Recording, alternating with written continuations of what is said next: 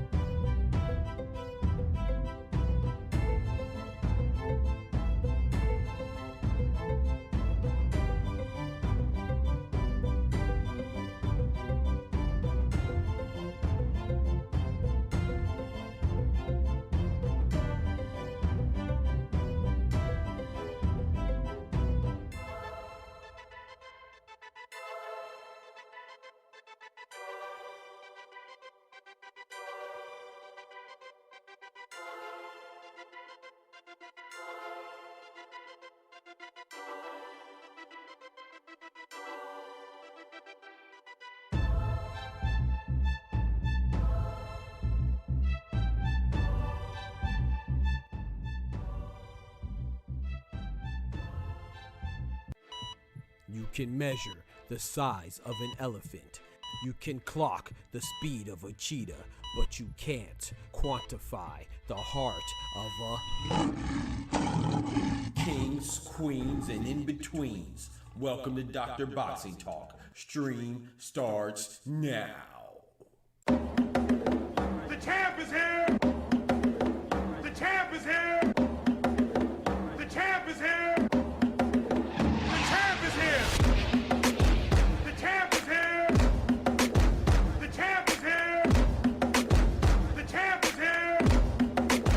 The champ is here! If I tell you I'm good, probably you will say I'm boasting. But if I tell you I'm no good, you know one line.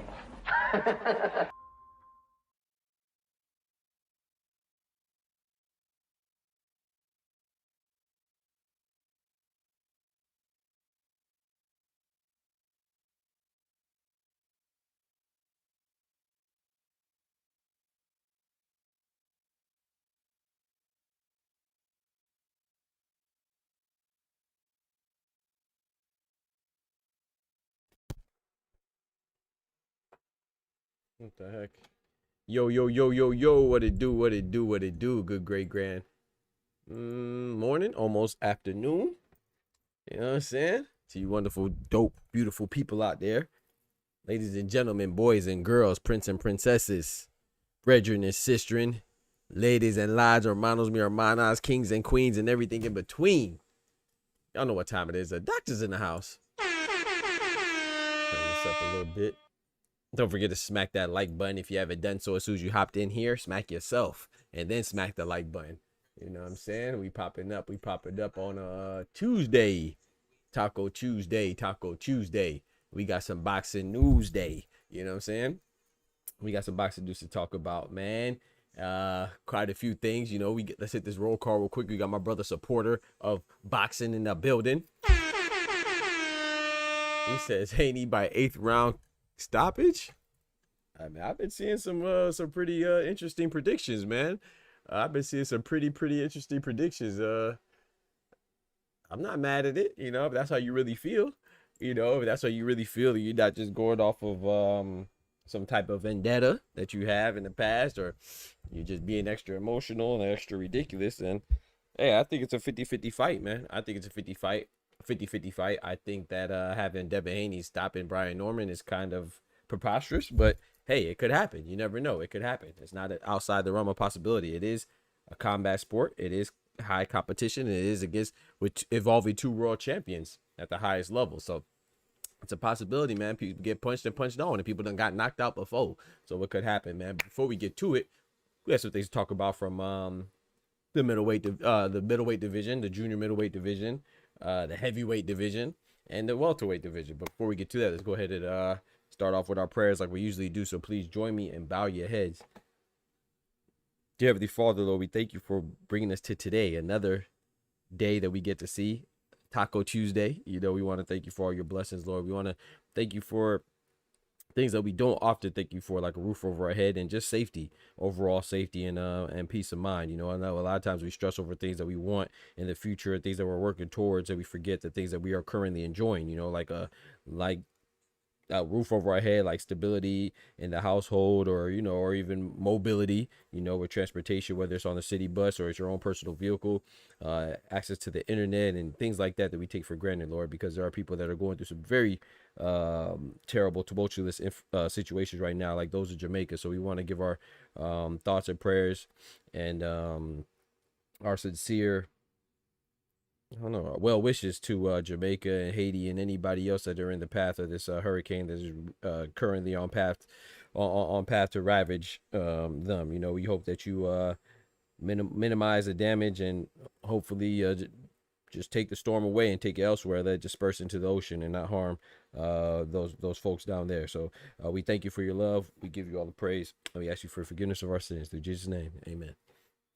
One time for Jamaica, man. One time for Jamaica and everybody else in the path of that terrible hurricane, man. One time for Jamaica. We hope that that they're okay down there, you know. Our Jamaican brethren and sistren. Me blood clot. You know what I'm saying? And Haiti as well, you know, Haiti or Sapase, you feel me? But yeah, man, so shout out to supporter. We're gonna start off right with the meat and potatoes, man. But before we get to that though, actually, you know, I want to talk about Francisco Rodriguez. You know, Francisco Rodriguez was recently caught cheating, right? When he fought Galal Yafai. And instead of him being punished, he was initially awarded a rematch, right? After he was declared the victor, after beating up and pummeling Galal Yafai. Then it was subsequently found out that he failed the drug test. He had PEDs in the system. And then instead of punishing him directly, right, and immediately, which is appropriate, the WBC and President Mauricio Solomon thought it was more appropriate to prioritize a rematch.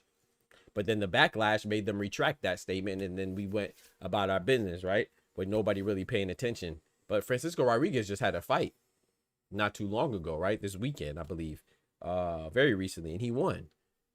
And guess what? There was actually no testing involved. What? So that means that a guy just recently popped dirty.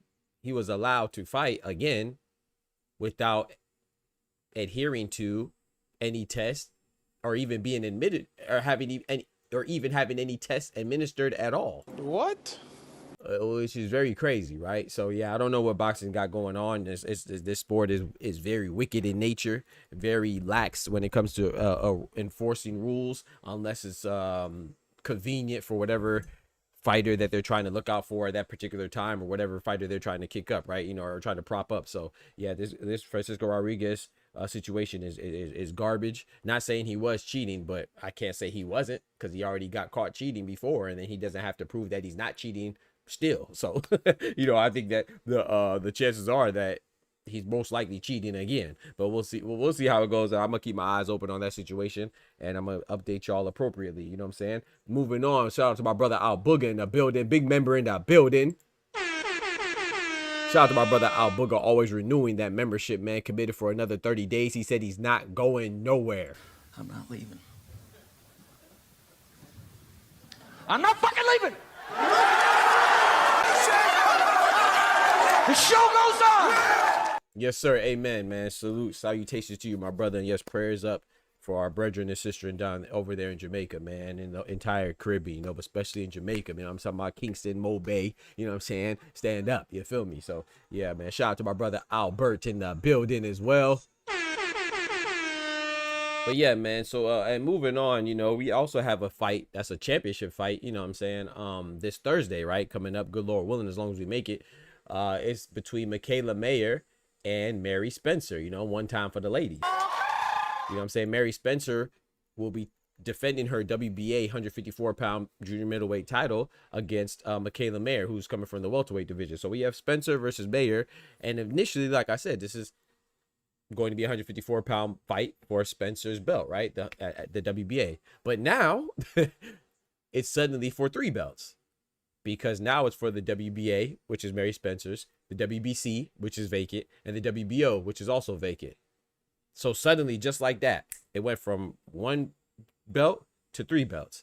And it would have went for all 4 belts, but it didn't, because the IBF belt holder at 154 is O'Shea Jones, who works with Bozy Ennis, one of his other champions. And I think that's dope. Shout out to Michaela Mayer. Shout out to Mary Spencer. I think Michaela Mayer is going to win, but it's her debut against a champion, you know what I'm saying, at 154, similar to what our boy Budrick did. But I just think it's crazy when you see stuff like this, because imagine if this was Clarissa Shields. I'm not saying everybody would not Clarissa Shields, but there will be a lot of people saying that Clarissa Shields is just doing some things that are, I don't even want to say like snaky or sneaky. I want to say like people would say that she's taking advantage, right? She's opportunistic, right?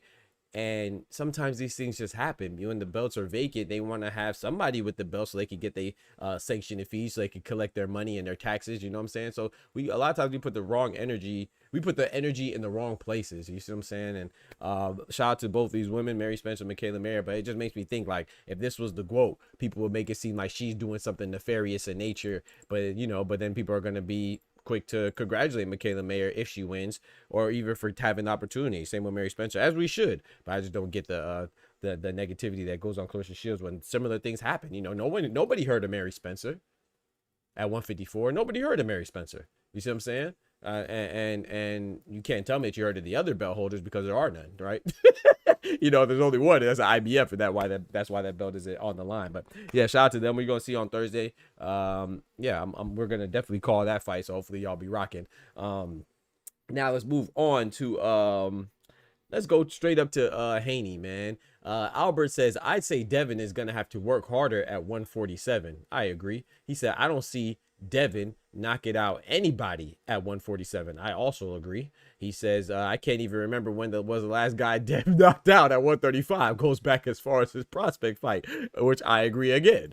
Yeah, I don't know. Like I said, it's not outside the realm of possibility, because it is fighting. But yeah, I don't see Devin Haney knocking out anybody. Like I say, I've seen it a couple places where people would say that Devin Haney might knock out Brian Norman, but I see it from people that kind of have I'm not gonna say I'll say like a vendetta against Brian Norman, or they don't like Brian Norman, or whatever it is, or maybe they just like Devin Haney. But I don't feel like it's coming from a genuine place. But it could happen. Like, we can talk about things that could happen. It's fighting. It could happen. But yeah, I don't see it happen. I'll be surprised. And even if it does happen, I'm not gonna give anybody credit to say, oh, I told you so it was gonna happen. No, you're just saying that because maybe you have a history with Brian Norman, or maybe you have a history of Brian Norman Sr., or maybe he didn't pay you in sparring. So I don't know.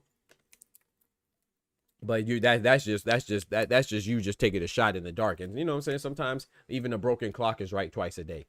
So if what I'm saying is, eventually if you keep throwing rocks into the ocean, you're gonna land on the target. That don't mean that you're accurate. It just means that you're most likely probably lucky. You see what I'm saying? But yeah, to think that Devin Haney would stop Brian Norman, like I said, I mean, maybe you see something like Supporter says Norman be lunging in too much, he gonna get clipped. He might. Like I said, if you said Devin Haney will drop Brian Norman, yeah, maybe. But if you drop somebody, you can get hurt, and if you get hurt, then you can get him out of there. So I'm not saying it's outside the realm of possibility, but common sense would not lean towards a Devin Haney stoppage. If there is a stoppage in Norman versus Haney, it would be because the title holder, the WBO title holder, would stop the guy who's moving up to 147. That'll be Brian Norman stopping Devin Haney, not the other way around. But we'll see. You know what I'm saying? We'll see how it goes. But I had Brian Norman winning, but I think it's a 50-50 fight. I think on paper they both have advantages that over the other and disadvantages under the other, right? You know what I'm saying? So I think Devin Haney's advantages are obvious, right? He's been in bigger fights. He shared the ring. He's had bigger moments. The boxing experience is on his side. The boxing acumen is on his side, and the skills on the side, right? He has better footwork. I'm not saying that he's more athletic than Brian Norman in general, but in the ring, as far as lateral movement and stuff like that, and maneuverability and just being a mover, I would say he demonstrates more athleticism as far as movement goes. And yeah, those are his advantages, man. I would say his jab's probably better. He's a little longer, rangier, right? He's taller too, so there's a lot of things in his favor. But what's not in his favor is the power, right? Brian Norman's also athletic. He has power, and he shows a willingness to exchange. and he's definitely, I think what's underrated is his IQ. He definitely shows that he does set up traps. If you look past his fight with Quentin Randall, which was a unanimous decision victory in his favor, it was a close fight, but it wasn't that close. He had some moments where he didn't look good, but Quentin Randall was more experienced and he was undefeated at the time, and so Quentin Randall is not even a bad fighter to struggle with, so I think that, and he was younger. Brian Norman's only 24 years old, so he's literally getting better with every fight, just like we say about a lot of other fighters that are progressing with every fight. So I think it's kind of disingenuous to judge him by a Boca Chica fight or a Quentin Randall.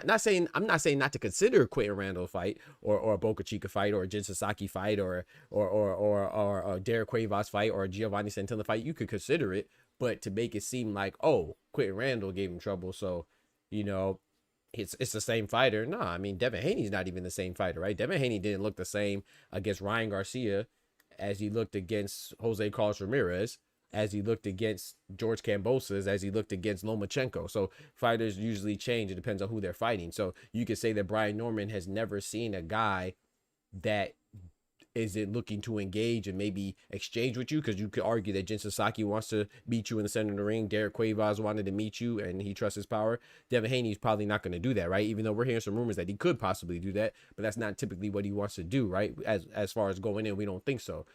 However, just because we haven't seen Brian Norman have to locate a person doesn't mean he's incapable of locating a person. He's also, you would assume that these guys, him and his team, being so successful at such an early age, that they probably have some adaptability as well. Just like Devin Haney and Bill Haney and his team have some adaptability too. I don't think he's going to approach Brian Norman like he approached Jose Carlos Ramirez. You see what I'm saying?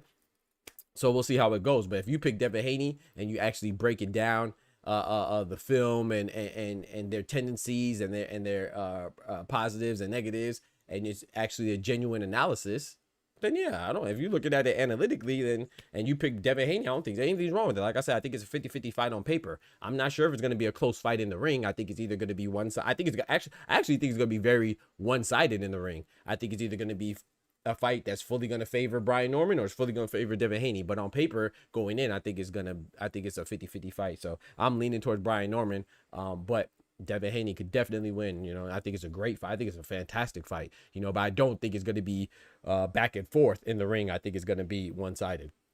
I just don't know what side it's going to be. You know what I'm talking about? Shout out to Al Booger. Al Booger says, I can see Devin dropping him. Don't see a stoppage, but who knows? Yeah, who knows? Yeah, maybe Devin could drop it. Bro, look what he did to Regis Prograis. Right? That's another fight that he didn't approach the same. He dropped Regis Prograis. Ain't nobody was expected. Even ask Rougarou. He wasn't expected that he was going to drop him. He said, hey, you ain't got no power. But a lot of times it's not just about power, right? And I think it's over exaggerated how pillow fisted Devin Haney is as well. But mostly when you drop somebody, it's about accuracy, timing, and even precision, right? So I'm not saying it's not power as well, but yeah, but you don't have to have power to drop somebody. And I think Devin Haney's power is underrated. I'm not saying he's a big puncher, but I think it's underrated, and his timing is underrated. So that's all it takes. You catch somebody with a good shot at the right time when they're not expecting it. You going to sleep, baby. You going to sleep. So yeah, I think he could drop him. I think he definitely could drop him. I don't think it's gonna happen though. Shout out to Al Boogie. He said, I'm picking Devin by decision. Think he could outbox, and not sure Brian will be able to impose his style in the fight. I agree with that. He's gonna have to track him down. He's gonna have to track him down, man. Yeah, Santilla and Norman Jr. was a hell of a fight, bro. That's a hell of a fight. So yeah, like I said, I'm not knocking anybody going which way. I just think a stoppage for Haney. That's interesting, man. That is interesting. But yeah, I don't know, man. But I will say this too. The fact that I want to talk about was the fact that Devin Haney is saying, I think Devin Haney could be falling into a trap, man. And he's a veteran, right? So he shouldn't fall for this trap, but it's a trap that's self-inflicted. It's a trap that you are imposing yourself onto yourself, right? Devin Haney and Bill Haney have been repeatedly, habitually, frequently, constantly, consistently saying, this guy is not on my level. He's not on my level. He's not on our level. And I think that's dangerous, right? Because how many times have we heard that and the person was on their level, right? Most recently, what was Joseph Parker saying about Fabio Worley? I'm going to smash him. I'm going to smash him. He's not on my level. And what happened? He ended up getting smashed. Pause. Yeah, we're going to pause that. No, did he? We're going to pause that. But yeah, he ended up getting smashed, right? We saw Tim Tszyu before that with Bakar Murtazaliev. Oh, I'm a world-class fighter. He's not on the world level. And what happened? Backwam ran through him like shit through draws. On a diuretic, you feel me? So, we also heard, remember Caleb Plant, shout out to one of my favorite fighters, Caleb Sweet Hands Plant, what he said about Armando Resendez. Yeah, I sparred with him before. It's going to be a walk in the park. He's not on my level. Resendez is probably, to me, he still has the upset of the year. You see what I'm saying? Who else? Canelo, shout out to my boy Cinnamon. That's my favorite fighter. I actually picked Cinnamon to beat Budrick, but Cinnamon didn't beat Budrick, and what was one of the things he was saying? Oh, who have you beat? You haven't beat anybody. That's basically saying that you're not on my level. You haven't been in this situation before, and you're moving up. There's different levels as far as weight classes levels, but there's also levels as far as you never being in there with an elite fighter, except for one, and that was Errol Spence, right? So basically saying he's not on my level, and Bud won that fight. And I'm trying to think, who else did we say? Gervonta versus Roach. Gervonta, a lot of people thought that Roach wasn't on Gervonta's level, right? And then Gervonta seemed like he was kind of taking it easy in the press conference and saying, "Hey man, this is your first big fight," and now ended up in a draw. Yeah.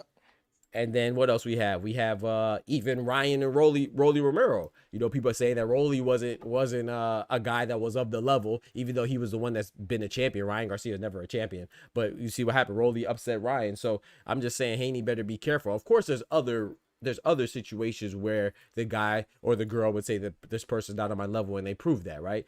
We have Shakur versus Payda. Shakur says he's not on my level. He proved that. Hitches versus Kambosos. Hitches said he's not on his level. He proved that. Of course, Floyd also proved that. Who else? Michaela Mayer said. Michaela Mayer, when she fought Sandy Ryan, said that Sandy Ryan's on my level. What you gonna do with me? How you gonna beat me? You and T-shirt boy Flick? I ain't gonna lie, man. She keep calling that man T-shirt boy Flick, bro. He need to run down on her, bro. I ain't gonna lie. That's Michaela Mayer keeps calling him T-shirt boy Flick. She's like, "What? How you gonna beat me with T-shirt boy Flick? He's gonna make a game plan for you to beat me with T-shirt boy Flick." That joke is hilarious, bro. She can't keep calling that man T-shirt boy Flick. But that's Sandy Ryan's, one of Sandy Ryan's trainer. But anyway, so like sometimes they prove it. Don't get me wrong. A lot of times it's proven that they're not on their level. But a lot of times too, I could think of a lot of examples, especially recently. Like I said with Joseph Parker, he said it about Fabio Roy that he lost. Canelo implied that with Bud, he lost. Caleb Plant said that about Resendez, he lost. Tim Tszyu definitely said that about Backwam, he lost. You see what I'm saying? So, and Devin Haney saying that a lot, man. So I think I'm not saying that it's not true. It couldn't be true, but sometimes your mouth plays tricks on your mind. You know what I'm saying? Like you could end up playing mind games with yourself. Because if you think that this person's not on your level, it's one thing if you're just saying that to hype up the fight or to talk trash or maybe get in the other person's mind. But if you're saying that and you're thinking that you don't have to train as hard, which shout out to Devin Haney, the videos of he's been doing some unorthodox training regimen and practices. We'll see if they're gonna work. I see him throwing the ball over his head on the beach. I see him throwing a medicine ball against the wall. I see him just overall looking good and working hard. You know what I'm saying? So I'm not saying that he is necessarily taking it lightly, but if you constantly say something, "Oh, he's not on my level," you might think that he's not gonna come with what you might think that he's going to come with what you expect, and he might come with more than you expect. And if he comes with more than you expect, then you don't want to be caught in a situation that's unexpected on fight night. You see what I'm saying? So I think it's a very dangerous game, but we'll see how it goes, man. We'll see how it goes. Even Gabriela Fondora was like Alexis Kubicki was not on her level, and she proved that though. But yeah, shout out to my brother Ty in the building, man. Shout out to my brother, big member in the building, TSO Bodega Ty. Hey, man, happy birthday to my brother Ty, man. His birthday was Sunday, and I forgot to send him a happy birthday, man. I apologize for that. Shout out to my brother Bodega Ty, man. You feel what I'm saying? Mr. Banford Band King, you know what I'm saying? Shout out to him. Mr. Ty ain't gonna, eat IHOP, you know what I'm saying? Shout out to my brother Ty, man. DBT champ. Squabble up champ, man. Shout out to my brother, man. Ty, big birthday in the building, man. Shout out to you, bro. Albert says, I like this fight because Dev is toughest for Norman. And I like how he took the fight. This fight is a test for both. It's a test for both of them. I'm excited and I can't wait. Yeah, man, I'm excited for it too, bro. Shout out to Ty. He said Rolly did better with Tank than Ryan. Facts, Ty. Facts. Rolly did much better with Tank than Ryan. Albert says Norman got natural strength. He don't lift weights. Norman just bored with that. Yeah, man. Georgia boys, man. The South, hey, man, them Southern boys, man. From the South. Get some South in your mouth. Get some south in your mouth. What do you mean by that? He said, with that, when Dev is lifted and trying to match the strength. Yeah, man. Like I said, it's an interesting fight, man. I don't think you can count Devin Haney out. I'm not counting him out. And but I'm also not counting Brian Norman out. Shout out to Ty. He says, T-shirt boy Flick. No, yeah. Hey, Ty says, the only thing that could lose this fight for Devin is not having his confidence. Yes. Yeah. Yeah, man. Like I said, he has a higher box. And that's the thing, too. It's boxing, right? It's a boxing match. I know people like to say stupid stuff like Tom and Jerry, and they try to knock people for implementing a game plan. Bro, you could get outboxed. It's boxing. This is not called Knockout Kings. This is not called slap. What's it called? Power slap. This is like you're not just. I don't know, bro. It's not just like, oh, you go then I go, you go then I go. No, bro. It's hit and don't get hit. It's a sweet science, bro. So if Devin Haney can successfully outbox him like he did Jose Carlos Ramirez, hey, oh well. I'm not saying that it's the most exciting or engaging, but it is what it is, man.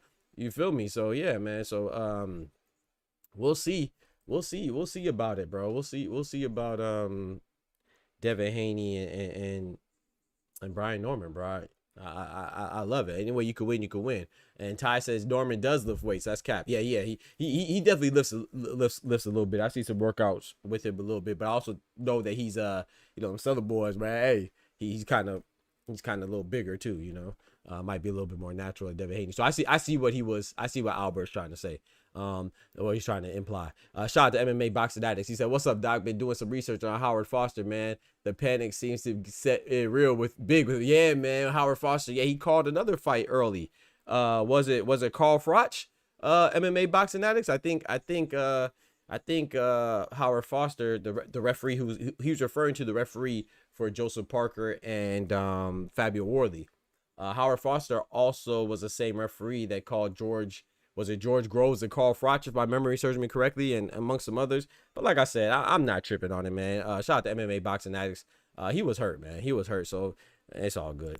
Like I said, the reason why I'm not tripping on it too much is because in the second round, Joseph Parker was a beneficiary of Foster allowing him a lengthy amount of time, to put his mouthpiece in. That was a little elongated break, if you will, that he was in trouble. So that benefited Joseph Parker. Now, his judgment and his discretion did not benefit. It was actually to Joseph Parker's detriment. So it's like I said, the ref giveth and the ref taketh away, man. The universe just balanced itself out, man. You could argue that the fight might have been stopped in the second round if it wasn't for the Joseph Parker spitting out his mouthpiece when he was hurt and Howard Foster giving him a long time. So, it is what it is, man. You got to work with what you got. And what he had wasn't enough. Shout out to Fabio Worthy. Shout out to my brother Tufo in the building. What up, folk? What up, folk? He said BNR goes crazy in the gym. Yeah, BNJ, excuse me. BN Junior, excuse me, goes crazy in the gym. Yeah, but yeah, we'll see, man. But I will say this though. I've been hearing a lot of people say muscles, because he does work out. You're right. And he says muscles don't. They say muscles don't win fights, right?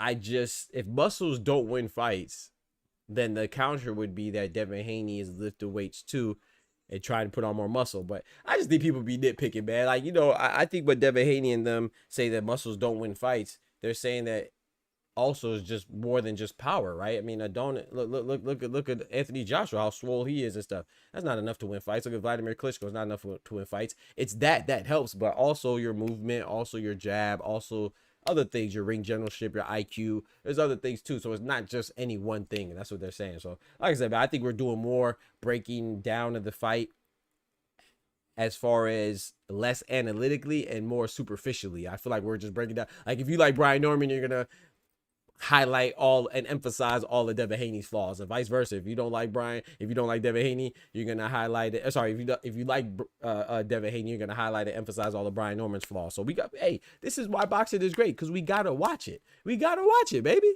We gotta watch it. Shout out to MMA Boxing. He said, yes, sir, the Froch versus Groves, but also an early fight of Worthy versus Michael Coffey too. Oh, okay. Shout out to Fredo dropping the $2 in the chat, dropping that bread, that cheese, that butter.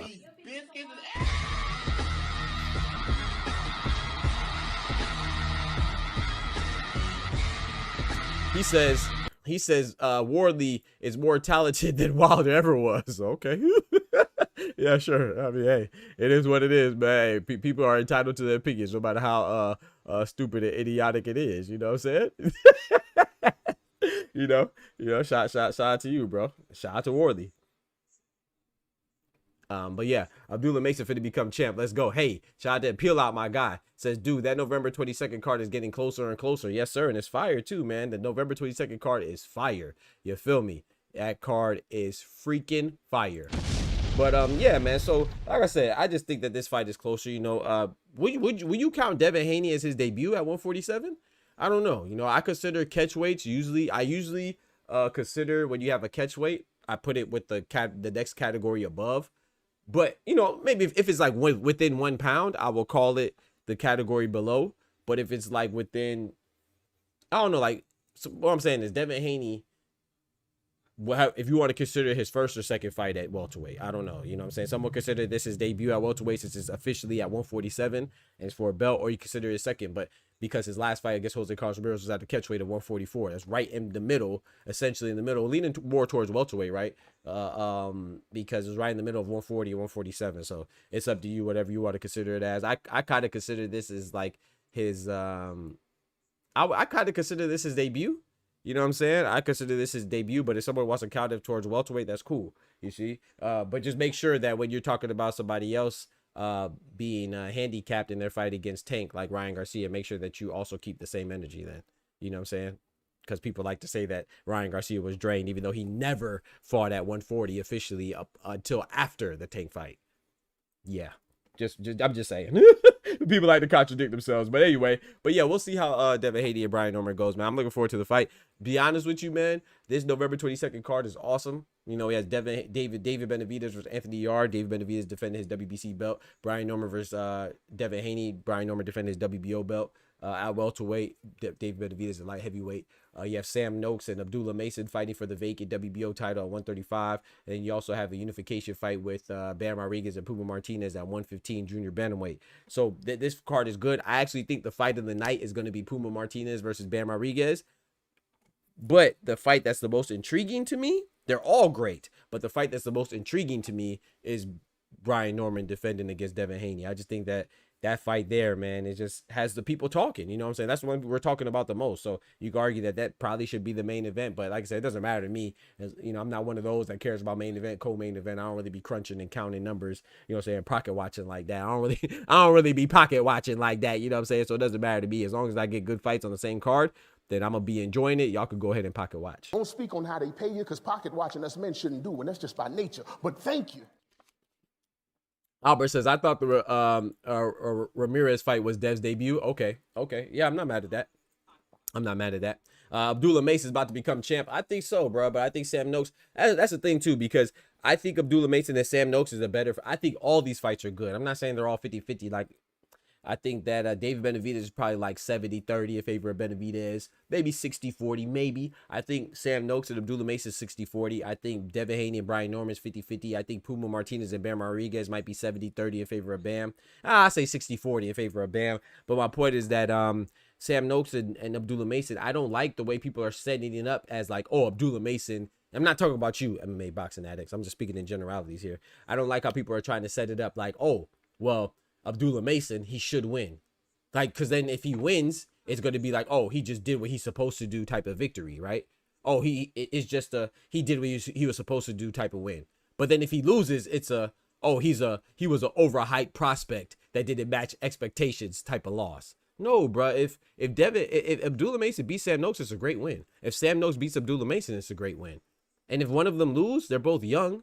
Abdullah Mason is younger, but he could. The American contender could bounce back. The American contender prospect could bounce back from a loss, and so can the UK prospect contender Sam Noakes. He could bounce back from a loss as well. That's why this is a great fight. It's not because there's an obvious winner. If it's an obvious winner, then these wouldn't be great fights. You see what I'm saying? So shout out to Abdullah Mason. If Abdullah Mason does win, I want people to give him his credit, because this is not an easy fight. Sam Noakes has been in there and in sparring with champions, right? Even Shakur Stevenson came out and was giving Sam Noakes his credit and his flowers and saying how competitive their sparring was and how impressed he was with him. So this is not an easy fight, man. So let's normalize giving fighters their credit where credit is due, man, and stop making it seem like, oh, this is just a one-sided fight. So if somebody wins, you could be like, oh, he was supposed to do that. I'm not surprised. And if they lose, you can be like, oh, he's trash. I'm gonna throw him in the garbage because he didn't meet my expectations. Know your fucking place, trash. We got to stop it, bro. It's a young dude, man. If Abdullah Mason wins, he'll be the youngest champion in boxing. What are we talking? Of course, that's an accomplishment. Let me say that again. If he wins, he'll be the youngest champion in boxing. What are we talking about? Of course, that's an accomplishment. Shout out to my brother Rick Timms. Shout out to my brother Rick Timms in the building, man. Salute to you, my brother. Salutations. My brother Ty, Bodega Ty, says, I honestly wish folks that believe in Brian Norman Jr. would speak to his attitudes outside of heavy power, as if that's the only way he could win. The only exception to this has been Doc and Just. Thank you, my brother. Thank you, my brother. I appreciate it, Ty. Yeah, bro. Yeah, bro. I think that I do think that people just think it's power. Yeah, they break it down like, and I'm gonna say this. I'm gonna say this too. If Brian Norman only wins, if his only chance is to win by his power, he's cooked. I'm sorry. Devin Haney is the youngest undisputed champion in the 4-belt era on the male side. Gabriela Fandor is the youngest in boxing, including the women. But just on the male side speaking, Devin Haney is the youngest undisputed champion in the 4-belt era. You think you just need power to beat him? Like, you think if all you have is power, that's going to beat Devin Haney? So if all Brian Norman has is power, he's cooked. I don't think that all he has is power. You know what I'm saying? I think he has underrated IQ, and I think he sets traps well as well. But we have never seen him do that or have to do that against a guy of Devin Haney's caliber. Speaking of Devin Haney, man, we had Richardson Hitches, man. Richardson Hitches, you know what I'm saying? Haitian brethren, out of New York, right? The current IBF 140-pound junior welterweight champion, right? The American, right? He's come out and said that he wants the winner. He wants the winner of Devin Haney and Brian Norman. What? Nah, I'm not going to lie, bro. I like Richardson Hitches. If you rock with this channel, you know I like Richardson Hitches, right? I don't give him a pass for not pursuing Subra Matias, but I don't really give him too much flack for not pursuing Subra Matias because, I think a lot of people act like he was a mandatory. He was never the mandatory. He was ranked number 1 when Subra Matias had the IBF belt before Liam Parle beat him, but he wasn't ordered, right? So I'm indifferent. Like, I'm not going to say that he was scared of Subra Matias, but I'm not going to say that he was looking for that smoke either. It's just, hey, man, if it happened, I believe that he would have fought him if he was ordered. But anyway, Richard Hitches, I like him. I think he's a very capable fighter at 140. I think he's a good champion. I think a lot of people don't give him the credit he deserves, saying that he shouldn't be rated. What you mean? He's a champion. Of course he should be rated. 140, in my personal opinion, the 140-pound division is the second best division in boxing. Yeah, Richard Hitches, the IBF title holder, WBO title holder Teofimo Lopez, WBA's Gary Antor Russell, the WBC is Subra Matias, right? If you pay attention to 140, the belts have been going from hand to hand like hotcakes. You know what I'm saying? Like hot potato. They've been playing with the belts. Look at the WBA belt went from, who had the WBA belt? I don't even remember now. The WBA belt went from, who was it? Gosh dang it. Rayo? Was it Rayo? Yeah. The WBA belt went from Isa Pitbull Cruz. No, it went from Rolly. He won it when he beat Ishmael Barroso. Then it went to Isa Pitbull Cruz when he beat Rolly. Then it went to Rayo after the Lightning. Rayo Valenzuela beat Pitbull. Then it went to Gary Antor after he washed Rayo. And then the WBC belt went from, Devin Haney when he vacated it. Then it went to Alberto Puello. Then it went from Alberto Puello. He successfully defended against Sandor Martin, but then he lost to Subra Matias, right? He fought Gary Antor and then he fought Sandor Martin, and then he fought Subra Matias and lost the WBC belt, right? And then, so that's switching hands, right? And then the IBF, we know, went from Subra Matias to Liam Parle, from Liam Parle to Richard Hitches. So it's been flip-flop, but the only one that's remained consistent is the WBO belt holder, Teofimo Lopez. So I want these fights, I want them to have unifications. Like, I like Teofimo Lopez versus Shakur Stevenson. I don't like Teofimo. He's from a personnel standpoint, from his own person, a personality standpoint, he's trash. He's an ignorant buffoon, racist little piece of crap. But he's a good fighter. You see what I'm saying? So I like Teofimo versus Shakur, but I would rather see Teofimo versus the winner of Gary Antor and Andy Hiroka, or or Richardson Hitchens versus Subriel Matias, or Subriel Matias versus Teofimo. I'd rather see unifications in divisions where they have 4 different champions that are all capable. You see what I'm saying? But if Teofimo and Shakur ends up happening, which I don't think it'll happen, even though they're saying that it's getting closer and closer, you know, even Teofimo himself, which I think he's just bluffing and crying wolf and pump faking. That fight happens. I like Teofimo versus Shakur, but I prefer Teofimo versus Richardson Hitchens, or Hitchens versus Matias, or Matias versus Gary Anton Russell versus Andy Hiroko winner. I guess it had to be Matias versus or I guess Matias and Dalton Smith are about to fight too, so the winner of that too as well. But I'd rather see them mix it up. But what I'm saying is that back to Richardson Hitchens, he said he wants the winner of Devin Haney and Brian Norman. Bullshit! Bullshit! Bullshit, bullshit, bullshit, bullshit. I'm like, you want the winner of Brian Norman and Devin Haney? Nah, bro, stop capping. You just want Devin Haney. I'm gonna be honest, man. Like I said, I like Richardson Hitchens. That's why I gave you the little disclaimer, if you will, right? I think Richardson Hitchens is a good fighter. I don't think he wants to fight Brian Norman. I know he said that he sparred with him and all that stuff. I don't think that's a good matchup for him. But I could be wrong. Richardson Hitchens is not the small 140. But I think what he wants is Devin Haney. And I think that's a great fight as well, you know. But I just don't believe that he'll fight Brian Norman if Brian Norman wins on his debut at 147, if he was to pursue that. And the fact that he's even mentioning that, it's like, bro, like, and to his defense, right? In Richardson Hitchens' defense, right? He did call out Teofimo, right? He wants those fights. It doesn't seem like Teofimo's paying him any attention, or too much attention. And he also said he wants Devin Haney, right? So I get it. But I would rather you fight the winner of Gary Anton Russell and Andy Hiroko, or the winner of Dalton Smith and Subriel Matias. Like, that's what I'd rather see. But I don't know, man. I just don't believe that he really wants the winner of Norman and Haney. I think he just wants Haney. He said, but we'll see, you know. We'll see how it goes. Shout out to my brother Clone, dropping that bread, that cheese, that butter. These biscuits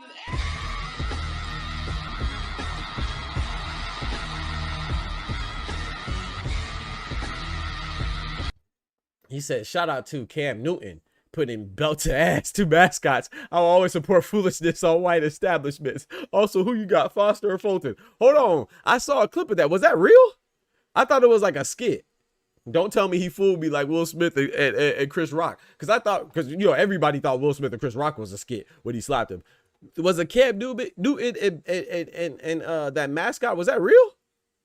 Bro, I thought that was a skit, bro. Shout out to my brother Anubis in the building. We got my brother Clone in the building. Shout out to my brother Ty. He says, if, this is me hypothetically speaking for the short bus patrons. For the short bus patron. Hey, basically, he said, if you on the short bus, you don't understand this, he basically said, you stupid. You dumbass. But anyway, shout out to my brother Ty. He says, Top Rank would rebrand Abdullah for a rematch for the belt down the line, or bring him up to 140. Exactly. If he were to lose, right? I don't know why people be acting like that, man. He said, dang, autocorrect killed me. Nah, you good, bro. I know what you meant. Yeah, bro. I don't think it's the end of the line for Abdullah Mason, bro. Like, you gotta think too. Bob Arum is a pretty good matchmaker. Of course, you see, you know, I don't think that he expected Teofimo to beat Lomachenko. I don't think he expected, I don't know, give me some other top rank fights that were like upsets, if you will. My point is that, you know, Edgar Berlanga, right? Notice Edgar Berlanga didn't lose until he was on where? He was with Eddie Hearn in Matchroom. So what I'm saying is that Bob Arum is pretty good at protecting his fighters now. You notice that he didn't let Lomachenko fight Shakur. He didn't let Lomachenko fight Gervonta. He didn't let Teofimo fight Shakur or whoever else, right? So he's pretty good at matchmaking. And now, granted, you know, the Saudi Arabia money, shout out to Big Turkey Al Sheikh. He's changing the game, right? He's offering a bigger bag. But he also didn't want Jared Big Baby Anderson to fight Bacoli. It's documented that he did not want Jared Anderson to take that fight. And he took that fight and he lost. So what I'm saying is this. I haven't heard anything about Bob Arum or Carl Moretti telling Brian Norman not to take this fight with Devin Haney. Not saying that they could stop it successfully if they wanted to anyway. But remember, Brian Norman's with Top Rank and he just re-signed. And same with, what did Ty just say? He, what's the name too? With Abdullah Mason, right? Abdullah Mason's fighting Sam Noakes. So my point is that even if they do lose, the fact that Brian Norman just re-signed with Top Rank lets you know that they believe in him. And I think the same can be said for Abdullah Mason. I think they also believe in him. You see what I'm saying? That's just my personal opinion on that. Shout out to my guy Ramon in the building. He said, who do I have? Foster or Fulton? Man, I watched that interview on $1 Million Worth of Game. That was a great interview, man. Shout out to them. They do a good job. And shout out to the fighters too, because that situation could be uncomfortable. So if you don't have willing participants and guys that are game to, you know what I'm saying, turn up a little bit, but keep it professional as well, which I thought Fulton and Foster did a great job of. Then it won't work out unless you have those guys as well, man. So shout out to the American WBC 130-pound champion Oshiki Foster, Shock Foster, and shout out to 126 featherweight WBC champion Stephen Fulton. To answer your question, who do I have winning, man? I'm leaning towards Foster, man. I'm leaning towards Foster, but I think that's another great fight. Like, if you pick Fulton, I'm not mad. If you pick Foster, I'm not mad. I think that's another 50-50 fight, man. I'm not saying it's going to be 50-50 when they're in the ring, but I think going in, you know, with Fulton just moving up, I thought they both made good points, you know, when they were talking about the elites that they fought. You know, I know people are going to say, oh, well, Fulton got knocked out by Inoue. Yeah, he might have gotten knocked out by Inoue, but that's still an elite that he shared the ring with, you know. I think that Fulton has that experience. You know, he did beat Brandon Figueroa not once but twice. In fact, at 126, Angelo Leo, who's an IBF champion, he also beat him, right? So this is an accomplished guy, and then he has been on a streak of fighting a lot of undefeated guys too. You know, so is Terrence Bud Crawford, but Terrence Bud Crawford has almost double his fights. I think Bud and Fulton have the same amount of undefeated fighters that they fought. You can take that with a grain of salt, but it just means that you have to give him credit for challenging himself and now fight Oshiki Foster. I don't know if Oshiki Foster is the best at 130. You know, you have the WBA is Lamont Roach, who's about to fight Isaac Pitbull Cruz for his WBC 140-pound interim belt. You have the WBO Emmanuel Navarrete. He's been looking shaky lately, but you know he's a belt holder. And then the IBF Sugar Nunez, right? And then you have the WBC Oshiki Foster. I don't know who's the best at 130, but I think that Oshiki Foster could hold his own. You see what I'm saying? I think that Oshiki Foster is very good, and this is a good fight, man. I think that we'll see how it goes, bro. I don't know. I can't call that one. Yeah, give me some more time. I'm leaning slightly towards Oshiki Foster, man. Fredo says Cam was the one roughhousing with the mascots and for no reason slept. I just saw the clip, man. I just saw the clip, bro. I really, you know, I don't watch football. So number one, I don't watch football anymore. I don't like how they treated Colin Kaepernick and try to, even if you don't agree with his stance, don't manipulate somebody's purpose, and don't manipulate their intent to fit the narrative that you're trying to kick because you don't agree with them. You know, so if you don't agree with them, that's cool, but don't try to change the narrative to accommodate what you want to put out there. So I didn't like how they did him. So I haven't watched football since then. But shout, you know, I would never deter anybody from watching it. Enjoy it. You know, football is a dope sport. I used to play football. Shout out to them. But yeah, I didn't see that. But as for, I saw the highlight, but I didn't see if it was started. I didn't see if it was orchestrated or rehearsed. I didn't, or it was spontaneous or what. Oh man, shout out to Ty. He said, you don't ever try to snatch a black man's hat. Ask Jake Paul how he got backed up. That's a fact. Hey, don't take nothing off my person. I don't care if you try to take my chain or you try to take a piece of lint out of my pocket. It's the fact that you're trying to take something out from me. It's a principle. Don't take nothing off of me. So if that's the case, then I'm not defending it because I don't know it. But if that's what happened, what Ty's saying, then that sounds about right. That could happen. Shout out to my brother Claude. He says he ain't want that hat off his head, so he slapped the sense into the mascot. Like I said, man, I'm not my business, man. I don't know. I can't have an opinion on it because I'm not educated on what happened. But I saw the little clip and I thought it was scripted. I didn't think it was real, a real altercation. But yeah, man, we have some good news also, right? We have some other good news. Well, I think it's good news. Another division that has multiple champions. You know, we have Jenna Beck in 160-pound division. Jenna Beck Alim Kanuli. He will be fighting Arizlani Lara, the WBA champion at 160. Old man Lara, man. Old man Lara is 45,000 years old. Damn. I'm sorry. Shout out to the Cuban fighter, old man Lara, man. He's fighting the Kazakhstan Janibek Alimkhanuli, the one that they call the boogeyman. It's confirmed, man. Like I said, I'm still not convinced, but it is confirmed for December 6th. It will be on the co-main Isaac Pitbull Cruz, the WBC interim champion, when he defends his interim belt against Lamont Roach, who's the WBA 130-pound champion, or WBA 130-pound champion. So I'm looking forward to that, man. That's a fire card, man. If that's real, then it actually comes down, which they confirmed it, you know. But you never know. Boxing moves with fluidity; things could change today and tomorrow. But if that happens, man, hey, that's a pretty good card, man.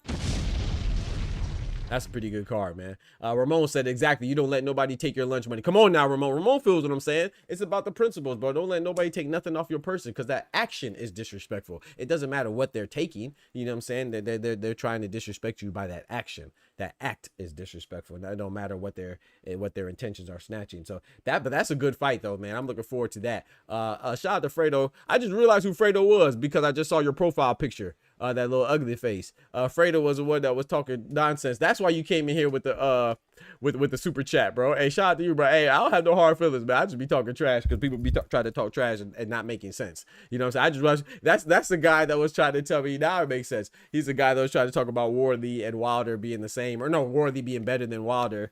Wardley's less accomplished than Wilder, bro. You can't tell me that. I mean, you can tell me whatever you want. It just won't make sense. You can't logically say and sensibly say that Wilder's bad, but Wardley is good for beating a guy that beat an old Wilder in Joseph Parker. Doesn't make sense.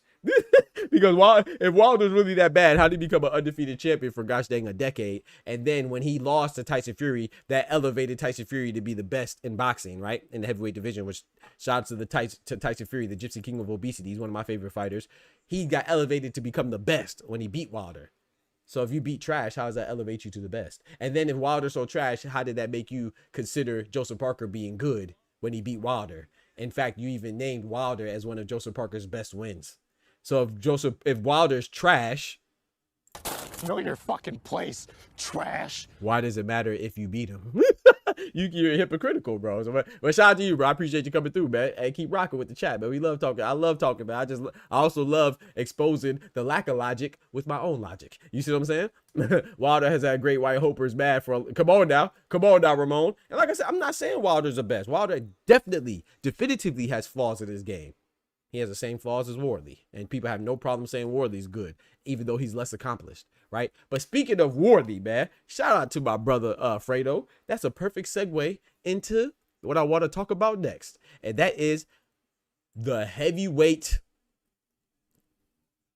Ring Magazine rankings, man. He said, I check Goofy's at the door, and Fredo just be yapping because he has a keyboard. Facts, Ty. Facts. You already know how that goes. But I don't mind it, though. You know, I love different opinions because when somebody comes in here, or in any, especially in academia, bro. I love when people are so convinced in their incorrectness because,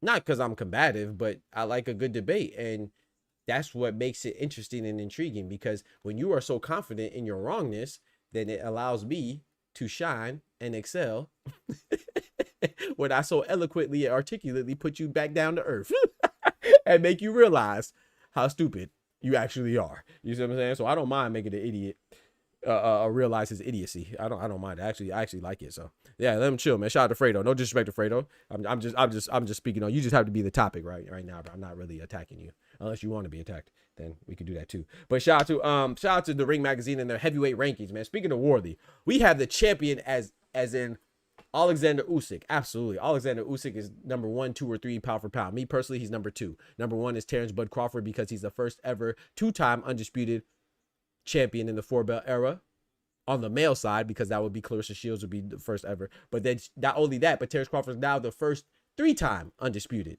3-division undisputed in the 4-belt era on the male side. So he's a trailblazer, right? And then Alexander Usyk followed up and in a way followed up. So I think Terrence Bud Crawford's number 1 after he just beat the face of boxing and Cinnamon, my favorite fighter.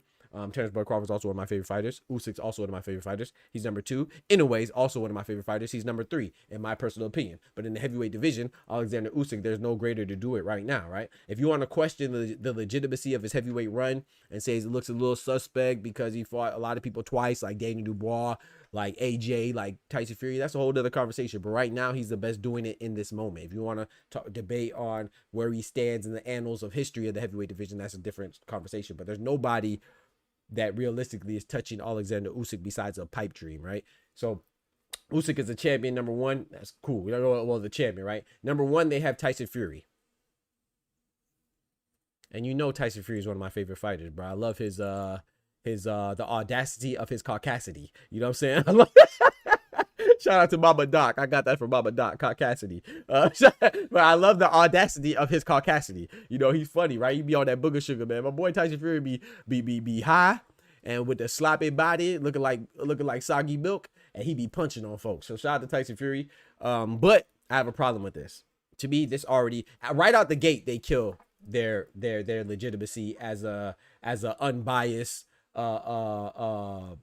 fair a legitimate ranking system, right? This is already trash. To me, this is a travesty, bro. It's a joke, man. This is a mockery of the sport. Tyson Fury just reiterated that he's retired. When's the last time that he even won a fight? When's the last time he fought? But forget fought. When's the last time he won a fight? He lost to Usyk back-to-back. His last win was against Francis Ngannou, and that was questionable. Questionable from the standpoint that it shouldn't even been counted as a real fight. And then questionable from the way that he won because he got dropped in the process. And don't think that I'm inconsistent. For those of you that are new to the channel, right? I keep the same energy. Floyd's my favorite fighter of all time. I don't think that he should be 50-0. Well, it's not that I don't. Let me rephrase that. I like that he's 50-0.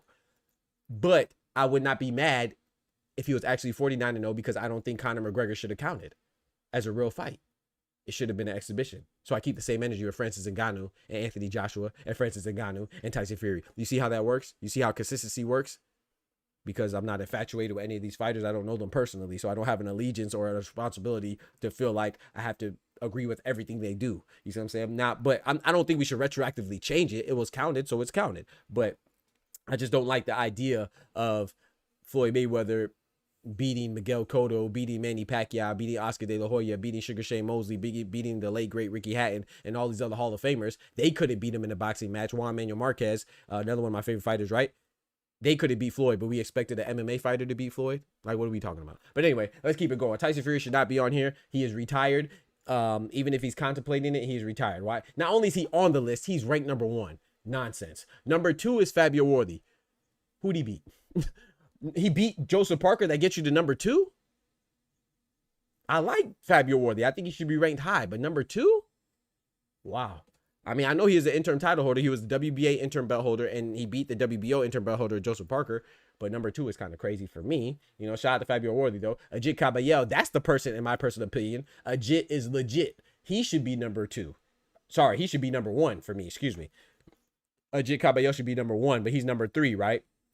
He's the one that upset Makhmudov. He's the one that made us realize that Makhmudov is not like that.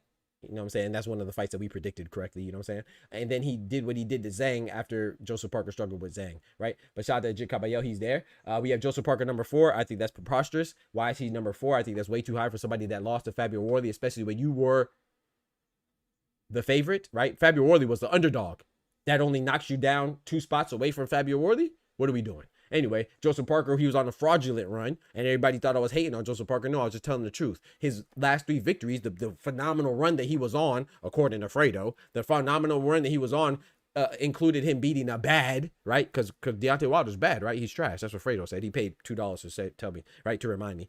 He beat a bad, old Deontay Wilder, who was washed. He beat Zhilei Zhang by majority decision, got dropped twice in the process, who was 42 years old at the time. And then he also beat Bacoli in 24 hours notice. I could have beat that version of Bacoli. But ask about me in these streets. And then he lost to a guy where he was a favorite. What are we doing? Anyway, let's keep it going. We got Daniel Dynamite Dubois, number 5. I'm not mad at that. Philip Hergovich, number 6. I'm not mad at that. Zhilei Zhang, number 7. I don't really agree with this, but I'm not mad at it. You know what I'm saying? It's how the Big Bang Zhang. Martin Bacoli, number 8. Not mad at it. I disagree, but not mad at it. Moses Atama, number 9. Again, I disagree, but not mad at it. No. I like number 9. F.A. Jogba, I'm okay with that. So I don't really care for these rankings. I think these rankings are garbage. Let's go to my rankings, which I think are phenomenal. Actually, before we get to my rankings, because you know me, I don't just call things bad without giving a correction, because to me, that's cowardice. You know what I'm saying? We have accountability around here. So I think that ranking is trash, and I'm going to give you my own ranking. But before we do, let's go ahead and holler at these ads real quick, man. Check your boy out. For your listening pleasure, we are now on Spotify under Dr. Boxing Talk. The same thing on TikTok, Twitter, Instagram, Spotify, everything. Dr. Boxing Talk, man. Come rock with us. Yes, sir. Yes, ma'am. So come rock with us, man. Come rock with us on all platforms, man. Follow me on Twitter, Instagram, obviously YouTube, Facebook, Blue Sky, you know what I'm saying? Spotify, everything, man. Dr. Boxing Talk, come holla at your boy. Shout out to my brother Unity, man. Hey, Kendrick, I just saw your message talking about I got to get that couch ready because Ty about to have you in trouble. Because, you know, I rewatch the live streams. And I sometimes see messages that I miss. So my bad, bro. I be missing messages all the time. But what y'all got into, man? And matter of fact, don't even tell me, because I don't want to be an accomplice. Don't even tell me. I don't hear nothing. I ain't see nothing. I don't know nothing. Yeah, don't even tell me, man. But y'all be careful with that debauchery that y'all getting involved in. Shout out to my brother Kendrick in the building. Shout out to my brother Oscar Perez in the building. Mi hermano Carnal. What's good, man? No, mi hermano Carnal en el edificio. Shout out to my brother Oscar in the building. My brother Tufo says Fabio, a unified interim champ. He should be number 1. Maybe, yeah. If you go by that, shout out to my brother Tufo. If you are to say that, it's cool. But guess what? Guess what, Tufo?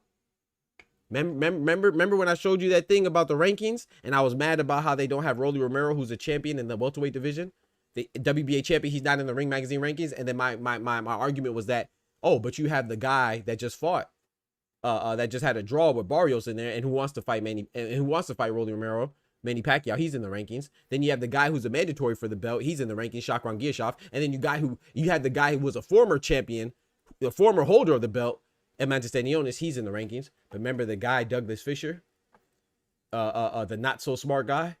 Remember the gosh dang buffoon, the ignorant joke of a boxing contributor, right?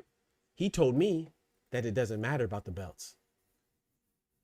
So don't tell me Fabio Worley should be ranked number 2 because he's an interim unified belt holder. Because it doesn't matter about the belts. You see? And shout out to my brother Ty. When you look at the criteria for the Ring Magazine and their rankings, the belts are considered. Yeah, exactly. So people just make up an argument and make up rules conveniently to however they're feeling that day. You know what I'm saying? There's no consistency, bro. We're going to call out the hypocrisy, though. We're going to call out the hypocrisy. Don't work around here. I'm too smart for that. I know you was trolling. No, too far. I know you was trolling. I know you was trolling. But I'm just saying, but you're right, though. But anyway, let's get to my rankings, man. Let's get to my rankings. Shout out to Unity. Shout out to everybody in the chat right now. Shout out to Oscar. Let's get right, though. These are my rankings, man. Let me show you my rankings and let me know. Hey, I'm open for all critiques. Y'all let me know, man. We keep it trio around here. Forget how you feel. We keep it trio. So the champion is Alexander Usyk. No question, for sure. Forgive my filter right now. I don't feel like changing my filter. So it's going to be the green screen going to be a little bit crazy. And then number 1, I have Ajit Kabayel. Number 2, I have Fabio Worley. Because I do respect the belts, interim or not, right? It's going to be a little contradictory, but remember I said that. Remember I said I respect the belts because we have the WBA interim belt holder, Kubrat Pulev. That's the only reason why he's on here. Because I think his best win is what? Mahmoud Carr? You know what I'm saying? He done lost to all types of people. Derek Chisora, all types of people. But anyway, we got Alexander Usyk, the champion. Number 1, which is in concurrence with the ring, right? Then I have Ajit Kabayel, number 1. I have Fabio Worley, number 2. I have Daniel Dubois, number 3. People might think that's kind of high, but Daniel Dubois only lost to Alexander Usyk recently. Daniel Dubois is one that he really went on a tear. You see what I'm saying? He didn't fight people that were underprepared, who are suffering from a lack of preparation, taking the fight on 24 hours notice. He didn't have a victory like that, like Joseph Parker. He didn't have a victory over a guy that's 45,000 years old with the age of the dinosaurs, like Joseph Parker. And he didn't fight a guy who was on the end of his career when he was on the streak, like Joseph Parker. You know, his streak was legit. He fought Jerome Baby Miller, who was a PED popper. You could say that he's a dirty fighter, but he beat him. He beat Filip Hrgovic. He beat him. And then he also beat Anthony Joshua. That was his run. His run was legit. And then he lost to Alexander Usyk. There's no shame in the losing to the best guy. So that's why Daniel Dubois is still number 4 for me. I mean, number 3 for me. He should be even higher. Shout out to Daniel Dubois. Dynamite. And then number 4 I have is Anthony Joshua because Anthony Joshua only lost to Daniel Dubois for a belt. He was fighting for the IBF championship where he lost. That's it. That's it. So shout out to Anthony Joshua. I have him number 4. Number 5, I have Frank Sanchez because I guess we forgot about him. Frank Sanchez only has 1 loss to Ajit Kabayel. Ajit Kabayel is ranked highly by a lot of people, including the ring. So how do you have a guy who only lost to him off the list? Is crazy. Or you just forget about Frank Sanchez, and Frank Sanchez's best win is probably F.A. Jagba. But shout out to, which is a great win. Shout out to the Cuban Frank Sanchez and his win over the Nigerian F.A. Jagba. So that's why I got him ranked number 5. Number 6, I have Moses Atama. Not because of his victories have been outstanding. The way he has done it has been great. But, you know, he's a high prospect. He's ranked highly. And, I don't see him losing to anybody I have ranked below him, basically. And then I have number 7, I have Joseph Parker, because I do respect, even though I'm critical of his run, I do respect it a little bit, and the fact that he was an interim champion. You see what I'm saying? I do respect it, but I'm just not going to call it what it isn't. And what it isn't was impressive. It was It was cool, his run, but it wasn't impressive. I think people exaggerate a lot. But still, Joseph Parker is a fighter that has bounced back from a loss to Anthony Joshua, a loss to Dillian White, a stoppage loss to Joe Joyce. And he looked decent, you know what I'm saying? Even if his run was a little bit fraudulent, a little suspicious, he looked pretty good while doing it. So I have him ranked number 7. I have Justice Hooney ranked number 8 because, yeah, he hasn't beat anybody, but he lost to the same guy as Joseph Parker. And he was winning the majority of the fight. In fact, Justice Hooney looked better against Fabio Worley than Joseph Parker did. Facts. Am I lying, chat? Who looked better against Fabio Worley, Joseph Parker or Justice Hooney?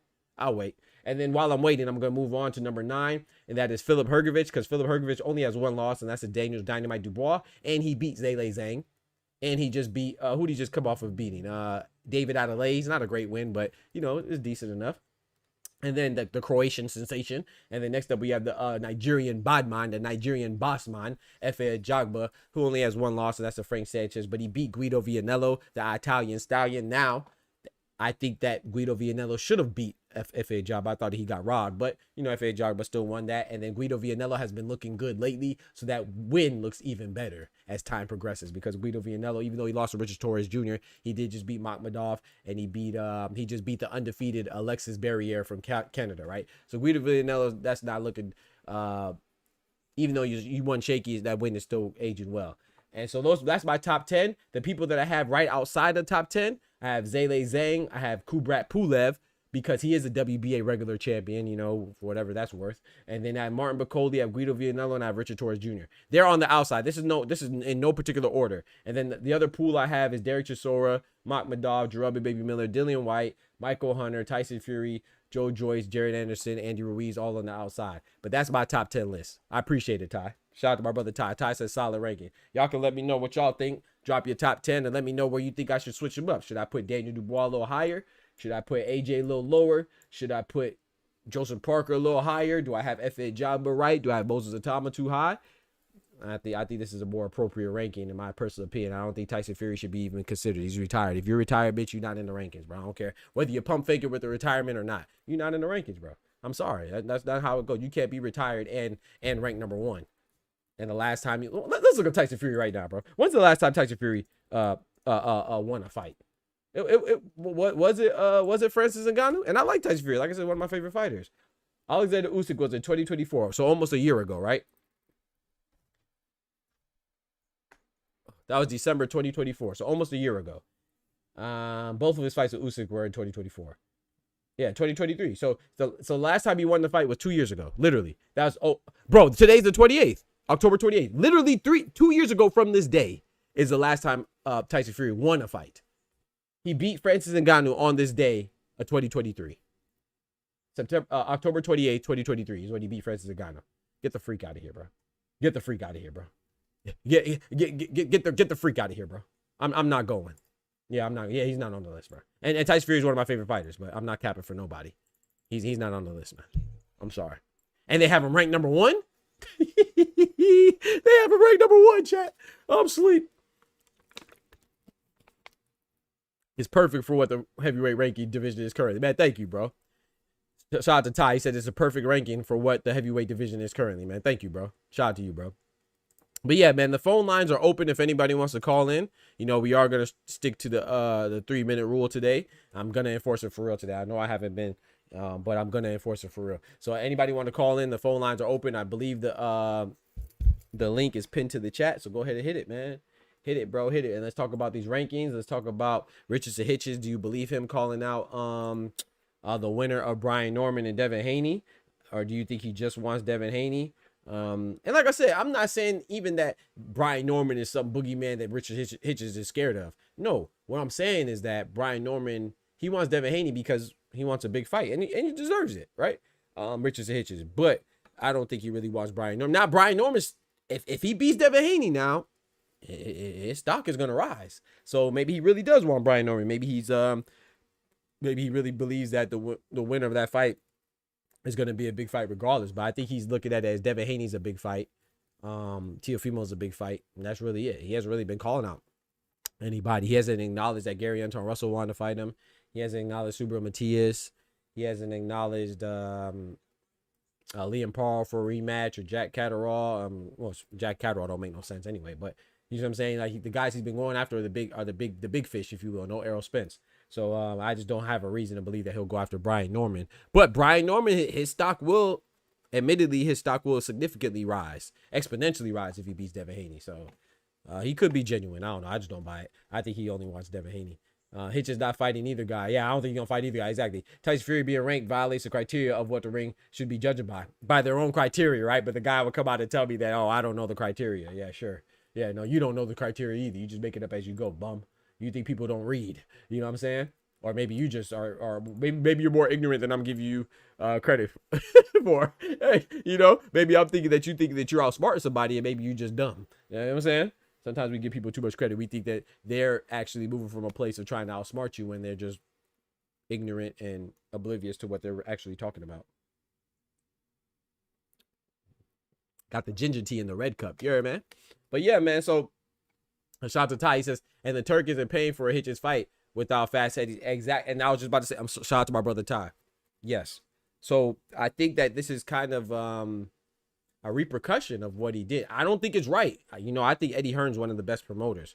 That doesn't mean that he's fair. I think that Eddie Hearn is one of the best promoters from a perspective of how he promotes, literally promoting his fighters. Like he has a gift of gab, Eddie Hearn, and he comes out in the forefront more than any promoter. I would say the person that comes out the second most is Oscar De La Hoya, and no disrespect to Oscar De La Hoya, but Oscar De La Hoya, I think, has a mentality of being the golden boy and being at the forefront of the forefront and the focal point of the attention, right? Because he was a former fighter and a legendary fighter at that. So I think Oscar De La Panti and Golden Shower Promotions, he uses that as a platform to still promote himself. Like Oscar De La Hoya will come and talk, but he's mostly talking about himself. He doesn't really promote his fighters. Even Virgil Ortiz, who's his biggest fighter, and Ryan Garcia, he's always fighting with Ryan Garcia. He fought with Cinnamon. You see what I'm saying? He's always in like some type of fight. He fought with Sugar Shane Mosley. You know, he's always a battle with his fighters. Eddie Hearn, you know, Frank Warren doesn't really come out that much unless he's promoting a fight. And he's talking at a press conference, and even he's getting in disputes and battles with Chris Eubank Jr. You know what I'm saying? Anthony Yarde, they just had a public breakup. But Eddie Hearn, when he's talking, he's usually talking about Jerron Boots is how great he is. Shakur Steves, how great he is. Katie Taylor, how great she is. Anthony Joshua, how great he is. So many people, you see what I'm saying? Whoever else, you know, he has, right? So I think that Eddie Hearn, from strictly from promoting, I think he's the best promoter. And I think that with that being said, that's hurting Richardson Hitchens because he doesn't have that, right? Nobody really pays attention to Richardson Hitchens as much as I think that they should. Not saying, I'm not knocking him right now. I'm just saying the reality is that people don't really pay attention to Richardson Hitchens like that, even despite him being an IBF champion. So I think that it would really behoove him to have somebody like an Eddie Hearn in your corner to really talk you up, you know, and make people realize what you're working with and your skill level and what you're capable of and your status as a champion. So I think, like Ty just said, he basically just shot himself in the foot by leaving Eddie Hearn, especially when you think that, if you consider what Turkey Al-Sheikh has said. Turkey Al-Sheikh has literally said what Ty just said. Turkey's not rocking with Richardson Hitchens because he felt what he did to Eddie Hearn was wrong, even though I disagree with that, right? Not saying, you know, it's up to you however you feel, but let's not make these promoters out to be some altruistic, philanthropic, kind souls. No, if you're not a good fighter, they're not going to give you money. They're not going to believe in you. Look how Eddie Hearn did Devin Haney. Devin Haney was never his fighter, but they were working together, right? Eddie Hearn said, I'm not going no more with Devin Haney once Devin Haney looked like he lost to Ryan Garcia, right? Even though we didn't know at the time Ryan Garcia cheated and stuff, right? So what I'm saying is that if you're not worth it, Eddie Hearn's not going to invest in you. So shame on Turkey Al-Sheikh and anybody else that thinks that Richardson Hitchens did Eddie Hearn dirty. No, they did the same thing that Eddie Hearn would have did to him. If Richardson Hitchens would have lost to Liam Paro, Eddie Hearn would have kicked him to the curb. So don't feel obligated to do business. Now, it was bad business because I think Richardson Hitchens overestimated his worth and his value and how much other people will believe in him, because it doesn't seem like he has gained any type of big backing or garnered any attention yet. So it was a misstep by him in business, but I don't think he did anything wrong. It's like when we watch basketball, right? Or even football or whatever team sport you watch. We always talk about LeBron because LeBron, he betrayed Cleveland when he went to Miami. No, he was a free agent and he did what he wanted to do. It's so funny. No one talks about how villainous Golden State was when they literally traded Harrison Barnes in the middle of the layup line. Go back and watch. He literally got traded during warmups for the next game. No one made Golden State out to be a villain. When a team trades a player, it's cool. No matter what the circumstances are, nobody cares about, what school, how embedded they are in their community. They don't care about what school the kids are going to, Harrison Barnes' kids are going to. They don't care about how many friends he has in the neighborhood, what he does for the community. No, if it betters the team, for the betterment of the team, we're going to get rid of you. So what's wrong with Richardson Hitchens doing what's best, what he thought was best for him? There's nothing wrong with it. It's business. But despite all that, you know what I'm saying? Keith Connolly and Richard Hitchens, they made a misstep, obviously, because they didn't think that they were going to get so much backlash from not just Eddie Hearn. Maybe they anticipated that, but not from Turkey Al-Sheikh. So it is tough. You know what I'm saying? You gotta factor all that stuff in. You take a risk, man.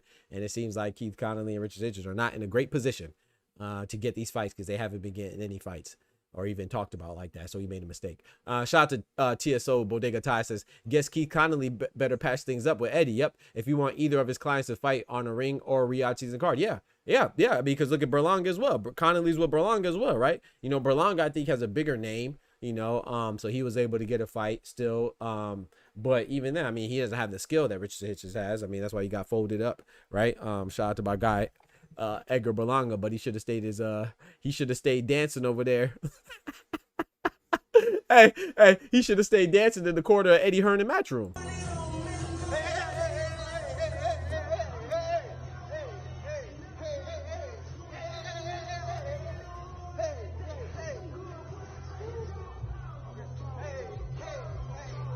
So it's looking bad. It's looking bad over there, man. Look like people are ducking and dodging him, just like he was ducking and dodging those phantom punches. Shout out to my brother 2-4. He says if Lemos would have stopped Hitchens could have got dropped. Come on now. He would have got dropped. Ain't no coulda. He would have. You know for sure. Ain't no coulda, woulda, shoulda. He would have for sure got dropped. You know that, 2-4. That's my point right there. You know, so we always look bad at the fighters, especially, you know what I'm saying, the American, particularly the Black American fighters, when they do what's best for them. Oh, we look down on it. But when other people do what's best for them, it's because they're such a smart businessman and they earn their position. Nah, Richard Hitchens is a champion. He did what he was supposed to do. He was not a charity case. No matter how broke he was when you got him, you didn't believe in him because he was a broke black man in America. You believed in him because he was a talented boxer that nobody picked up yet. And you were right. You saw him as a gold mine. Nothing wrong with that. That's the business. That's the nature of the game. But don't make it seem like, oh, man, I can't believe he turned his back on me, man. How much I did for him, man. Shut up, bro. That's what you're supposed to do. That's your job. You're a manager and promoter. What are we talking about? So, shout out to 2-4. He said, I think the Liam Paul fight you could come back from. Lemos was unknown at the time. Yeah, I agree with that. I don't know. You coming back from losing to Lemos, boy. You would have lost to Gustavo? Ooh, you would have been out of there. Shout out to Ty. He says, because on top of T.O.'s antics, the Turk isn't rocking with his representation and unwillingness to work with Eddie Hearn. Yep, I agree with that, Ty. Shout out to Kendrick. Kendrick says, so Hitchens wasn't supposed to get a belt? I'm not saying that. I'm not saying that he wasn't supposed to. I think that, I'm going to be honest, I think Eddie Hearn was leaning towards, I don't know. That's a good question, Kendrick. I think, I'm not, I remember we talked about this, right? With Eddie Hearn. I didn't know who Eddie Hearn was rooting for with Hitchens and Liam Paul. I kind of think he might have been 50-50. He didn't really make it evident who he was rooting for. Like, I'm not going to lie. Like, when Subra Matias fought Liam Paul, for me, maybe I'm looking too much into it. I thought he was hoping that Liam Paul would win. But I think he thought Subra Matias would win. When Liam Paul and Hitchens, I don't know, bro. Yeah, he said, Kendrick said, I'm asking because I don't know what the problem is. Yeah, exactly. I get what you're asking, but no, I'm legitimately, I'm thinking about it, though, because I don't know. I wish I would have been like a fly on the wall because I'm going to be honest. I think Liam Paul is more money than Richardson Hitchens because you got all of Australia behind him, potentially. All of America's not behind Hitchens, right? I mean, it's hard to get America behind any one particular fighter anyway. You know, that's why you got to be a special fighter like Tank or David Benavidez or Spence or somebody like that. That's a good question, bro. Yeah, I feel like he was rooting for Liam Paul. And I'm not saying like a nationality or ethnicity or racist basis or nothing. I'm just saying I think he was rooting for, from a money and a marketability standpoint, I would say that he was probably rooting for Liam Paul, but he was okay with Hitchens winning. But that's a good question, though. Yeah. But yeah, you're right, though. Like, yeah, it's like, was he not supposed to get a belt? Yeah, of course you're supposed to get a belt and be marketable and explore your options. You know what I'm saying? People be wanting blind loyalty. You know what I'm saying?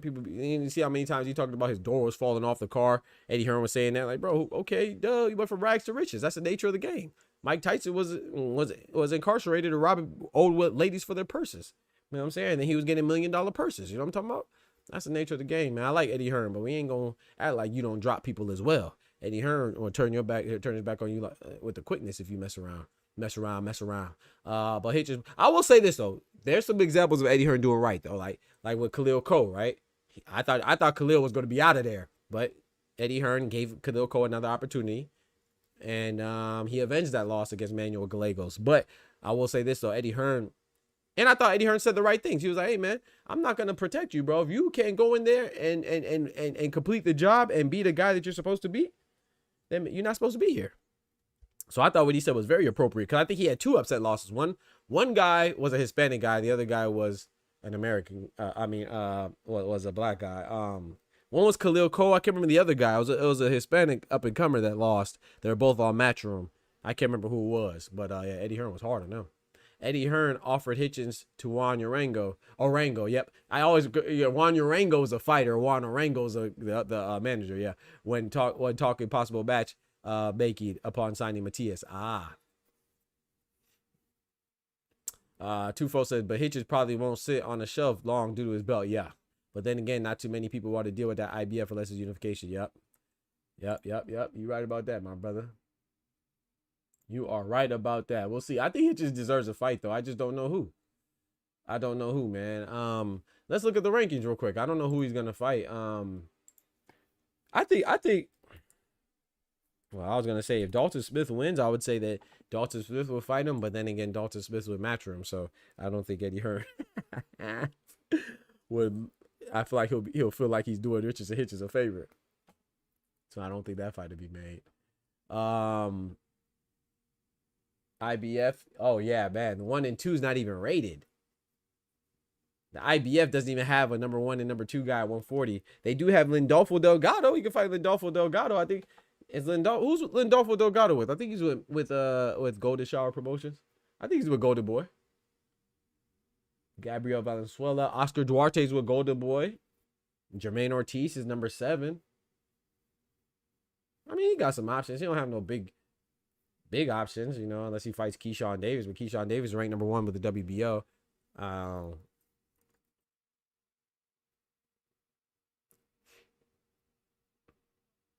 Yeah, I agree, Kendrick.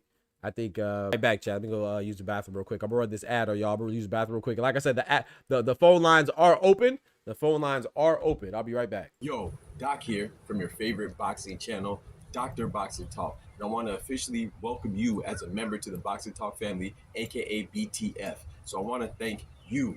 Your support is greatly appreciated, and this channel is nothing without you. So what do you get? Well, there's a multitude of perks that you get access to, like special member shoutouts when you enter the chat, and some other additional alerts. Not to mention these fire emojis. Get access to emojis like the GOAT, the face of boxing, the legend, the Ayo, and the No Diddy. Not to mention, the GTD chain. You got to bring them out, and it wouldn't be the same if we forgot about these biscuits.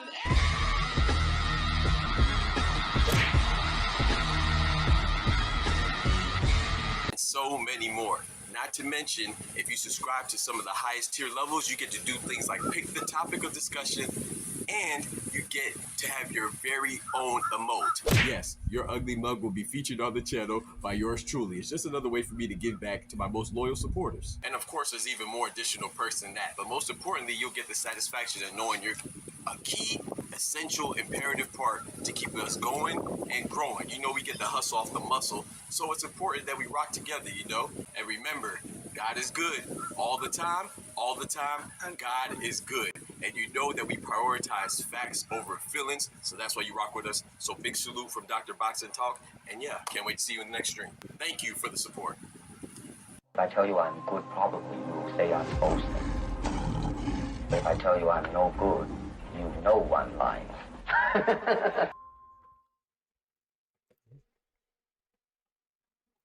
Yeah, grab me a cookie too. Don't forget to smack that like button too, man. Shout out to my brother Ty. He pulled up. All right.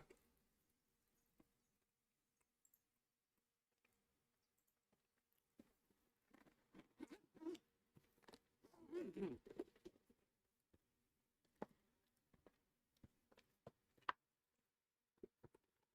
gonna pull up Ty, and I'm gonna pull up Tufo.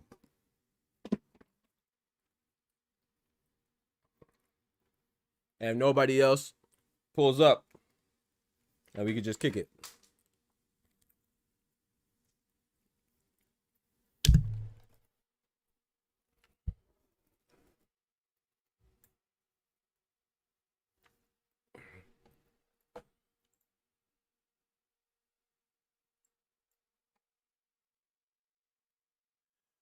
Bodega Ty in the building, man. Happy birthday, my brother. Yo. Sorry, man. How was your birthday, man? It was good. Got caught in a little jam. Oh, Lord. Oh, that's what you were talking about the other day. What happened, man? Everything straight? I was about to catch that flight to Miami. And my remedial cousin decided he was going to bring the peas with him. Oh, Lord. I'm sitting here thinking they coming to get me because I might have improperly checked my firearms for the flight, thinking they probably needed the code for my safe Yeah. or something. Nah, they didn't haul my ass off to the glove room. Oh, my goodness. Always the ones that should know better. Talking to counsel, my homie KD, I realized I was one of the usual suspects. Yeah. You know how that go. I was trying to board the flight with firearms, unreasonable amount of cash, and this nigga had drugs. And we both was Afro-Latinos. Yep. Oh, yeah. Usual suspect. Usual suspect. Yep. Trust me, I know, bro. Every time when I used to go to Vegas annually, I always go out there for the fights and stuff. This is back in like 2013, 12, no, like 18, 17, stuff like that. Around those years, bro, I would always get randomly selected to get searched. Randomly, yeah, because of my name. My name is doesn't look American, doesn't scream American, so. I was about to say redacted. Yeah, exactly. You got a name like that. Mm-hmm. You got the dreads. You got the chains on. Mm-hmm. He in a little bit of shape. That's either he up to no good, he a rapper, or he sell drugs. Yep. I done got randomly. I remember my stuff got randomly selected to get searched 3 times in a row consecutively, and then I remember I got randomly stopped in the airport by 2 undercover cops randomly. Freak out of here, bro. You just happened to pick me. Yeah, okay. All coincidentally. Freak out of here, bro. You feel me, y'all booger? You know how that go, man. Shout out to y'all booger, man. My brother Oster in the building was good. Hey. But yeah, man, I'm glad everything's good though, man. Everything turned out straight. Thank God for that. It was a weird process. Like my flight was supposed to be at like 10:50. I ain't get my shit back until I think around almost 4:00. I was free to go, like in IRL time on the stream. When I said I was free, that's when I got my stuff back. That's crazy, I had to bro. legitimize my money because they wasn't gonna give me my shit back. Wow. So you can't. I guess you can't just board a flight with more than $5,000 in cash. I think you moving something. That's crazy, bro. Like, man, whatever. Now you can. You can't. You know, and I can't, but you can. My flight history is like, oh, so you're going to Miami? Mm-hmm. You was just in Houston. Yeah. I see you went to Mobile, Alabama. Yeah. That's crazy, bro. They thought I was trafficking. Yeah, of course they did. Absolutely. They trying to make sure you ain't moving that ganja, so it's too far. Oh man. Interrogation, and they brought up the fact that my cousin, his dad got deported twice. Mm-hmm. Wow. And they brought that up. Hey, I gotta say, supervisor came in thinking it was his dad because they share the same name. He a junior, Right. so he got one. He's probably gonna turn his ass over to ICE.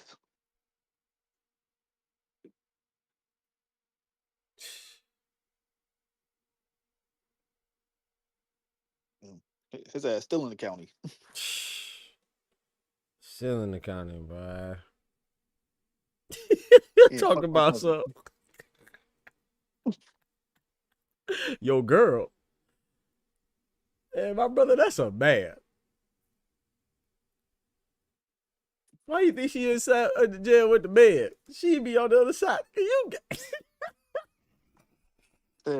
Ninja, bro, you Atlanta. Rambo.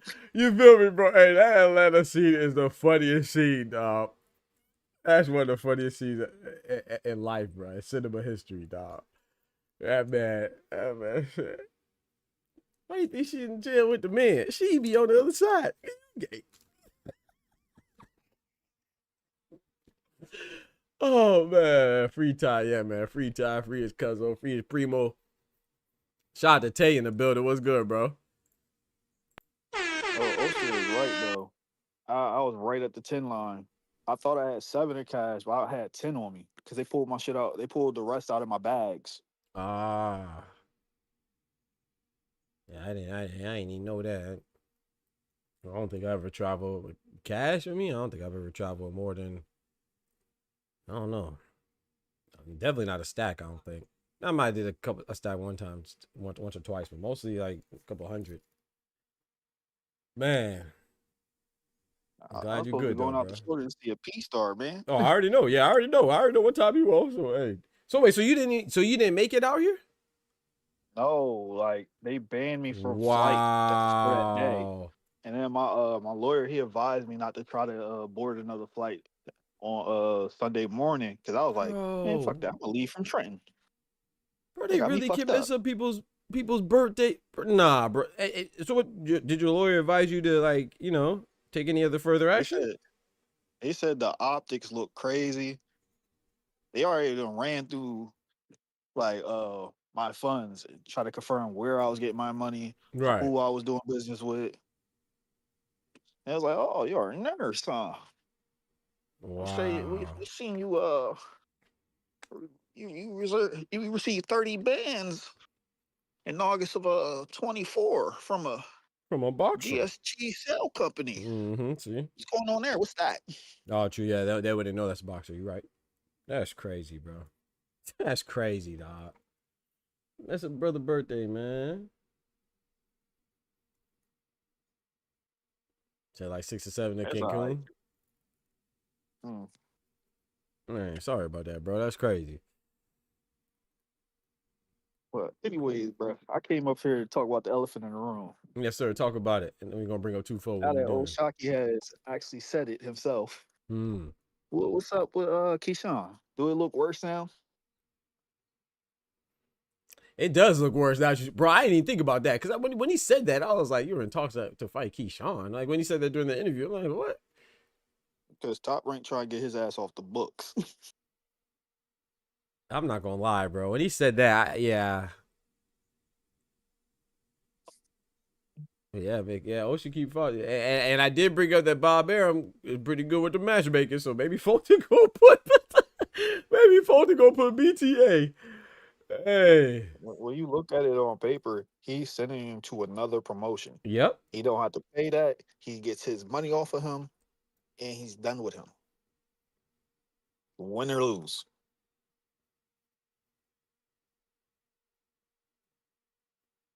bro, yeah. I ain't even think about that. But when he said that he was in talks to fight Keyshawn, I was like, I was like, why would you do that? It was all but signed. All Keyshawn had to do is Beat fight what's and the win. name? Yep, all you had to do is De Los Santos. Yep. Damn. Yeah, that's interesting, man. Boxer. Hey, it's a tough game, man. It's a dirty game, man. Shit, that's just like we know another top ranked fighter's next fight because somebody couldn't hold the water.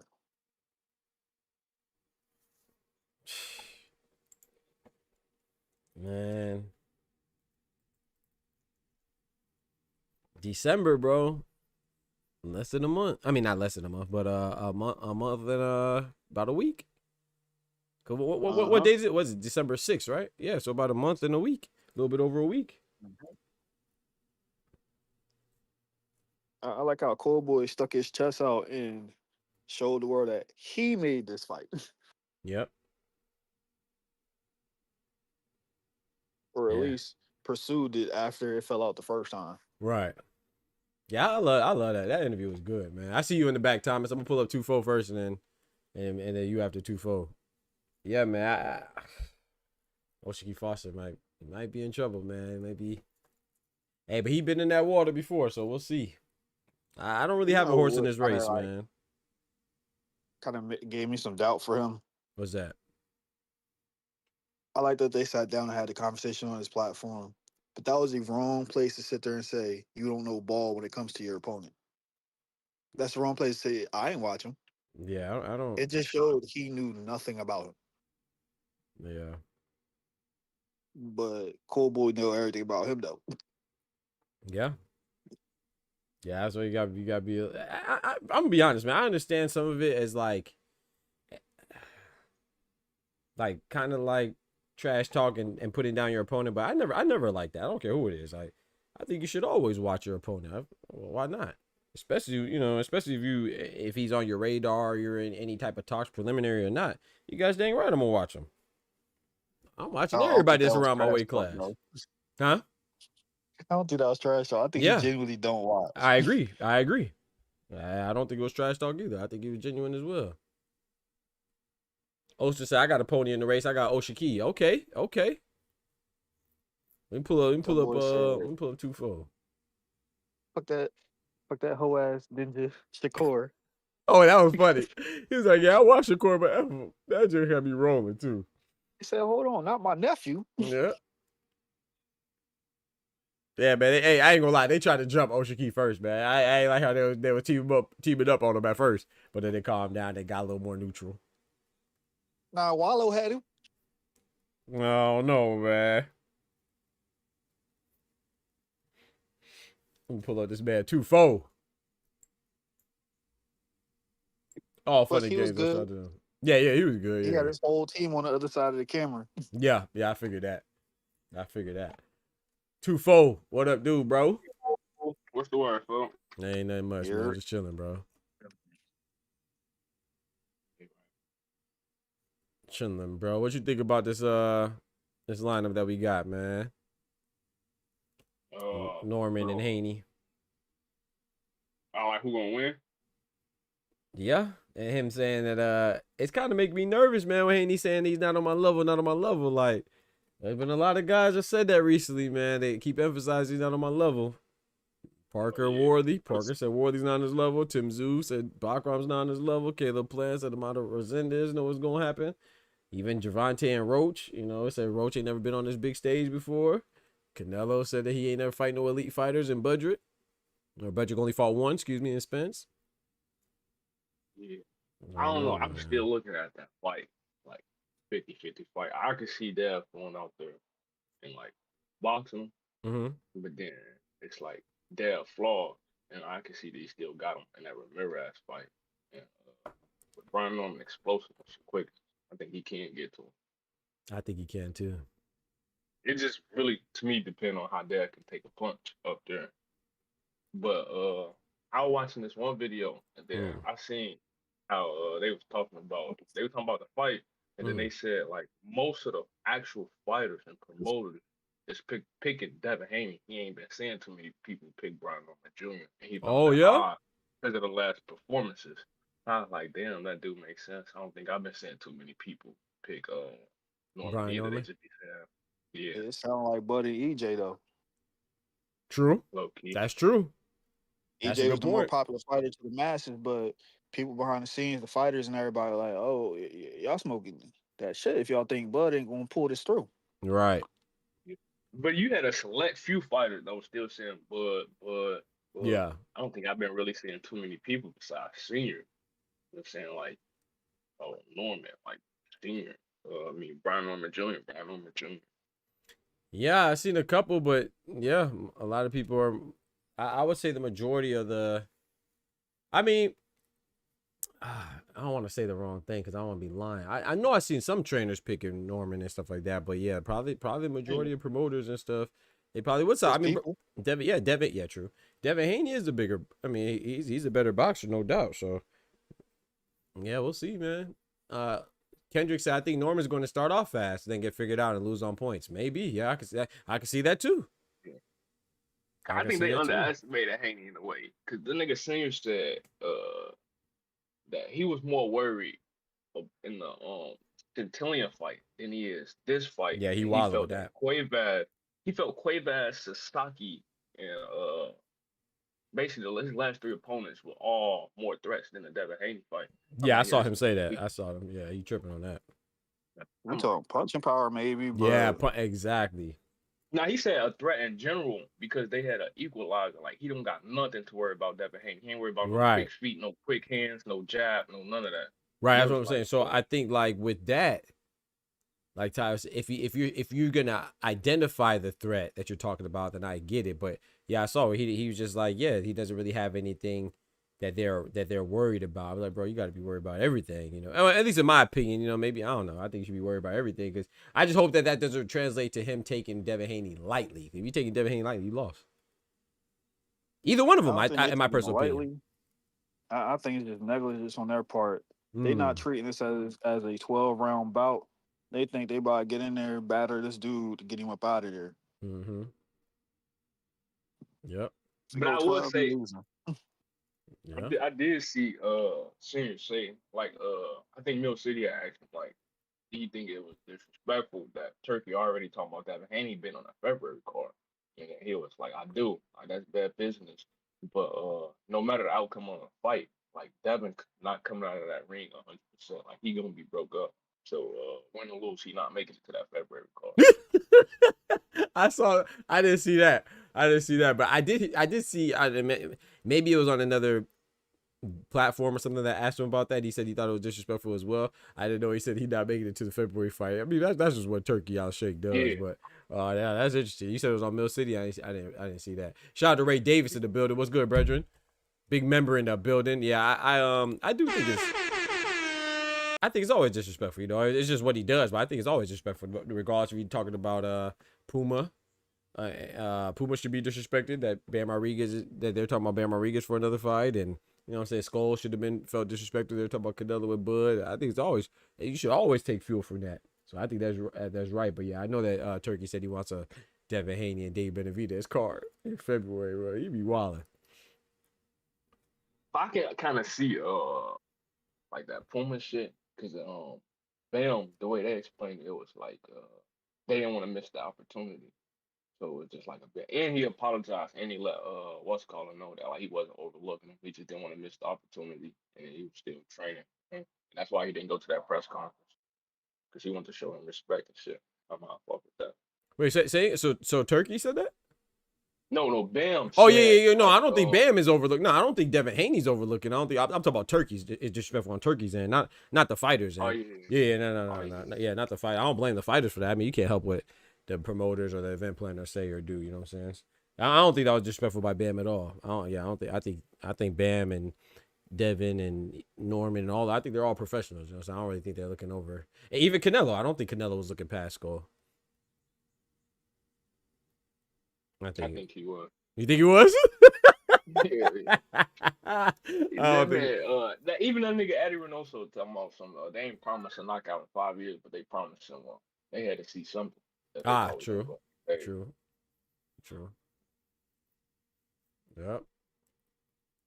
Oster said Brian better get Dev out of there before 6. I don't know what number, but I do think that the longer it goes, the more it favors Devin, in my personal opinion. If he losing flat out, watch, I'm telling y'all, once again, Dev winner by UD. Ty says, nah, but if Turkey do it, I'm gonna be quiet like WBA reps. It goes to take me a strip. It's crazy. Let me pull up my brother Thomas, man. Oh, go ahead. Put on that ring belt. I'm gonna be silent. Yeah, I mean, I don't even know the rankings at 147. Who's number 2? Is it Stanionis? Yup. Stupid. I don't even understand that. But yeah, so it shouldn't be. But if it is, I don't see why I wouldn't be mad, considering what they're doing. You know what I'm saying? But I mean, you'd be mad in principle because the ring obviously is not following any type of rules and ain't following their own. But it shouldn't be. But if it is, I'm with Ty. I wouldn't trip. They deserve it. I mean, who at 147 do we consider to be better than Brian Norman or Devin Haney? Obviously, nobody Brian Norman. I mean, well, speaking from the ring, Brian Norman is number 1. I don't think anybody thinks Stanionis is who's number 2 is better than Dev or who else? Lewis Crocker, the IBF, or who's the Giovanni? Or yeah, Giovanni Santillan, or no disrespect to Rolly, but the WBA champion Rolly, or who's the WBC? Barrios. I don't think anybody would be considered better than Devin. So, hey, since Barrios been elevated, that nigga ain't even had a successful defense yet, huh? I Couple don't draws. think so. Yeah, draws, right? Pacquiao and Ramos, and wait, what about the Fabian Maidana? Was that the defense or no? Wasn't that for the interim or no? I don't remember. Yeah, I'm asking. Let's look. I thought that was his elevation. That was his. Okay. Yeah, I'll take your word for it. I Yeah, would say the fight before that was Thurman, right? Before that was Thurman. Yeah, before that, if my memory serves me correctly. He lost. Yeah. Because he was fighting for the interim, loss, and then he fought Maidana, and that's what got him. Okay. So he hasn't had the success. Hey, that's tough. That's tough. You know, draws are technically a successful defense. That's true because you didn't lose it. Yeah, I feel you. Yeah, you didn't lose it. Yeah. Oh no, we skipped a couple fights. Ugas was before Maidana. I forgot about the Ugas fight. But you're right though. Those are interns though. I mean, what Ty said and what you thought was still right. Those are all interim fights. So Abel Ramos was the first fight of him being the full champion, and he had a draw. Then he had a draw with Pacquiao. That nigga Thurman said something about like after beating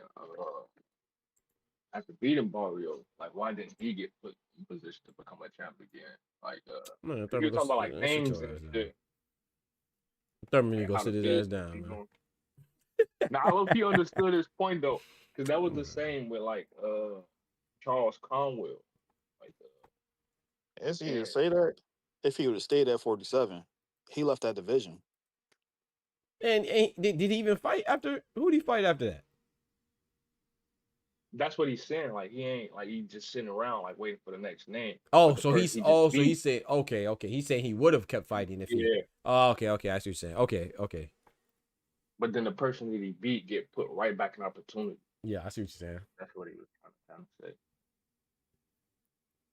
But it's still easy to say that in hindsight. You moved on. You submitted your papers for 154. Come on. Last time I checked, during that time, you was trying to fight Danny. Right. You was seeing what's up with Jamel. There be people with that revisionist history. That part. Sound good. Lee Jackson, what it do, brethren? Sound good. I like Keith, man, but Keith, he be wilding, man. You gotta do something. Let me get Zoo.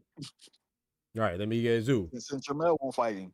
Let me get this person. Let me fight Brock Jarvis. Now, let me get Sebastian. But he was finna fight Tim Zoo, huh? That was a title arbiter. Yeah, he got that bicep injury. Yeah, unified. My brother Thomas in the building. What's good, brethren? Now it became unified when Thurman had to pull out because Fundora had the vacant. He was fighting for the vacant WBC. No. Tim Zoo had both. Tim Zoo had the WBC and the WBL. He didn't. Now he was on the WBL. Really? Fundora made him eligible to get that because of where Fundora was ranked. Oh, I'm Fundora tripping. special position for that belt to be on the line. Okay, I'm tripping. Fundora was already on the card in a different fight for the WBC. Yeah, I knew that. Oh, I didn't know it was for the WBC belt. Okay, I thought he Tim wasn't Zoo even for the WBC belt when he was already on the card. He was just having a comeback fight because he had that loss to Brian Mendoza, right? I remember that. Yeah, I didn't because of his ranking and that Tim Zoo was already a champion. They put in a special petition for that belt to be on the line for them. Okay. I'm tripping. I thought he had. Yeah. I'm looking at it right now. It's a WBC vacant. Yeah, I'm tripping. I thought he was unified. Yep. Whole time I thought he was that WBC to make it a little bit more interesting when right. pulled out. Right. So Sebastian was the one that was unified for a little bit. Okay. which I knew he was unified, but I thought he took them both from Tim Tszyu. So Tim Tszyu only had the WBO. He won both of them that night, though. Yeah, he won both. That's what I'm saying. He won both that night, but I thought Tim Tszyu was already unified. My fault. My history was messed up on that His one. ass got cooked his last outing. Mm-hmm. Tay says, Doc, Mario Barrios ain't been the same since he had a baby. That could be I don't know if you troll it or not, but I think it's funny, but I think that's part of it, man. Like I don't want to say that to take away Resendez's win. You should still win. You fight, you should win. Or don't fight. Like Zepeda's, right? Zepeda had a baby and said, I'm not fighting Shakur or whatever. I wasn't going because that I don't think that's a bad excuse. I said this then. I said congratulations to Zepeda family, but it's because that was like his third time pulling out of the pump faking with the Shakur fighter, pulling out of the Shakur fight. So that's why I didn't care what it was at that point. I just saw it as another excuse. But yeah, I think that's a legitimate excuse, man. I mean, you, especially, your wife and somebody you with or whatever, and that's you having a new addition to the family, especially if it's your first or it don't really matter. Just you having a baby, man. That is something. I don't want to take away nothing from Resendez, but I do think it's a distraction, right? It is a distraction. No, I'm not saying that in a negative way, but anything that takes your focus away from preparation of the fight or training, it's a distraction, good or bad. So I do think that's something to consider, but it's not enough to give you an excuse, though. Bitch, I really feel it depends on the person. I feel like somebody like me, it just gives me more motivation. Like make sure I go harder or something like that. Yep. Absolutely. I look at Keyshawn, for example, and like Kid Austin. Like they coming on some of their best performances after having a baby. Man, hell no. Keyshawn ain't even fight. Shit, matchmaking? No, you're right. No, you're right. Because the burn chick, right? Yeah. And you're right. I think that Lemos fight is like he dropped out that like he was having. Wait, sorry. Yeah, which one was first? Burn chick or Lemos? Lemos, and then Baron Chick. Yeah. Matchmaking too, yeah. Baron chick definitely matchmaking. And that's why I was saying when people was talking about that was gonna be a tough fight for Keyshawn because of his offense. I low key think that's gonna make it a easier fight. They were saying it was gonna be a tough fight. Who? Like that Dennis Baranchik fight. Oh. Maybe his experience, but it showed that he was just too small. Way too small. That awkwardness style, like when I was watching him fight Navarrete, and then after when he called out Keyshawn Shakur, I'm like, Shakur gonna cook that boy, and Keyshawn gonna stop him. And then like when the fight got announced, everybody was saying like it was gonna be a tough fight. They got Keyshawn stopping him late. I'm like, Keyshawn putting that boy out early. His awkwardness, his defense, like the way he be leaping and shit. Yeah. Tim Kazoo. His style is something to work with. If he probably had like, let's say that fat boy Navarrete size, or like his arm length, that probably would have made it a little bit more difficult. But he was just too small. Yeah, he was. Man, I'm not gonna lie, bro. To be that fight, it kind of reminded me like how Joey Spencer looked against Jesus Ramos. They didn't even look like they were supposed to be in the same ring, bro. Just from a size standpoint, not like a skill or capability. That looked significant. Baranchik was losing his next fight regardless. You're probably right, Tay. I don't know. I think he would have beat Mark Chamberlain though, especially what we see now. I think he might have beat Mark Thunder Chamberlain. I think Patty Donovan. I ain't gonna say saved him because he beat Chamberlain anyway, but that's what got Keyshawn the opportunity. But I think he probably would have beat Mark Thunder Chamberlain. But like you said, he didn't get there because Padley beat him. So you're right. He probably would have lost his next fight regardless. I mean. I'm just saying if things would have went how initially was planned for what's the guy's name? Frank Warren and them. If Thunder Chamberlain wouldn't have got upset by Paddy, I think Baranchik would have beat him. But yeah, he won't mess with Keyshawn or any. I don't think he. In no disrespect to Denise, but I don't think he was messing with anybody.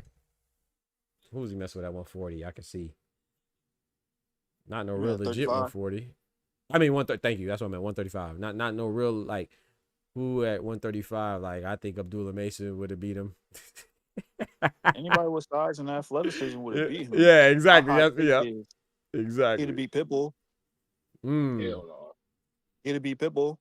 Pitbull gonna run through that man. Yeah, He ain't yeah. got enough defense. And why did Navarrete do that? Navarrete is a bulldozer. He is. But Navarrete, he not no like with that style. He beat him.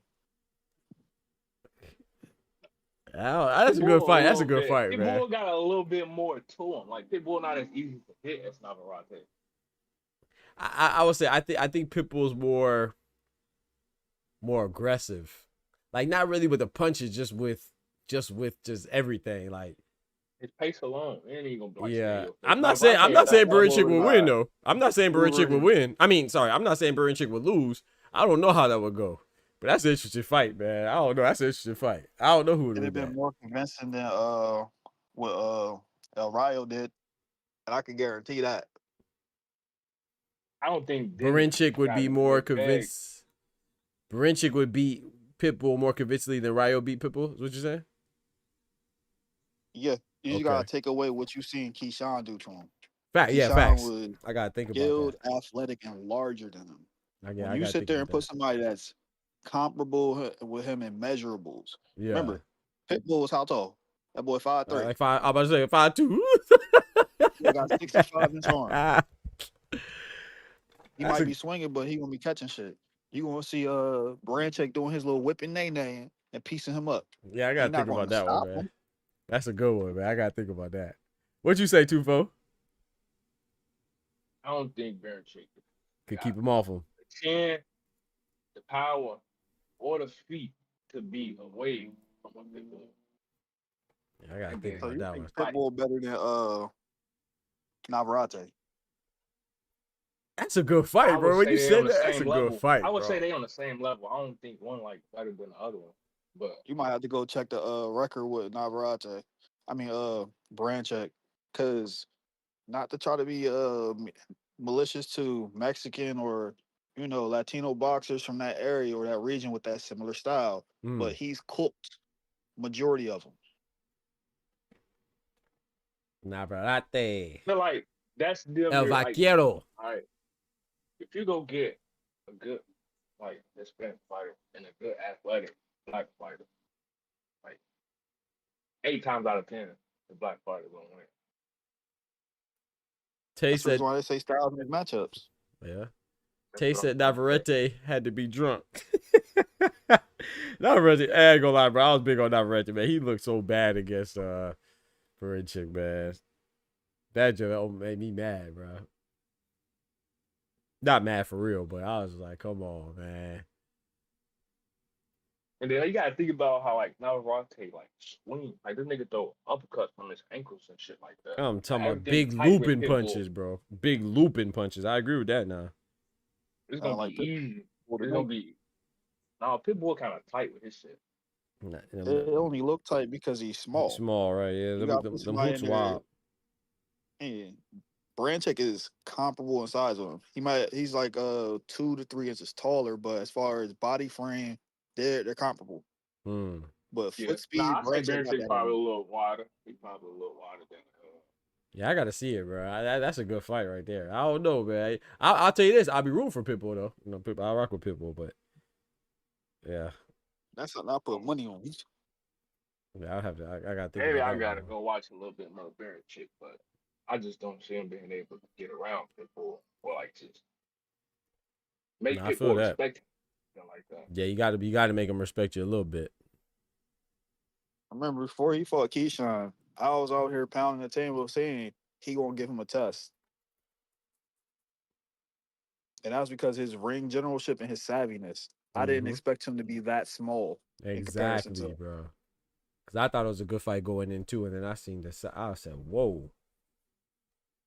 Which makes sense though. I mean, because Burincic, the first time I saw him was against Navarrete. I went back and tried to look at some more fights, but and then the reason why I say that's important is because Navarrete and him Navarrete was moving up. That was for the vacant 135. Hey, Ty, say that first part again, fucking. His ring generalship and what? Then it's Burincic. His ring generalship and his ring savvy. He got a lot of experience in the ring. So shouldn't that have like came into part to make the size kind of like not matter, or it He just wasn't enough. like the Man. thing is, Keyshawn had something that makes a lot of fighters not want to be matched. Not only did he have size, he had skill with it.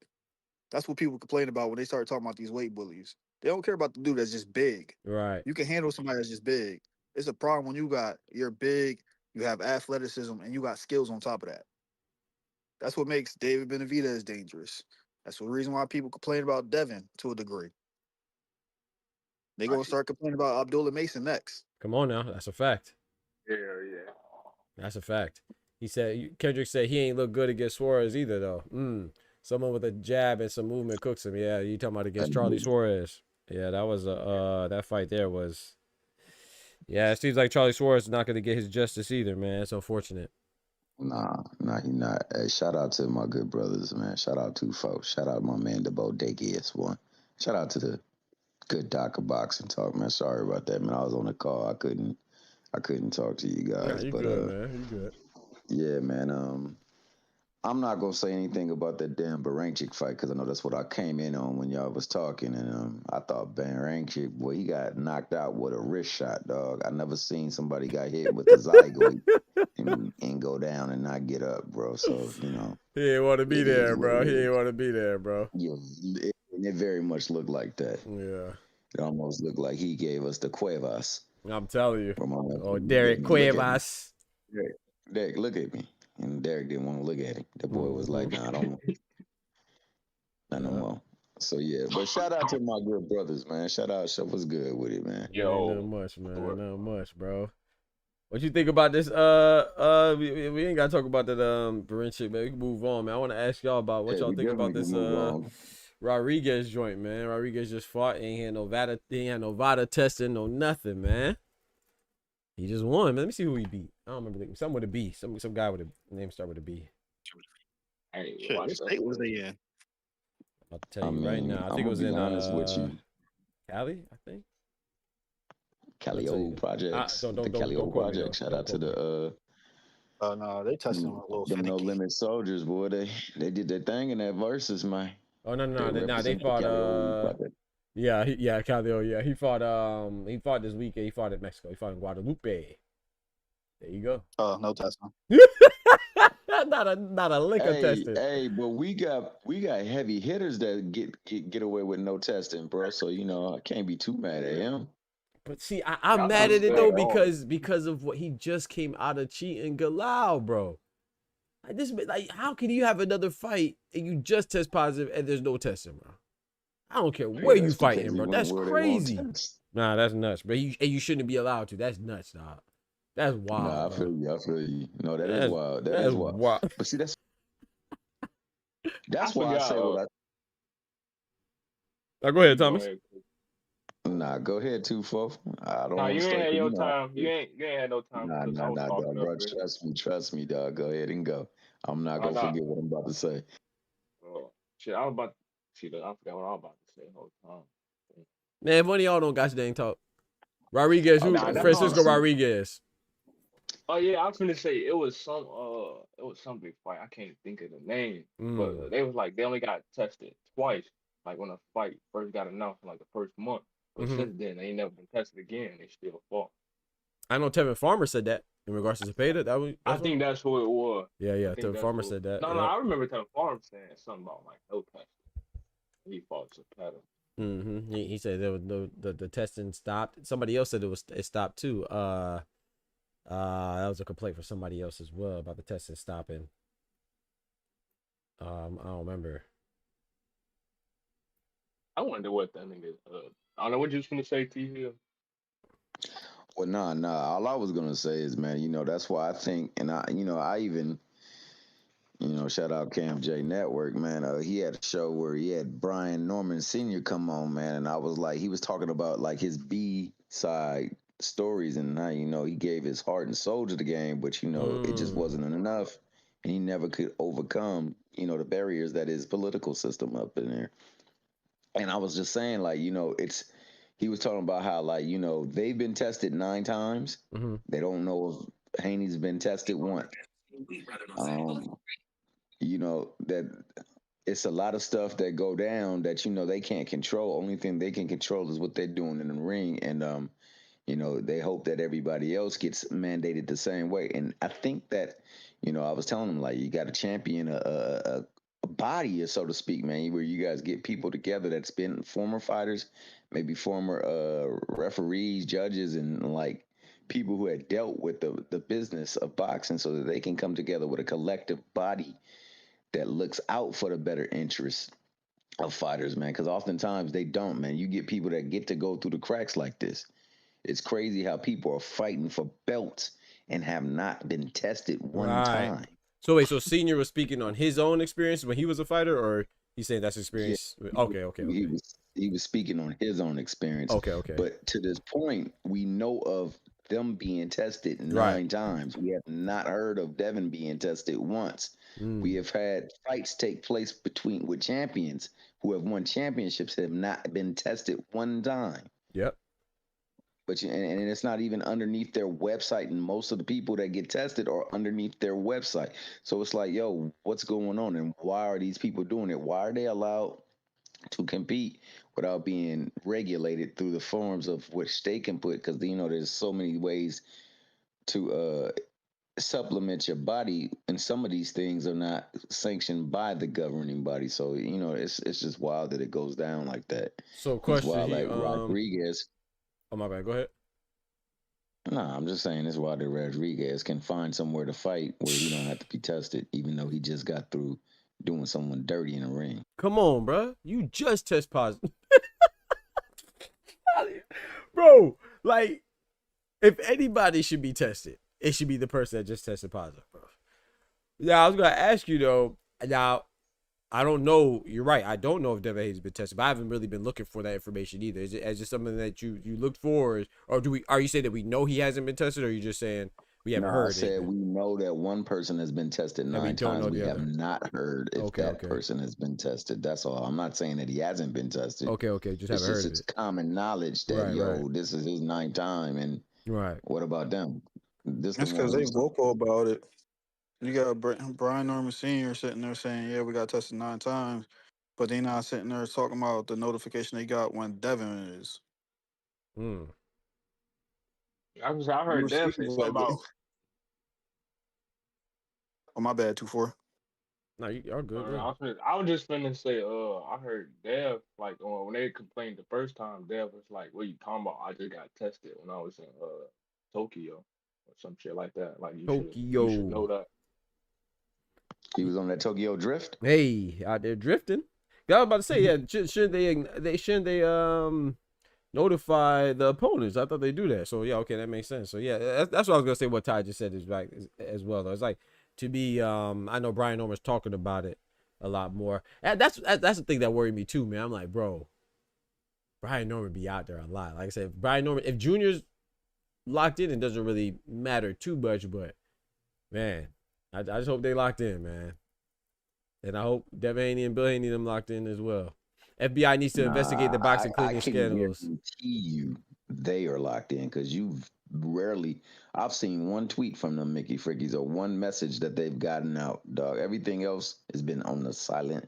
Them boys is what you call that, G34 or G24 classified? G14 classified, yep. You talking about the Haneys, or you talking about Normans? Yeah, the Haneys, they right, seem to be locked in, but they bro. understand what this is, bro. Yes. Like, a lot of people think I'll be saying it out of hate. I don't hate on that brother. I watch him and I root for him. I just don't like how his pops move, and that's it. That's all, bro. That's it.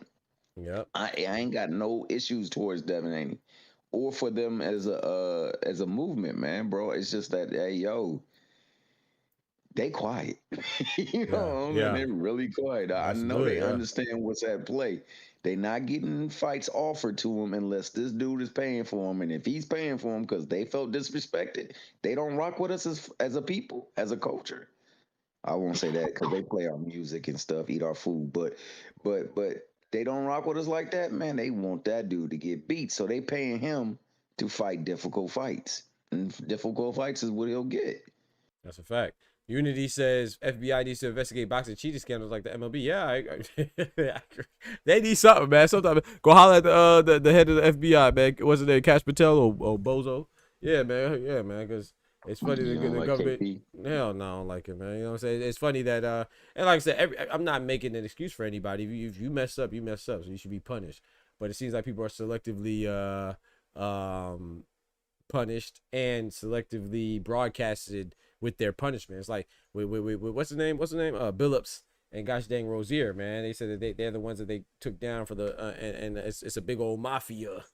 You know what I'm saying? It's a big old scheme connected with the mafia. I ain't seen Nam Mafia face, man. I ain't seen Nam Mafioso. I see Billups face. I see Rozier's face. I saw Damon Jones face. I don't see where's Scorsese at. I'm not saying Scorsese part of the mafia. I'm just saying names like that. You know what I'm saying? Where Frank at, man? You know what I'm saying? Where Frankie? You know where they at, man? But hey, you know, here's what it is. They said the mob is behind the AC. You feel me? You feel me? Exactly, Kendrick. Kendrick know what I'm talking about. No, Guido Vianello is crazy. No Guido. Like I said, if you wrong, I'm not excusing Chauncey Bills. I'm just saying if we gonna say this connected to the mafia, then you know they look like it's connected to Christian Bloods. the pictures that they showing us. I don't see no, you know what I'm saying? I don't see no mafiosos, man. You know what I'm talking about? Where the god he's at, man? The wrong mafia, huh? Yeah, I guess so. It's a new mafia, man. I guess so. Oh damn! Yeah. You on the mafia now? That's I just got back. Yeah, the mafia. Ty. Hey, shout out to my brother G. Tied it up, man. Salutations, my brother. He said, "How you feel this afternoon, Chuck? Man, I'm feeling good, man. I appreciate you asking, man. Hopefully you're feeling good on your side as well, man. I appreciate you turning up with us." Let me say also, bro.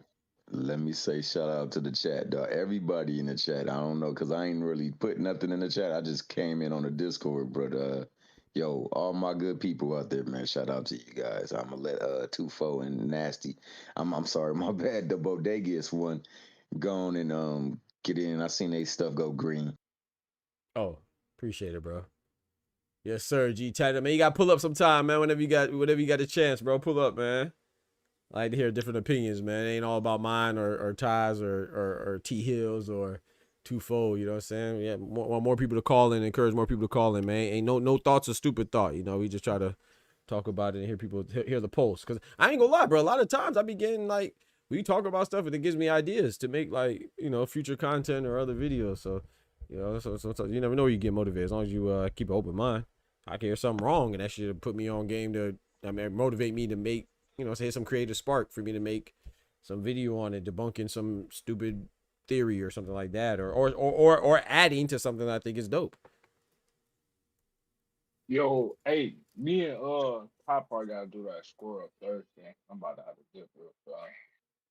Depending on how long you can be live. Bro, please remind me on the Discord, man. Please, I know I said this, so this on me.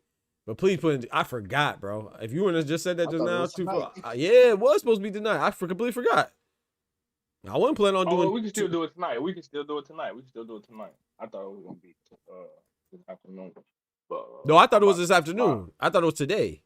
Oh, yeah. I thought it was today too. I forgot. I probably won't go live. I probably won't go live again. So we might have to do it Thursday. I probably won't go live again. Yeah, I probably won't go live again.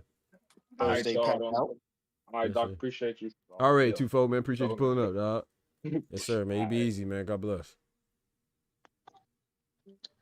So like, damn, I forgot what the fudge I was about to say. Hey, damn, what were we talking about before we went to the game? There was something I wanted to add in. Go ahead. Go ahead, Jai. Go ahead. Seeing his comments about how his son was tested 9 times and questioning if Devin was tested or, leaving that extra space out there for people to just misconstrue things. Remember, when this fight was first signed, what was the Haney side complaining about? Testing? Because he was out of town or something, or out of country or something? Vacation? Because he was not enrolled with VADA yet. Did that part. Why? He was just coming out of Japan. Off the Sasaki joint. But from my recollection, Devin, besides the fact that he was already enrolled with 365, he was already scheduled and tested twice for their pending fight. Okay. So that boy been being tested. Hey, let me hit the chat. Shout out to my brother Ty for bringing us back, man. That's a fact. Sometimes we forget stuff, man. I'm guilty of it too. Shout out to Kendrick. He said the same thing they did with Gilbert and the Israeli mafia. Come on now, people. And once again, I'm not excusing anybody. You do wrong, you what to say. You do the crime, you do the time. But everybody, bro, it should be straight. It's like. And Ty, help me out if I say something crazy. You know what I'm saying? Give me a something. But it's like with the essays, right? Like the essay cases, right? Who do we think of? Shout out to my brother Kendrick. And like I said, I'm not, but like the face of essay cases are who? It's Bill Cosby, it's R. Kelly, and it's P. Diddy. Sean. Black and black. You see what I'm saying? There's no Harvey Weinstein in there. There's no Kevin Spacey in there. There's no, you know what I'm saying? Like, and there's ninjas that orchestrate. You feel me? Come on now, Thomas. And what about the NBA player, right? What's his name? Okay, he's still playing. He used to be on OKC. I think he's on the Bulls now. You know what I'm talking about? Josh Giddey. Come on now. Oh yeah, exactly. We got to remind ourselves. You know what I'm saying? We don't hear nothing about that, but who we do hear about, the poster childs. And once again, I'm not saying I make fun of the Diddy situation all the time. You know, say, hey, you do the crime, you do the time. I'm not excusing them. What I'm saying is that everybody should be. If you do bad, you do bad. It should be treated fairly by person. We know that's not the truth though. That's idealistic. I mean, idealistically, nobody would do crimes, you know, in a utopia society. But also too, it would be fair, the coverage and the punishment of these crimes, and they're not. Shout out to Oster. He says people don't understand what Thomas is saying. It's spot on. However, Bill Haney can be considered one of the best matchmaking people in boxing. That's one of the reasons I'm going with Dev. I do think Bill Haney's good at matchmaking, and that's kind of why I didn't really care for him, to be honest. I always felt like it was kind of, and shout out to Ty, and this is true, you know, it's always matchmaking, right? But I felt like, I think some people are a little bit more strategic than others, and I don't want to say that now because, you know, I kind of have like I don't want to say I've always respected the Haneys, but I feel like they have enough negativity towards them, so I try not to add to that. But that is why I never really cared for him. Like I always said, I always thought that Devin Haney was a little extra cautious with the fights that they chose. You know, he was always younger, bigger, longer, pause, you know, and stuff like that. But I kind of changed my stance because that is part of matchmaking. That's part of the game. You know what I'm saying? That's part of the game to some extent. But that's why I was never like 100% sold on the Haneys for what you just said, Oster. Go ahead, Thomas. So for me, like I said, I don't rock with some of the things he says and does, man. But there are some things that he says and do that is absolutely hilarious, bro. And I find like that's some value, dog, because it bring a little bit. It's just when he started hating on folks, and then, you know, trying to piggyback off that hate and saying we can't be doing that, we can't let people do that to our folk, stuff like that. And then, okay. You know, you tagging our folks, and you saying stuff, you doing stuff deceitfully and dishonestly, but yet you know, you saying that this person guilty of it, kind of like what we're doing right now, but just for a different reason. Like he trying to wash his sins, so to speak, and then we're trying to say, look, the sins should be equal and amongst all folk. Right. And you are absolutely right, because there are people that look like us that get sacrificed every day. I like that word right there. Sacrifice. Facts. Volunteer them as tribute. Sacrifice as tribute, like Hunger Games. Go ahead. My fault. No, and some of them sign on, bro. Like I think there is some validity to that society that be doing that wildish, that, you know, you want to get some qualm, so to speak. Shout out to my man Rod Tidwell.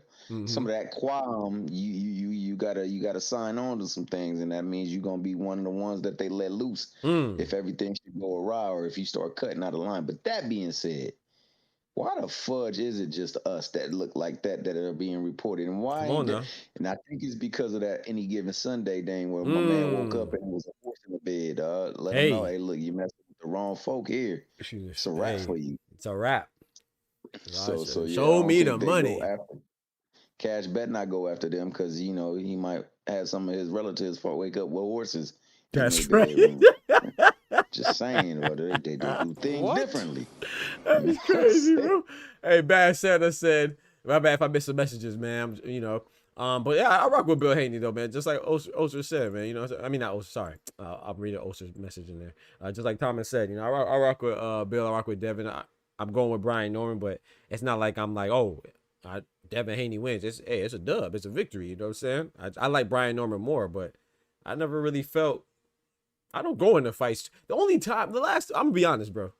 And it's not saying this is good or bad, because sometimes it's good to be, you know what I'm saying, loyal to whatever you like, you know, school spirit and all that stuff. But I rarely go into fights thinking that it's horrible if the other side wins. Like I said, Caleb Plant's one of my favorite fighters. When Resendez won, I wasn't tripping. I was going for Cinnamon. When Bud won, I was happy for Bud. You see what I'm saying? Lamont Roach, Tank's my favorite fighter, but when he performed well, I don't blame the fighters. But I think the last time I was actually mad that somebody won was when Kelly Pavlik beat Jermaine Taylor. That one hurt. And I was actually extremely happy when B-Hop beat Kelly Pavlik. So those are like the last times I could really, really think like I was really rooting against somebody. Like I was. Well, I can give you one more name. Yeah, give me some else. Yeah. B-Hop versus my man Calzaghe. I was rooting for B-Hop and Roy. You're right about that. I was rooting for Roy Josu. You're right. You're right about that. I wasn't hot. I'm gonna tell you, I wasn't hot. I was more so like disappointed. Like I was like, dang, man, got him too. You know, it sounds like yes, guys, you got him too. I was hot because I felt Hopkins won the fight. Like, yo, I really thought he won the fight, and I thought that they didn't want to sacrifice that. Oh, it's not like we gonna let this Mickey Fricky be the only one with a O. We gonna have one of ours up here with a O too, just to show that we on equal playing field. I see what you're saying. I see what you're saying. I mean, I could be wrong, and it could be hell no, me. no, you ain't wrong. From that perspective, I don't think so. I personally don't think you're wrong. Well, if you're wrong, we both wrong there. But yeah, I don't think so. B-Hop, because and especially stylistically, how B-Hop fights. Yeah, how B-Hop fights too. I mean, we've seen him have fights like that and get victories in the same fashion. So and be, you know, what I'm saying, be victorious. So yeah, I'm trying to think of the last time I was like, I ain't gonna lie though, I did want Nah, I can't think. I'm trying to think like when I was like really. Oh, well, I was rooting for Katie Taylor against Amanda Serrano. I was happy she won 3 times. I was really happy about that because I feel like I was just tired of the whole narrative that she got robbed. You got robbed 3 times. You deserve to get robbed. You exposed. You vulnerable. You out there look like a victim. You get robbed 3 times and then so for the 3rd time you was rooting for her. Oh my goodness. Time. Oh my goodness. Was I? I was Katie Taylor. I was KT'd out. Well, I think both of them let you down in that fight, bro. I think they robbed us that fight. Facts. Said, Bad Santa says, I always keep the same energy. Oh, my bad. Go ahead, Ty. Sorry. Oh, I was just adding a little snarky remark. Katie ain't let me down. No, talk to him. Why you say that? Because she won? She won them things definitive. Talk to 3 him. times. Tree. We have 3 job. We have 3 wins. Talking about somebody that was the de facto B-side. All 3 fights was on her promotion. How the fuck you get robbed on your own show? Come on now. That means you left the door open. They robbed you in your crib 3 times? You ain't get a dog or nothing? You on that, bro? You ain't get a pistol or nothing? You ain't called the homies or nothing? De facto. Where's the thing that you could never leave home without? That's true. What's the thing that you could never leave home without, dog? Where you can get acceptance everywhere. Remember that old commercial card where you had this one credit card and you should. Yeah. Is that the? I know what you're talking about. Never leave home without. Is it Capital One? I don't remember. I know what you're talking about though. I don't remember which one it is. I know exactly what you're talking about though. We got the regular cards and then we got the regular face cards, dog. You know, the one that attaches to our physical beings, dog. There's some people that got that. I know it's about, but ain't nobody up there had the last name Mick or Patrick on there. Just saying. It's American Express, by the way. American Express. Don't leave home without it. American Express. Leave it up to the doc, dog. I feel you. Yeah, so I had to Google that. I cheated that one. Get come on now. You seen the Suarez up there putting his vote in? Come on now. Putting the cards together. Come on now.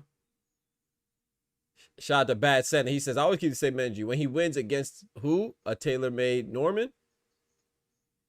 No. Come on, no, don't do that. Don't do that. Come on, that's not keeping the same energy, bro. Come on, man. If Haney wins, that's not.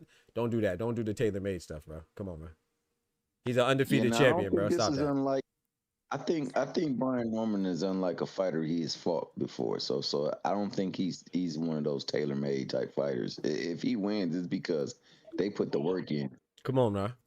We can't do that. We can't do that for everybody now. Come on, bro.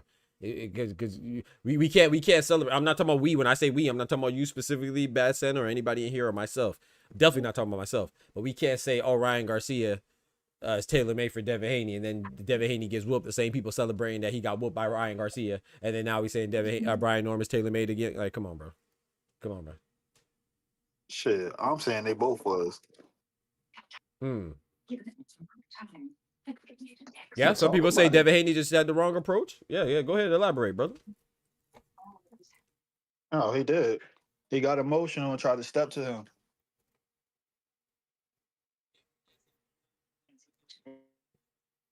Seen that the minute he brought up his mama. Yo, dad's up here. Yo, dad's up here. He was fine with the dad stuff, but the the minute mama? he said Devin Haney got no mama, Mm-hmm. as well as he known him, Yeah. he know his mom don't like being in the public. Yep. He know his mama at every fight. Yep. Been that way since the amateurs. Yep. Got one below the belt, gaslighting him.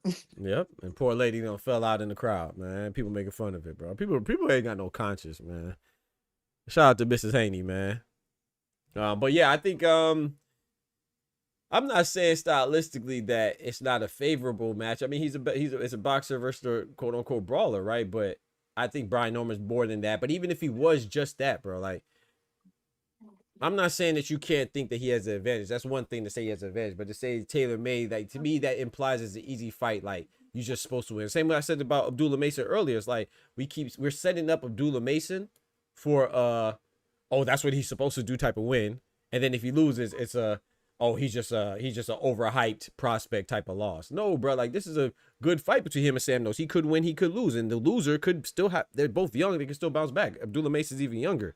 So I think Abdullah Mason's gonna win, but if he wins, I'm gonna be impressed. Like, you could Caleb Plant wasn't supposed to lose. That was the biggest upset. You know what I'm saying? Gervonta Tank Davis was supposed to have an easy win against Lamar Roach. That was a draw. Canelo, in theory, had all the reasons to have an easy win against Bud. He lost. So, and even people turning that into Canelo. The same people that said that Bud was just doing it for money, for a bag, or the same people that saying that he was just doing it for a money grab. When he wins, now Canelo's washed. It's like, come on, bro. Like, we not happy about nothing.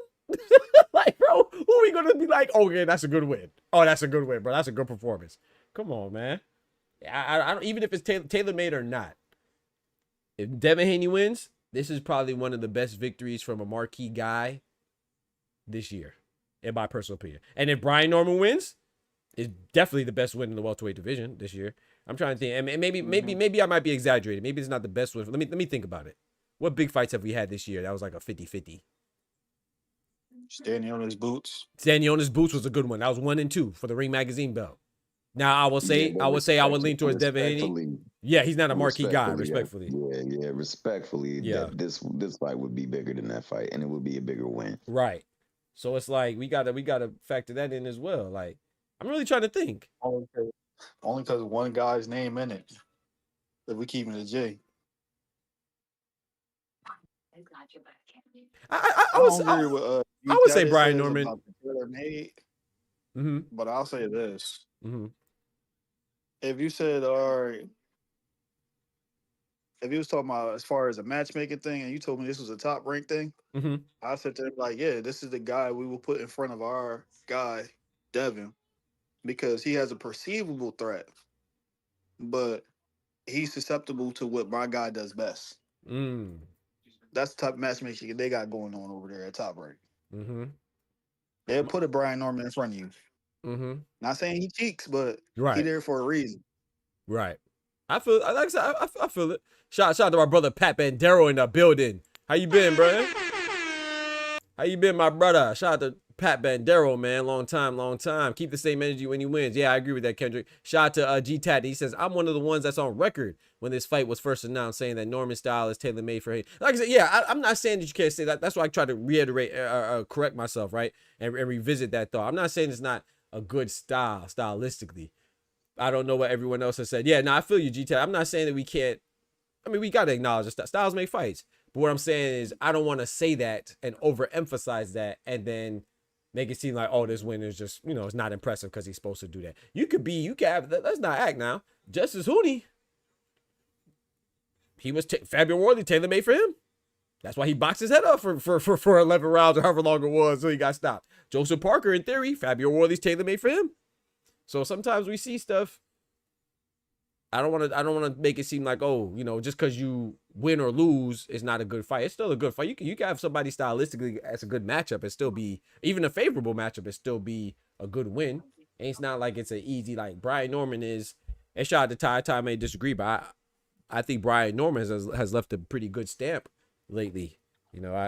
Jesse Saki may not be known, but he's bro, he put that boy into a coma, bro. He made him suffer amnesia, bro. Made that boy comatose. Hey, I'm gonna say this. Yeah, at one point in time, Brian Norman was tailor-made and was match made in heaven for Santillan. Come on now. At his crib, too. Took him to the crib and got smoked on. He was led to the slaughter and decided today we not gonna be nobody's chops. Come on now. And vice versa. Like I said, I want you to get twisted. G-Tatted and who said that? Bad Santa. I'm picking Norman. I know it may seem like I'm picking Norman. I think Norman's gonna win. But what I'm saying is that also vice versa. If Norman beats him, I don't want to hear no, oh well, Devin Haney was shot. Oh, his chin was weak. He suffered from Ryan. Nah, bro, give these people like, come on, dog. We be impressed with Inoue beating Cardenas. It's better than that. You know what I'm saying? Come on, bro. We can't be impressed with Nick Ball beating TJ Doheny and not be impressed with Devin Haney potentially beating Norman or Norman potentially beating Haney. Come on, dog. This is a great fight, bro. This is Haney's, whether you want to look at it, his debut at 147 or a second fight at 147, however you want to see it, because his last fight was a catchweight. It's up to you. But this is still he's moving up. Brian Norman's a young guy. You know what I'm saying? He's more green, so Devin Haney has that advantage.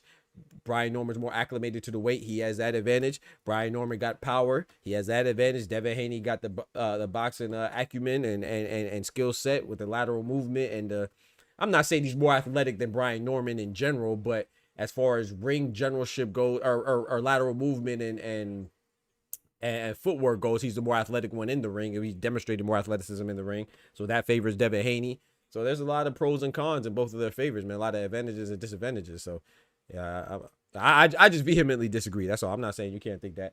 But if Devin Haney wins, I'm giving him credit. I'm not gonna say, oh yeah, it was supposed to happen because it was tailor-made. I can't do that.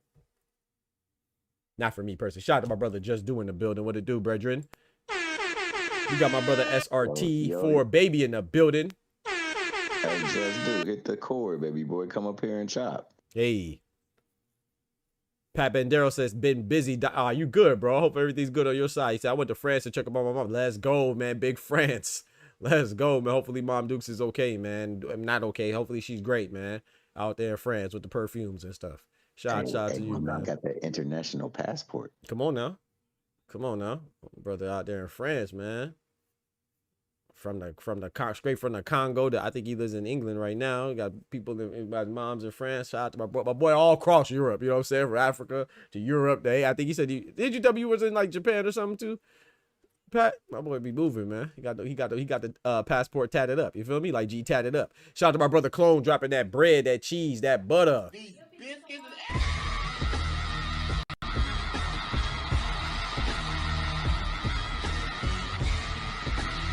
He says that boy Doc hate Inoue and how, bro? Man said that boy Doc hate. Come on, man. Hold on. Let me get you right. Let me get you right, bro. Since you want to cap. Hold on. Let me get you right. He said that boy Doc hate Inoue and Nick Ball. Yeah. The man don't like UK fighters and Canadians. Yeah. That's cap. That's cap, bro. That's a lie. I like Beterbiev. What you mean? I like AJ. What you mean? Come on, man. Hey. we gonna find out what Inoue really made of when he get in there with Nakatani, boy, and we gonna find out Hey, likewise what Nakatani made of, boy. I love that fight. That fight hey, can't come fast enough, boy. facts. I got Nakatani. You know my thing. Nakatani got a tough one though. His debut at 122 super bantamweights against Sebastian Hernandez, who's an undefeated Mexican contender. So they're both fighting undefeated Mexican contenders, but we know a little bit more about David Allen Picasso Romero. At least I do. Let me speak for myself. I know more about him. I've seen him fight a couple of times. Sebastian Hernandez, I think only seen him fight once. He's a big KO artist too, relative to the people he's fought. But Clone said I picked Callum Smith over Joshua Boatsy. What you mean? A lot of people thought I was tripping. Come on, man. I rock with Callum Smith. I don't rock with Paul Smith or whichever one. I rock with Liam and Callum, but not Paul. Paul trash. Is his name Paul? The older one. He trash. Know your fucking place, trash. Man, he tried to make fun of my name because I checked him on Twitter. Oh ass. Sensitive ass.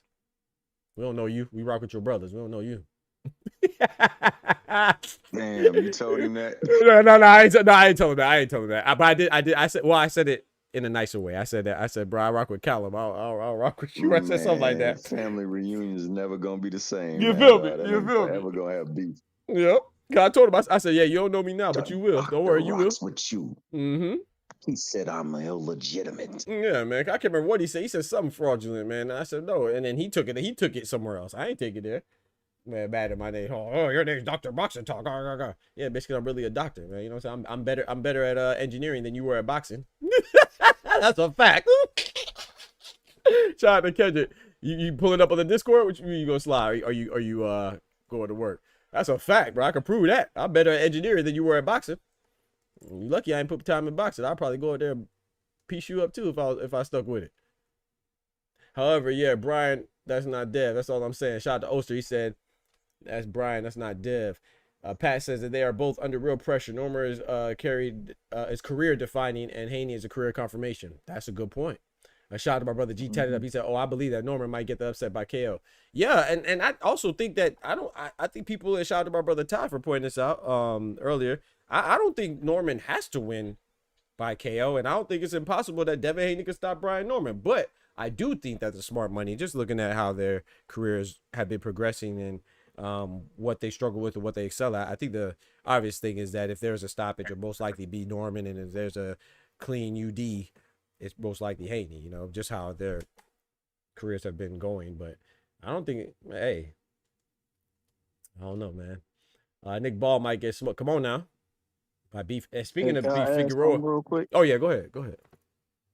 I gotta shout you and Just out because when it comes to Brian Norman, even his own daddy, the only thing they talk about is with power. At least y'all talk about the other attributes. Bring it up. He does possess athleticism, timing, other things that works to his favor.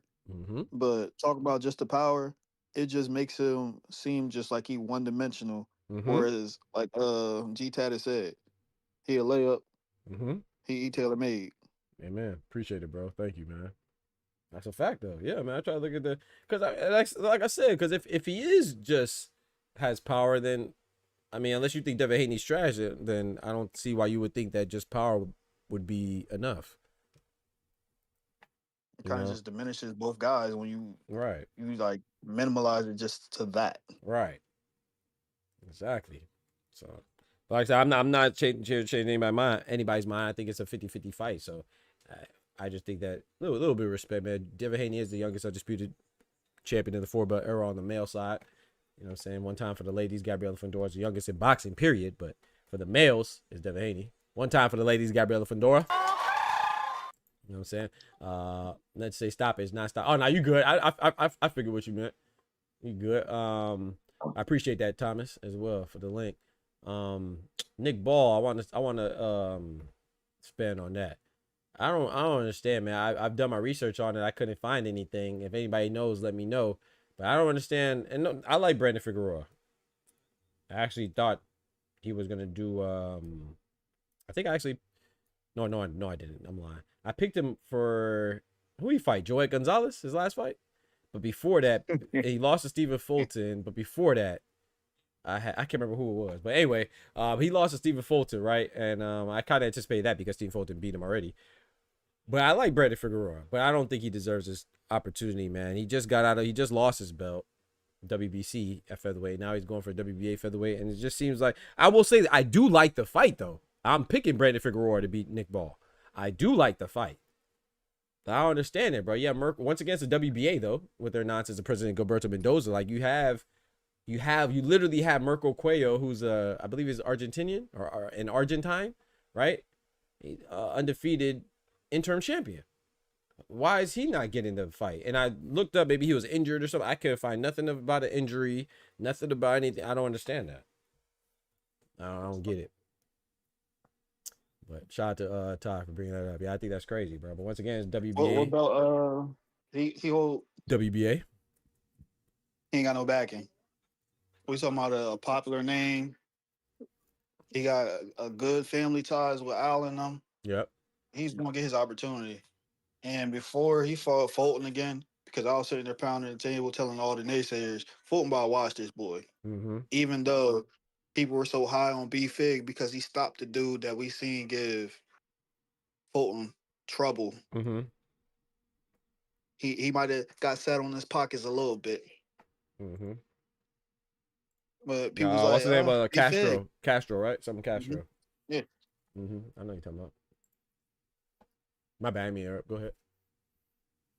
I think he about to put hands all on Nick Ball. I think he's a good option to fight him. And if Ball actually comes out and wins, that's a legitimate win. Bro, not only is that's his first legitimate win as a champion. As far as featherweight, because TJ Doheny was brought up after a stoppage loss. Sam Goodman was brought up, undefeated Australian, but he was brought up. And then before that was Ronnie Rios. Ronnie Rios, that was only his second fight at 126 in like 5 years.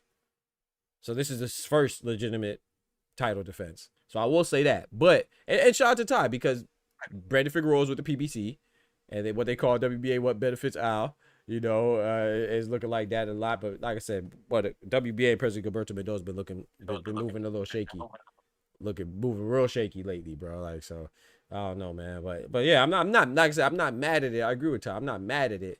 I don't like it though. Like you said, but it is the backing, has to be, because Mirko Cuello, he just got to stop his victory in his last win. If I'm not mistaken, I think he got dropped in the process as well. It was a good fight. Shout out to Oster. He said, if Brian goes in there trying to box Haney, he's losing by UD. Yeah. Shout out to Clone. He said, what if Haney do Norman like he did Prograis? Yeah, he could. That's what I'm saying. He could catch him. Like Brian Norman, sometimes he lunges a little bit. Like I said, but he's still young. I think people forget. Like, he was the youngest champion until Xander Zayas, right? On the male side. He was the youngest, so was he 24? 24 years old, so he's still learning. I think, he could. So if Devin Haney could exactly catch him like he caught Regis Rougarou Prograis, yeah. So Doc, yes, that's sir. what makes this fight a good fight, because we're saying what if, we making these what ifs. I think that Devin, in his right mind, and I mean, fully being confident in who he is in the ring and being up to his usual standards, is more than enough to win the fight. Likewise, I believe that Brian Norman, given limited experience, as they say, being that he is quote unquote deemed just a pure power puncher, has everything it takes in that ring to navigate it, cut it off, and to bring him into punches. I've seen him do it before. So, I think this is a hell of a fight, man. If everybody comes in apex and in prime conditioning, I think this is going to be a hell of a fight. And if Devin's mindset is right, that's the only thing that I worry about, because I understand how he worries about what people think of him. And the last memory he left of folk was him doing the roll bounce, the electric slide on the skates. You know what I'm saying? And before that, it was 420. Everybody was blazing up, smoking that Haney pack. And around sombrero hats, dog. So he be thinking too much about what other folks think about him. F what folks think, man. Get up in there, get your life right, like they tell us, and go up in there and give somebody else hell for the hell that they was giving you.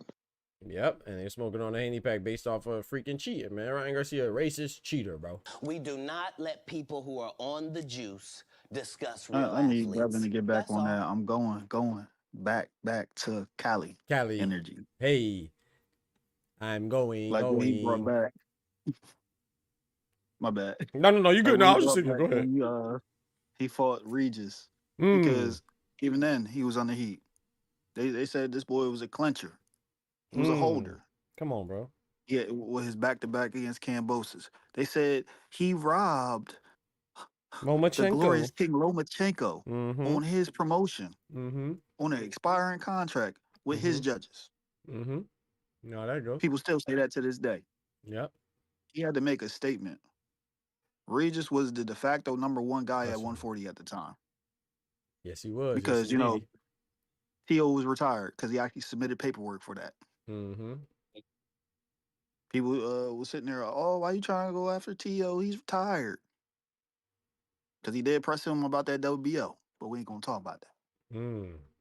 Clone says, I'm low-key rooting for Haney, Pat. I hate how he was thrown away after the Cheetah Ryan. Right. I'm rooting for Norman, but I'm not mad. Like, hey, it's like we already said, it's a great. I think every fight on that card is great. Bam Rodriguez and Puma. I think people sleeping on. Where Puma from? Puma's Argentine. I think he's Argentine as well. Yeah, he's Puma Martinez versus Bam Rodriguez. That's another great fight. Unification at 115. I actually think that's going to be, from competitively speaking, I think that's going to be the fight of the night.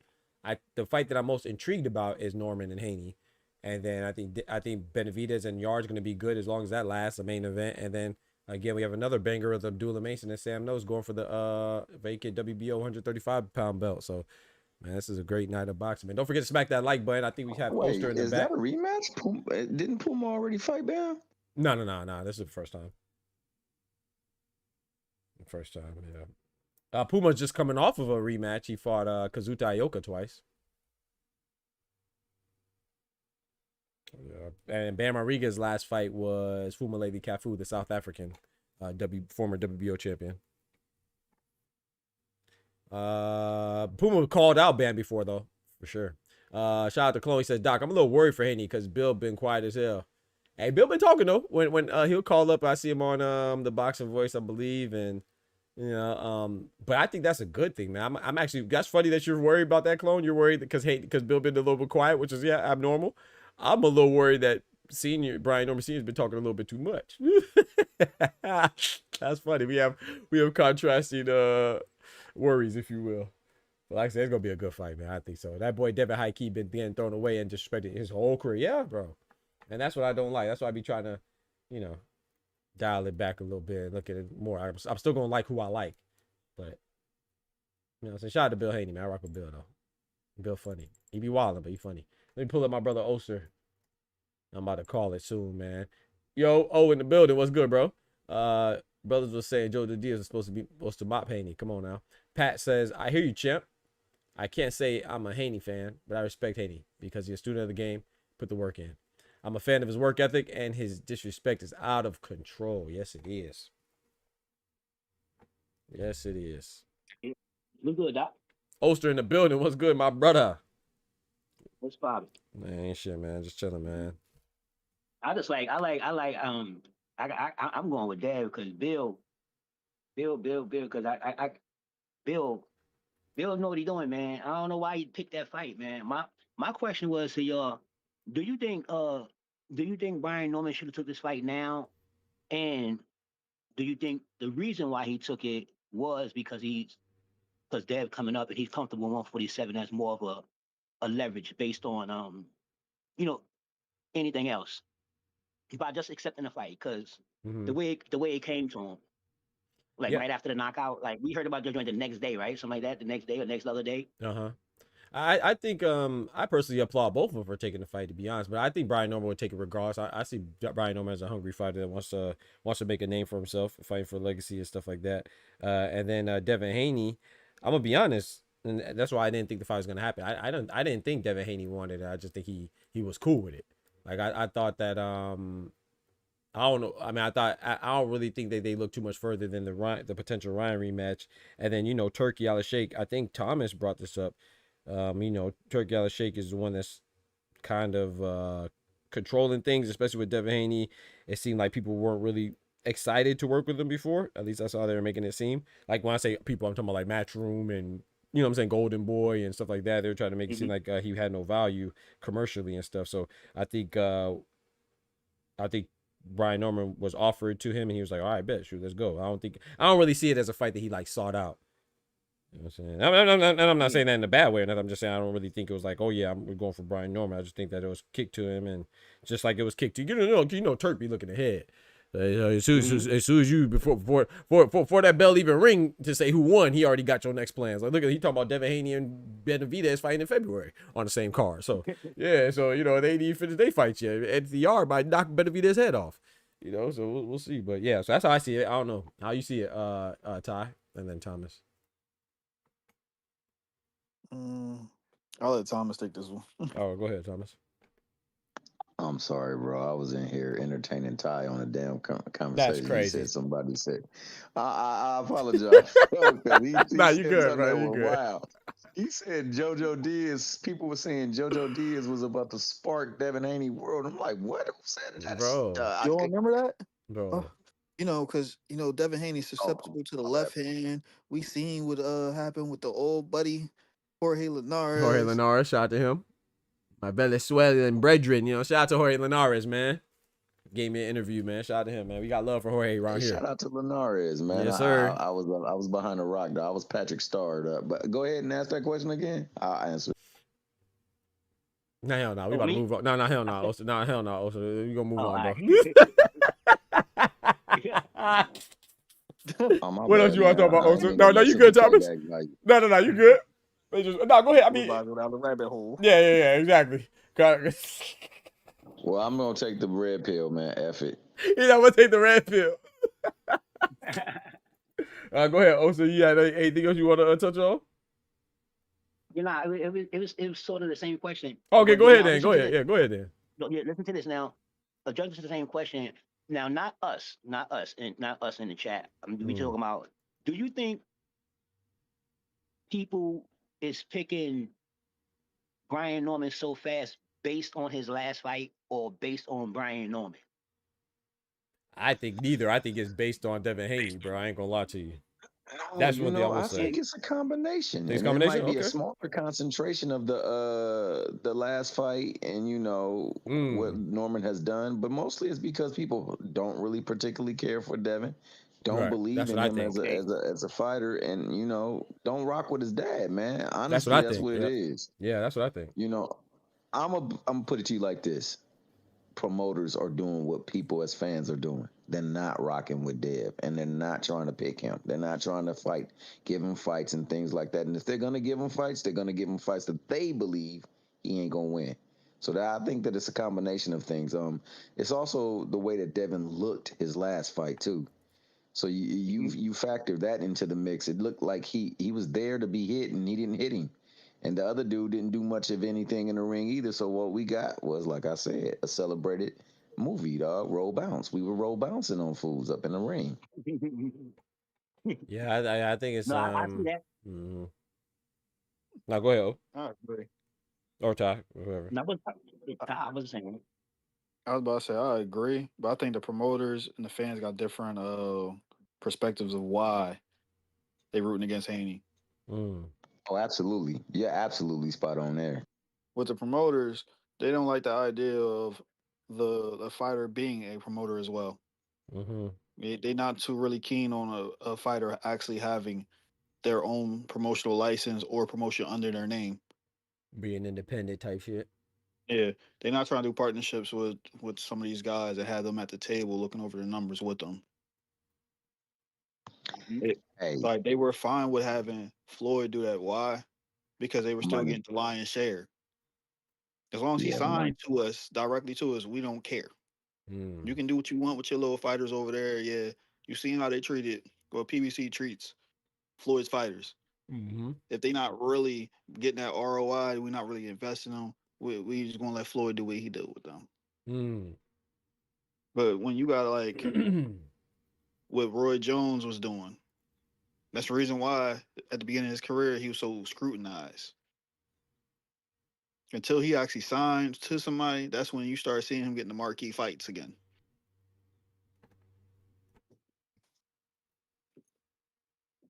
That's facts. Yeah. D1 says that for me, it has nothing to do with the last fights. It's a style thing, a hard jab thing. You're gonna see what a shotgun does with a bow and arrow. What up with it, D1? D1 in the building. What's good, brethren? Yeah, Yeah, I understand that. I don't know about that.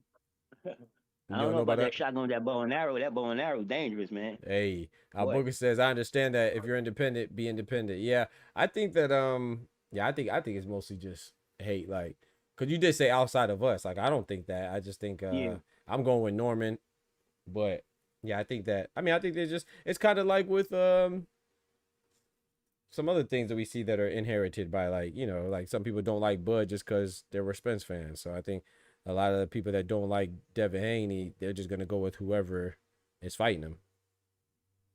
You know, but I don't know, man. I do think that yeah, I think that's overshadowing the fight, but I do think it's showing that these guys probably should have been the main event, like people are saying. Like, for me, it doesn't really care. Like, you're on the card, I'm cool. I don't really care about the order, but some people do, and I think that this fight definitely has more buzz. Hey, do you guys watch All the Smoke? Yeah, All the Smoke. Yeah, I watch it sometimes. Yeah, that last episode was fire, man. I'm gonna say this: that on All the Smoke, they got a scene where they have a guest. They say, you know, is there a guest that we have not had that you know you would like to see us get on the panel? Oh my, you talking about the No, I don't watch it then. I watch All the Smoke fight. My fault. Like the Andre Ward interviews and stuff like that. I don't watch. You talking about like Matt Barnes and I forgot that. Yeah, my fault. No, I don't watch that. My bad. I was about to say. I thought All the Smoke was Andre. Ain't that Andre Ward? Yeah, it is. But they have their own All the Smoke fight. That's what I thought you were talking about. My mind went to that because I watch boxing, but I don't really watch Matt Barnes and Steven Jackson. Like I've seen like the one they did with Kamala Harris. Like I've seen a couple, but I don't watch it like to know what they do. My bad. I wanted to correct myself. Yeah. My bad. I was just saying because they have a segment at the end, man, where you know there's a homage to some future guests, and they say if you get the guest. You name the guest, you got to get them on, man. I was going to nominate Al Booger, man, because Al Booger be cooking in that chat. I'll nominate him to come up to the court, man. So I pop that link up in there so he can come on there and give us a fresh take. Man, Al Booger, I've been telling Al Booger to pull up, man. They don't be wanting to pull up, man. I be punching on folks or something. I be trying to hear people's thoughts. D1 said, don't fall into Devin Haney fight time hype every time he fights us. There's hype acting like he's gonna stop somebody. It happens every fight. Yeah, some people think he's gonna stop. I mean, I don't know. Like I said, I got Norman, but we'll see. But I think it's a good fight though, man. I don't think anybody's wrong for going either way. But I did want to ask. I wanted to ask Oster something. What was I gonna ask you, Oster? I can't remember now. I can't remember, bro. It'll come back. Yeah. I'm about to slide though. Oh, I was gonna ask you, what you think about the heavyweight rankings? I don't know if you really be. Did you see it? I think I just seen it on when I clicked on here. It was on fucking they had Fury number 2, right?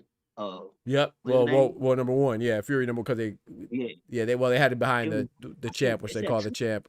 Yeah, well they call Usyk the champ, so the ring rankings start with 1, you know. So, but yeah, he's behind Usyk, so he's number 2. Yeah. But I gotta look at it. That shit disappeared. Okay. I literally just seen that shit when I clicked on here. Oh no, you good. But I tell you, yeah.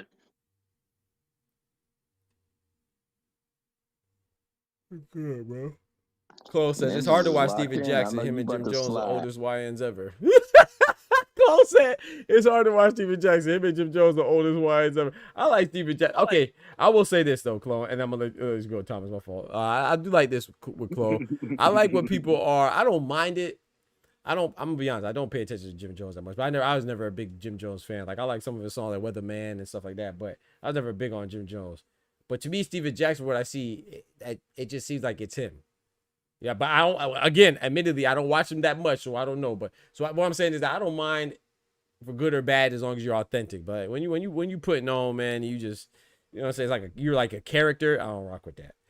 So, but yeah, that's he's about that business in the NBA. Yeah, like I feel like right. He always knows some bullshit. Right. So I feel like that's just it. Now, if you want to say you're too old for that, that's cool. You know, I get it. But it's like when, you know, I was watching the Versus. I think Thomas brought it up earlier. And it's like people say, oh, you too old. I saw somebody say that, oh, they're too old to rap. Bro, bro, I see Bruce Springsteen. People still be out there talking about they want to see them perform. Like, we need to stop putting limitations on us. It's art, bro. It's art. You too old to paint. If you are, you know what I'm saying? Like, you too old to act. You ain't too old to sing. We know people still looking at Mick Jagger and everybody else. They still want U2 and Bono and all them. What's the difference, bro? I'm not advocating that you should be rapping or whatever, but why is there a time? What you mean he's too old to rap? Too old to express himself as an art form? Too old to make money? What part of it's too old? Man, let a dolly be able to come back and put a painting out. Boy, that you feel me? Would be worth. Come on, bro. Jeez, come on, dog. I would have told him, you too young to even be listening to what we talking about. So right. What are you talking about? Right. It's too old to rap. You right. too young to even be listening to it. Right. Hey, but Doc, it's crazy. Doc, that's what I was talking about earlier, man. It's only us. It's only us, bro. You right, man. Your boy, what's his name? Nelson with the guitar. Come on now. Tie-dye. Come on now. Like 90 years old. Come on, bro. People packed out the stadium. Kenny Rogers. They still want. People still want to hear. You feel me? But Doc, it'd be crazy because he's probably the same one that praised LeBron longevity. Yep. Mm-hmm. He probably a LeBron fan, and he talking about. I'm telling you, people be just talking because they got lips. That's it. And that's I'm so glad you brought that up because in most, I ain't gonna say every. I think it's safe to say every, but I gotta think about it. But I'm gonna say most. Longevity is celebrated, bro. It's like, dang, this person's relevant in this decade, and that decade from the 70s to the 2020s. You see what I'm saying? You're absolutely right. Oh, but then now, you're supposed to put a cap on how much you and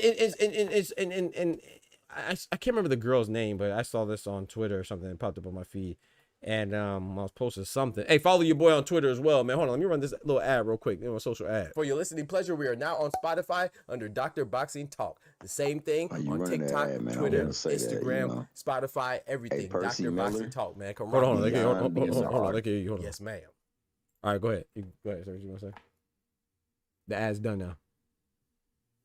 When I run an ad, they can still hear you in the background. Oh, my bad. Nah, you good. I'm so sorry. Bro. Nah, you good. You good. Go ahead, Nazo. Go ahead. Damn, dog. My bad, bro. Nah, you straight, bro. Ain't no problem. A lot of people think it goes mute, but it doesn't. It's all good. I really apologize, bro. Bro, it's all good, bro. You ain't nothing. Damn.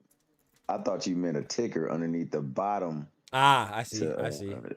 That's what I thought you meant, man. I apologize. I didn't know you was talking about these biscuits. Hey, nah, yeah. Biscuits, you know what I'm saying? I know I can't talk. I'm so sorry. No, you good. I do have silent ads too. No, you good, bro. I didn't specify which one. You good. I will say this though. Okay. With what it called. I saw this on the Twitter, right? Somebody was, and now this is kind of different, but it kind of goes back to my thing. Like, just because you're not into something, don't be so quick to knock it, right? I can't remember her name, bro. I know y'all probably know it. But anyway, she was like, oh, why do I see old folks and grown folks at homecoming? She said, I'm genuinely confused. I want to answer. And that's cool if you would have stopped there. But then she goes, this girl. Yeah, you know what I'm talking about. I knew Ty was going to know. And then she went on and was like, isn't this for kids? Like, why are you even there? It's like, bro, I'm somebody who went to it. Homecomings are big at HBCUs. I went to PWI and HBCU because College of Engineering for FAMU and FSU is combined. So I literally had both experiences. You know, so I work. The university it's a joint college between the two universities. So I had a unique experience. But I went to an HBCU. I don't go to homecomings. I barely went to homecomings when I was in school. But I understand what it is. It's like a family reunion, if you will. It's like they're not there to. She made it seem like it was like, oh, they're trying to hang out with kids or be YNs, like like Clone said. No, it's a family experience, bro. Like, yeah, you're right. I shouldn't, but I'm using it as an example. But I'm using it as an example to say that like this is when people talk about things that they're not into, so they try to knock it. Like, this is experience you may not be into. It doesn't mean it's wrong. It's like people go there for cookouts, they go there for vendors, they go there to watch the game. What the heck? Is there an age limit to watch college football? No. So people go there to reunite. Like, if I graduated from there, Ulster graduated, Thomas graduated, I might live in Florida, Ulster may live in Cali. New York. Thomas may live in Cali. My brother Ty might have went back to the DR. And we all, this date, we all meeting up here. What's wrong with that? Did she go to school, Doc? Exactly. She don't sound like That's the point right there. She sounds like you ain't go to college, and that's my point right there. You're But- uneducated, and she did go to college, but she didn't go it don't to. sound like she But went she to didn't go college. to I a swear to big God, college. because- She didn't go to a big college that does homecoming. But Yeah, even, but the even answer- still, I'm not excusing the ignorance. It's like if you're gonna genuinely ask, then genuinely ask. But she tried to ask and backbite simultaneously. You see what I'm saying? She tried to so ask she like- and be Doing condescending. a semester, that's not going to college. You did a semester, bro. You dropped out. That's a fact. That's a fact. You ain't got No, I'm no saying- room to stand on talking about niggas that Kanye, graduate. tell They come support their Hey, yo, school. Ty, the answer is in the College question, though. dropout, When Kanye. she asked about homecoming. What the fuck you think homecoming is? It's for people to come from your home. They come, this is what they do. Come on, man. The homecoming was this weekend here. Right. You see everybody parents. That's how you meet all of them. You come in there, oh, hi, they go my mother and daddy. They all in there. They ain't in there looking for nobody. They in there seeing they kids. But that's the ignorant shit. That's what I'd have said, baby girl. Why don't you go to a homecoming and then put that post up there? Because I don't think you ever been to one. I don't think, it's just like a cookout. It ain't no different than a fucking cookout. It's just not on a block. It's just at a place where you probably ain't been. It's a cookout. Thank you. Ground. Right. Yeah, And but it's a Oster, cookout. but look, that's the thing though, right? But she said it about homecomings. How many, bro? I know people from high school, like especially my my white brothers and sisters, white American brothers and sisters. What do they? One of the biggest events is a big FSU game or UF game. What's the difference, bro? Yeah. Why are you pointing out this one? But it goes back to what we were saying about the Mick Jagger. Everybody's excited to have Mick Jagger still sing and do whatever he's doing, or Bono and U2. They're still excited for them. But if Ice Cube raps, if Jay-Z raps, it's all of a sudden it's old. Yeah, thank you, Tom. Thank you, Thomas. All of a sudden it's sit your old behind down. You too old to do this. Come on, bro. Hey, that be that ignorant because it's I say there's no limit of time to any form of anything, bro. Yeah, it's no form of limit of time because it's a talent thing. If you're still breathing, you want to do your talent. That's what the fuck you do. You've been doing this all your life. What you do? Do something different because you get older. Right. You get what I'm saying? You too old to tailgate? I ain't never heard nobody say you too old to tailgate. Oh yeah, that's a fact. Come on now, Thomas. You ever heard somebody say you too old to tailgate? Oh, but you too old to go to homecoming. You too old to go to homecoming, but you're not too old to tailgate. Come on, bro. What's the difference? And tailgate is home is every game. On steroids. That's what it is. It's homecoming on steroids. That's what tailgate is. Come on now. You ain't too old to tailgate. Go ahead, Thomas. My fault. X-Men. Well, no, you good because I'm gonna say something for a minute though. But X-Men, when you think of X-Men, who do you think of? Charles. Xavier. Yep. X and Magneto, right? Yep, and Magneto, the two oldest ones. Yeah, the two oldest. I watched it, man, because of them two Mickey Frickies, dog, and they perfected their craft and they were great at it even in their extended years. Hell, Denzel Washington. Come on now. Morgan Freeman. Come on now. now. Samuel L. Jackson. Hell, Harrison Ford. Hell, we can go women. It'll be the same thing, man. When you go up that line, man, they treat them women, them men, with a certain regard because, hey, people who are learned and quote unquote, like I say, man, my man, the Black Panther, Chadwick Boseman. What was his? Yeah. He gave homage to certain folks like that, man. He recognized that it's because of them and their greatness, their perfection in their craft, that it inspired me, and we gonna condemn them. So it's just the way our mind frames are, our mindsets is, and that's the sad thing about it, unfortunately, man. Because we do a major disservice. You got Percy Miller out there infecting change in a lot of people's lives, man, because of the person he is. Mm-hmm. Now, and you could see it at play on that stage, man, because he's a person that builds folks up. The other person wants everything to be them. You saw the contrast, bro. Yeah, man. Yeah, man. That's a fact. You could see it. Yo, Thomas, you could see that. I was talking to my man with that, right?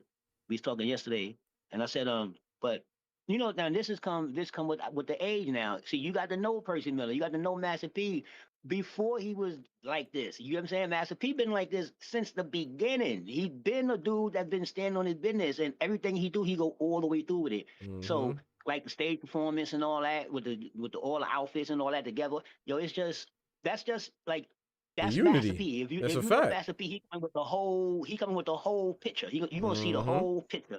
So even if you only, cause you gotta remember, I was like, yo, I said, man, that's kind of hard, man. I said, going against Cash Money. Like, I said, man, what kind? I said, is Wayne coming? You know, you start asking questions. Like, you got to hold up, man. They This ain't gonna no need what? easy. This ain't no Facts, easy. no facts, though. You got to say who's going to be there. Like, Cash Money, you're talking Yeah, about. where Talking Mystical about at? yeah, everybody. Where Slow Mystical down, at? man. Yeah, You got to. Mystical one there. Yeah. Yeah. So now it's Master.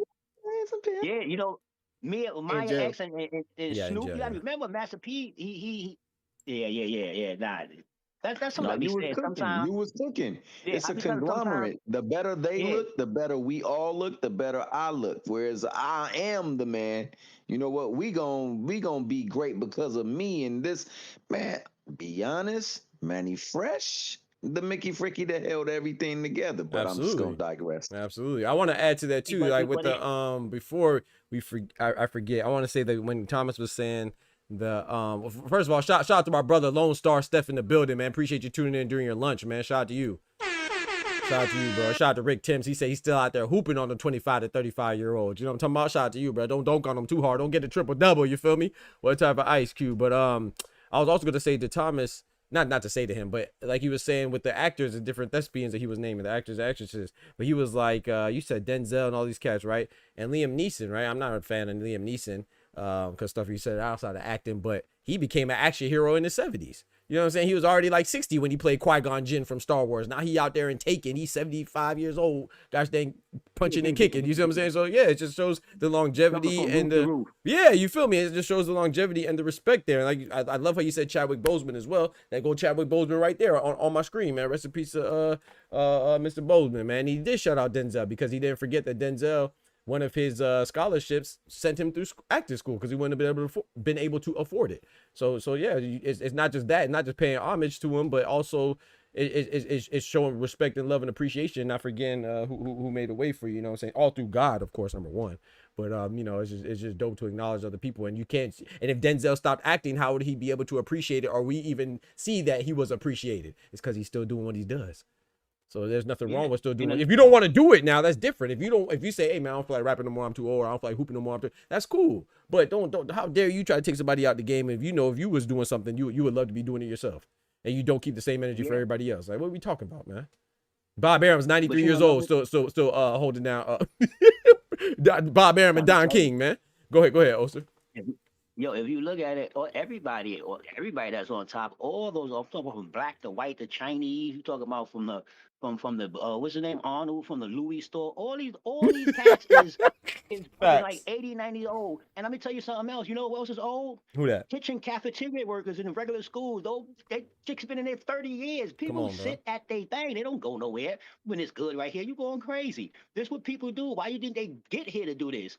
So, but another thing I want to say with the verses, it clearly showed what the verse is. If you knew Percy Miller, how my man Thomas called him Percy Miller, because we Percy grown Miller, now. yes sir, P. Miller. P right now, Percy Miller, yeah, Mr. Miller. If you knew Mr. Miller, you know what I mean. And if you watched it, you'll see how the transition went from one time of rap into the Cash Money time.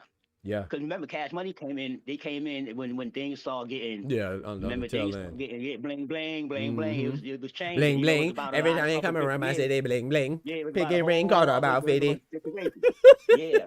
So you can see the transition in there, like on what Thomas was saying. You can see the leadership. Yeah, and the unity, when bro. When you see the unity with Percy Miller and them, and you gotta say, damn, Wayne ain't there. So there's a lot that went on there. But whatever went on with Percy Miller and them click with No Limit, they respect Percy Miller because when he called on them, they all there. And to add to it too, yeah, even Snoop was there. And then I did see somebody, I can't remember her name, was it Mercedes? The singer for No Limit. She was upset that they played her song, but she wasn't invited on. But that even shows that she apologized, you know. So which I can't knock, you know, I don't really have an opinion on it, but I could understand somebody feeling left out. But the fact that she apologized and said that she's still No Limit for life, you know what I'm saying? And then you got Birdman up there cussing out Turk, and you don't see Wayne there, like Mystical, you know, Mystical See Murder, they not there, but they in jail. Like we, you know what I'm saying? They incarcerated or house or whatever it is, you know, they're confined. Yeah. Wayne could be there. Turk could be there, but they weren't, and that goes to leadership. Not saying that everybody don't mess up. You know, people mess up, and I don't know who's right or wrong. I ain't getting into that, but I agree with Oster and Thomas, man. It just shows a different type of camaraderie, a different type of respect. One is like the movement, you know what I'm saying, and one is knows that hey, you know, we here. You got Master P, not Master P. You got Birdman talking about, man, I started this stuff, and I'm not saying he didn't start studying, but it's like, bro, this is supposed to be a celebration of what y'all did, what y'all accomplished, who you with, y'all still in contact, and a celebration of music and your efforts, not just a celebration of you to hog all the, you know what I'm saying? The man cursed out Turk, who was an intricate piece of the Hot Boys with their foundation, and didn't really acknowledge Wayne from what I saw, but then you gonna shout out, you know what I'm saying, young boy. I'm not saying you can't shout him out, but it's like, bro, like, why not show a little love, bro? Be the bigger man, everybody in the bro. world, everybody in the world sat there and said, man, is Wayne gonna be there? Bro, if Wayne was there, oh man. Man, I'm not saying they would have Wayne, won, but hey, it would have been different. Wayne go on his own. Wayne I'm telling you. I'm telling you, bro. I'm telling you. Come here when y'all see them jumping me. Come here when you see them jumping me. I got you feel me? You feel me? And shout out to them though, man. That was a dope moment, man. I remember my childhood. I'm walking to the bus stop listening to gosh dang About It and No Limit diss on my diss man, bro. That's a fact. You should tell my brother and my sister stuff. Yeah, bro. Yo, ain't that crazy, Doc? And Thomas, how like we seen Wayne and these motherfuckers come up as like real babies in the rap game. I'm talking about like a real little kid. A real little kid. Yep. Instead of finding beauty, you want to tell people they too old. Like, what are we talking about, bro? They too old. Yeah, nobody say nothing about the Temptations when they get together and come in. They put subs in and all that, but they still the Temptations. You hear me? Talk to them. Some of them passed away, but they got some subs in there though. They still 5 of them with their Temptations. they slide in and slide out, bro. What you mean? One slide in or one slide out? One slide out. It's gonna be one slide. We're gonna spin real slow. You know what I mean? But you know what I mean. You know how we did this. It's the catalog. We need people to sing the catalog, bro. The catalog is timeless. And you know, music is timeless, dog. So it's artists. They become timeless. It's just that we have this mentality. And that's the one thing that I say. I don't know if it was on this platform, but I say it a lot, man. You know, the internet is a lot of times what's wrong with stuff, man, because we take this platform to make ourselves viral, to get a like, a comment, or a subscription. Yep. And it don't necessarily mean we're doing it for the best interest of intellect. Yep. And for whatever we're speaking upon. Yep. And that's what she did right there in that moment, man. She just wanted the viral moment. That's it, bro. That's it. But that's that. Like, see, I don't give people too much credit because she said something stupid. Hey, rest in peace, Soldier Slim too. If you gotta say that. Yeah. You feel me, Doc? I paid for it. Stupid that just went viral. You Facts. know what I mean? Facts. If she was planning on going viral, she'd have did something better than that. Facts. You get what I'm saying? She could have showed the titty or something and went viral. That's crazy. Like, but yeah, I agree with what Thomas is saying. It's like, and it's just, we see the outrage. Like, it's even with, you know, I mean, whatever side of the fence you want politically, that's your business. But you see with the current government shutdown, right? Like, there's like those AI videos that are showing like multiple black women, different ones too, saying, like, complaining about the government shutdown, basically not having their SNAP benefits and stuff like that, right? But it's always a black woman. They even got people like have their kids in the background with a messed up house screaming in the background, and then, you know, but then people will run with it because that's an imagery they want to see. But you know that there's a lot of folks, like, SNAP doesn't just benefit black Americans, bro. Like, if there's brown Americans, white Americans, male Americans, female Americans, gay Americans, straight Americans, like, a lot of people are dependent on that, right? But they show a target, right? And then it just for outrage, but people aren't even paying attention because you can see that it's an AI video, and then you can see that to even push it even further, if you watch it, they will say the same thing. It's a script. It's just different women saying the same thing, all black women with different environments, one in the middle of the street complaining, one in the crib complaining, and if you look at the background, you can see the kids actually fusing with each other. But the point is they have an agenda, you know, to push certain imagery on us and stuff. Shout out to my brother Pat. He says, do we put go ahead, I'm gonna change the subject once I read Pat's. Go ahead. I didn't realize he was changing the subject. Go ahead, Osher. Yeah, but you know, that's the propaganda. That's propaganda. Propaganda. You know, it's all propaganda. Some, you know what I mean? You gotta understand, this is America. You know, they got a lot of stuff they got on the shelf. It comes out every now and then when they need it. You know what I mean? So propaganda right now, it comes out every now and then. Because they used to show Africa, they show everybody starving and all that stuff. You know what I mean? Because they control the media. But it's not about the media no more. So it's harder to fool us it's just easy for these non-thinking people because now we understand how many people in America don't use their head. So the And internet you ever see it the? brings all the huh? My bad. I thought you was finished. My bad. No, You I'm just good, saying bro? the You good, internet bro? it's a double-edged sword. It's gonna show you stupidity and intelligence. It just depends on how you accept it. There you go. So when people talk stupid like that, I say, okay, there is still motherfuckers getting dumber. They should be getting smarter with the smart TVs, but they getting dumber. Like There it is it's right there. crazy. You hear people talk every day and be like, "Yo, how the fuck could you say that in 2025?" Ignorance Wow. is bliss. I'll say this. I'll say this. I'll say this. No, ignorance is bliss, man. They just capitalize on our ignorance. They feed us things to distract us. It's like full disclosure. The movie Disclosure, when they was giving us smoke screens and things to cover up what's really going on. Like it's really stuff going on. And they give us these things that will hit us where we're, I guess, captive to. That we become captive audiences to so that they can preoccupy our mindsets, our thoughts, our actions, our interactions, the way we move and communicate so that they can do and move and communicate the way that they want to. I'm gonna say this before you change that subject, and I'm sorry. You good? For Take your time. Take your cutting time. in you guys is no. There is something major happening over by Jamaica, man. It's a big old hurricane. Was it a hurricane? Hurricane Melissa. Yeah, I already talked about it. Yeah, man, and it's supposed to be the biggest one in a long time, if not history, man. Yep. So Category 5. For anybody who got family, friends, and businesses or any kind of ties to that, man, my prayers, my thoughts go out to you, man. Yes, sir. I appreciate you saying that. I appreciate you saying that. Yeah, we talked about that, man. Shout out to we actually threw some prayers up, man. We hope that that hurricane, hopefully it disperses. I know it doesn't look like it, but you know, the power of prayer is real, man. So you know, you can make that thing go away just like that. So hopefully that our Jamaican brethren and sisters and our Haitian brethren and sisters specifically, because that's the target almost. That's the trajectory of the hurricane. So we hope that they're all okay. And also rest in peace to Young Bleed, man. He was at the versus. Shout out to Lee Jackson. I did not know that. He said he just passed away, man. That's crazy, bro. Oh wow. Yeah, you just never know, man. He said he was just on the verses, man. He was with No Limit, man. Shout out to him, man. Rest in peace to his family. That's tough, man. That's tough. God bless him. But yeah, shout out to Young Bleed and shout out to Jamaica, Haiti, and every place, every country in the middle of that hurricane, you know, in the Caribbean specifically, but everyone in that path, man. Particularly our Jamaican brethren and sister, man. You know what I'm talking about? Big up Jamaica. Boo! But shout out to shout out to Pat. Pat says we covered this earlier as well. He said, "Do we put Worthy?" Well, we didn't cover this specifically, but Worthy. I actually talked about the list, man. I gave my own heavyweight list. Here it is. Here, this is in contrast, a direct response to the Ring Magazine's heavyweight top 10. I think this is a more appropriate list. But should Usyk, to answer your question, should Usyk fight Worthy next? I think Worthy could fight Usyk, man. Who do I think offers the biggest competitive fight?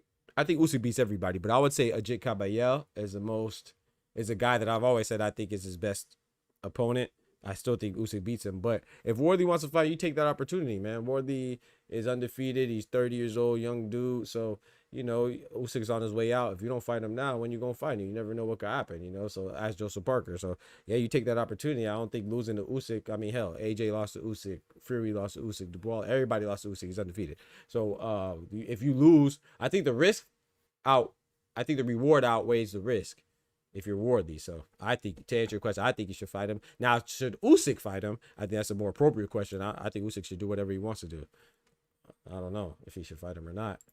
Not from a threat standpoint. I'm just saying, like, obviously, Usyk probably, if you're going to keep fighting, 38 years old, 37 years old, whatever, I mean, I would assume you want to get the most money possible. So I don't know if Worthy presents that type of opportunity. Unfortunately for me, it might be a Fury trilogy or AJ trilogy or a stupid ass Dubois trilogy.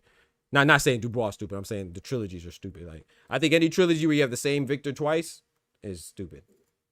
Whether it's Tyson Fury and Derek Chisora or Derek Chisora and Dillian White about to be a trilogy. Like, what are we doing, bro?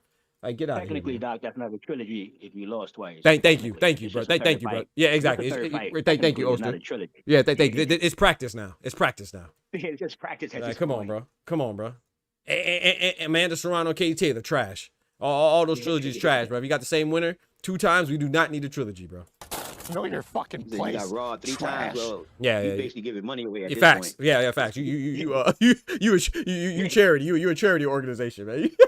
You making charitable contributions at this point. If you got robbed 3 times, you a victim. Yeah, I don't feel bad for no victim. You sound like a battered woman. You feel me? Like a girl that called is lying about battery. Facts. Talk about you robbed 3 times. Robbed 3 times. Shout out to my brother Ty. Said on your own promotion too. Come on, man. What were we talking about, man? In no sense, Doc, in no area in the world, you 3 times you out. What are you talking about? That's just a go.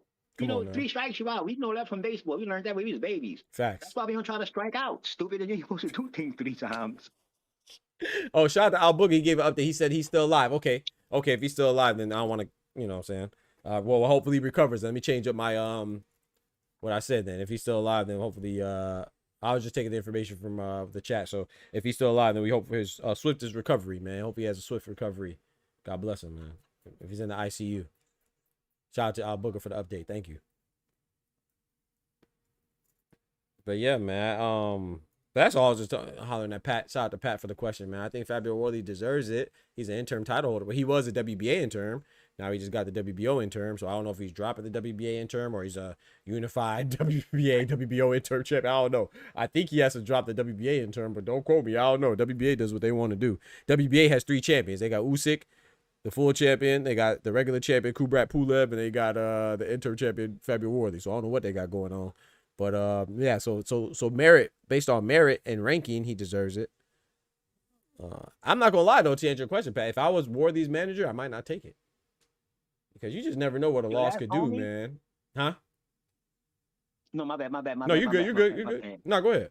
You good? No. Yeah. I was looking at something. I was gonna say, okay. I was saying Fabio Worthy. I might consider not taking it.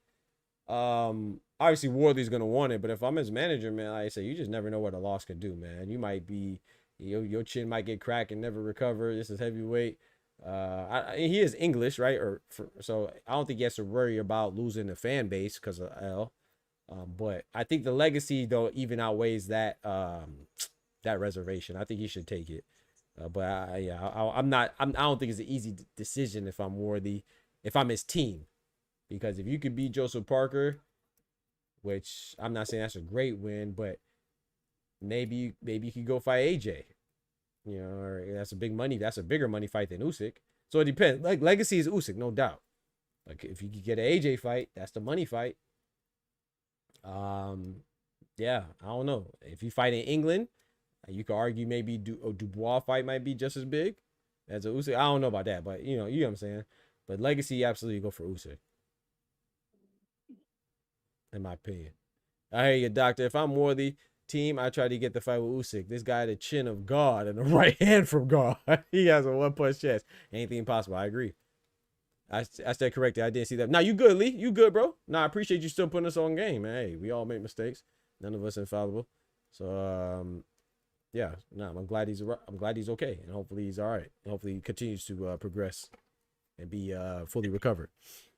A loss to Usyk ain't a real loss, and it is for the exactly. A loss to Usyk is not a real loss. So hopefully people keep, unfortunately, shout out to you, Pat. I know you're not like this. I know Lee's not like this. I know we're not like this. And somebody correct me if you feel like you are like this. But I think Worthy is being embraced, right? And we're not like those that don't embrace Wilder.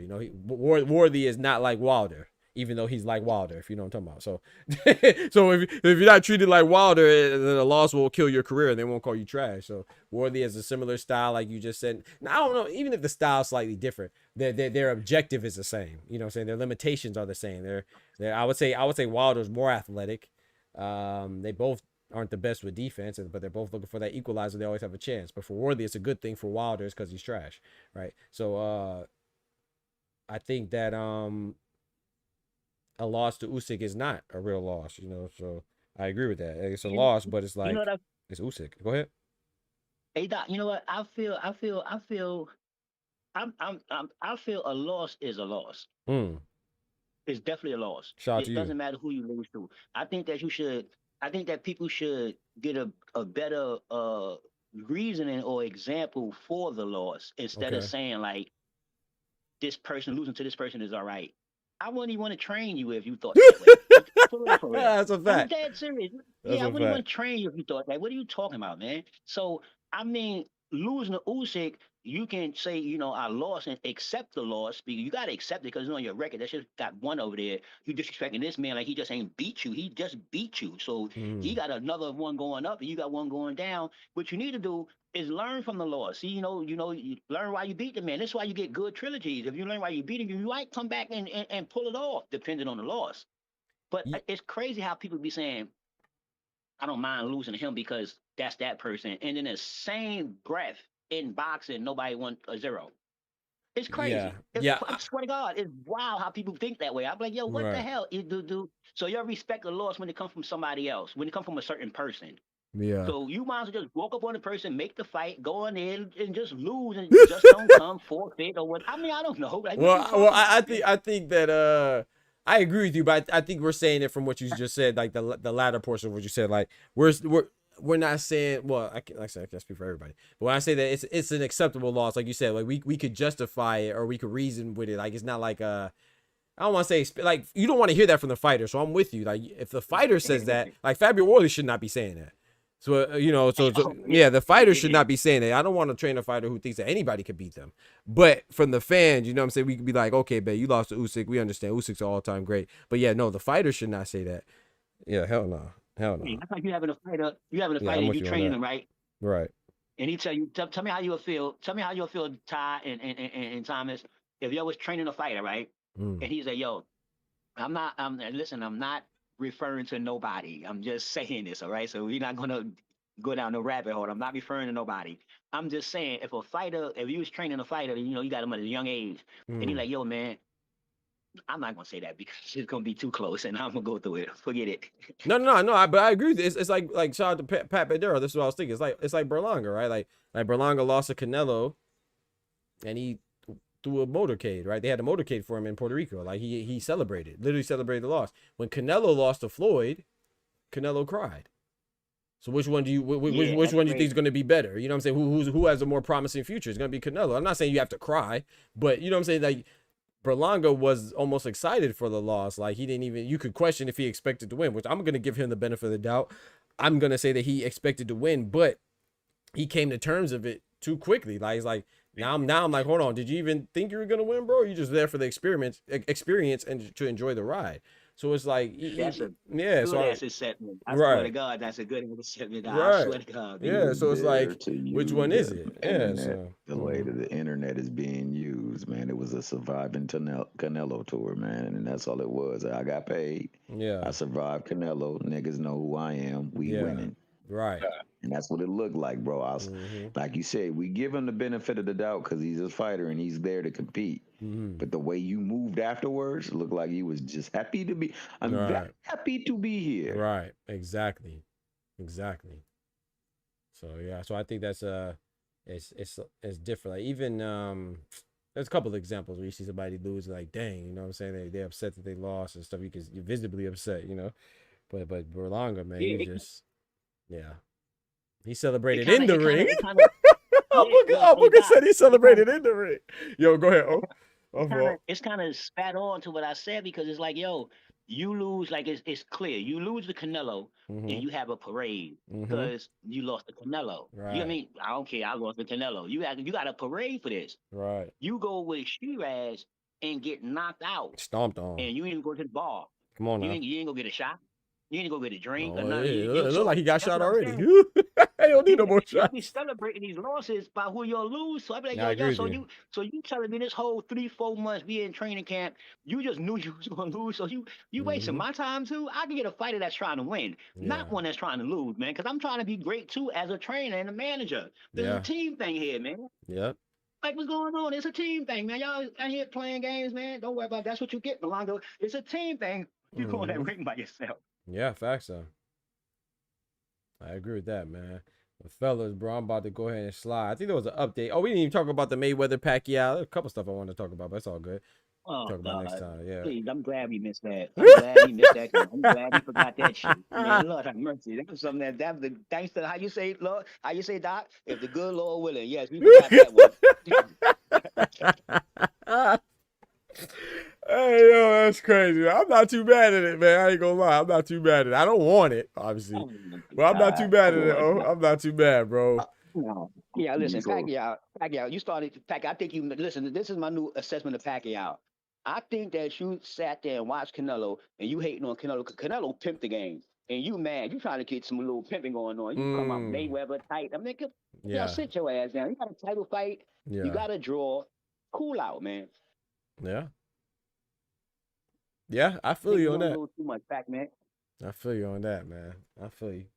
I definitely think that if Pacquiao, I am tired of him. Like if he gets I like Pac, man, but I don't think he should get a title shot with Rolly, like all these back-to-back title shots. But it's like they're making a lot of concessions for him and just pushing guys like Shakram Giyashov to the side, and I don't like that. But if he's gonna be there, man, I'd rather see Floyd versus Pac than Tank versus Jake. I'll tell you that.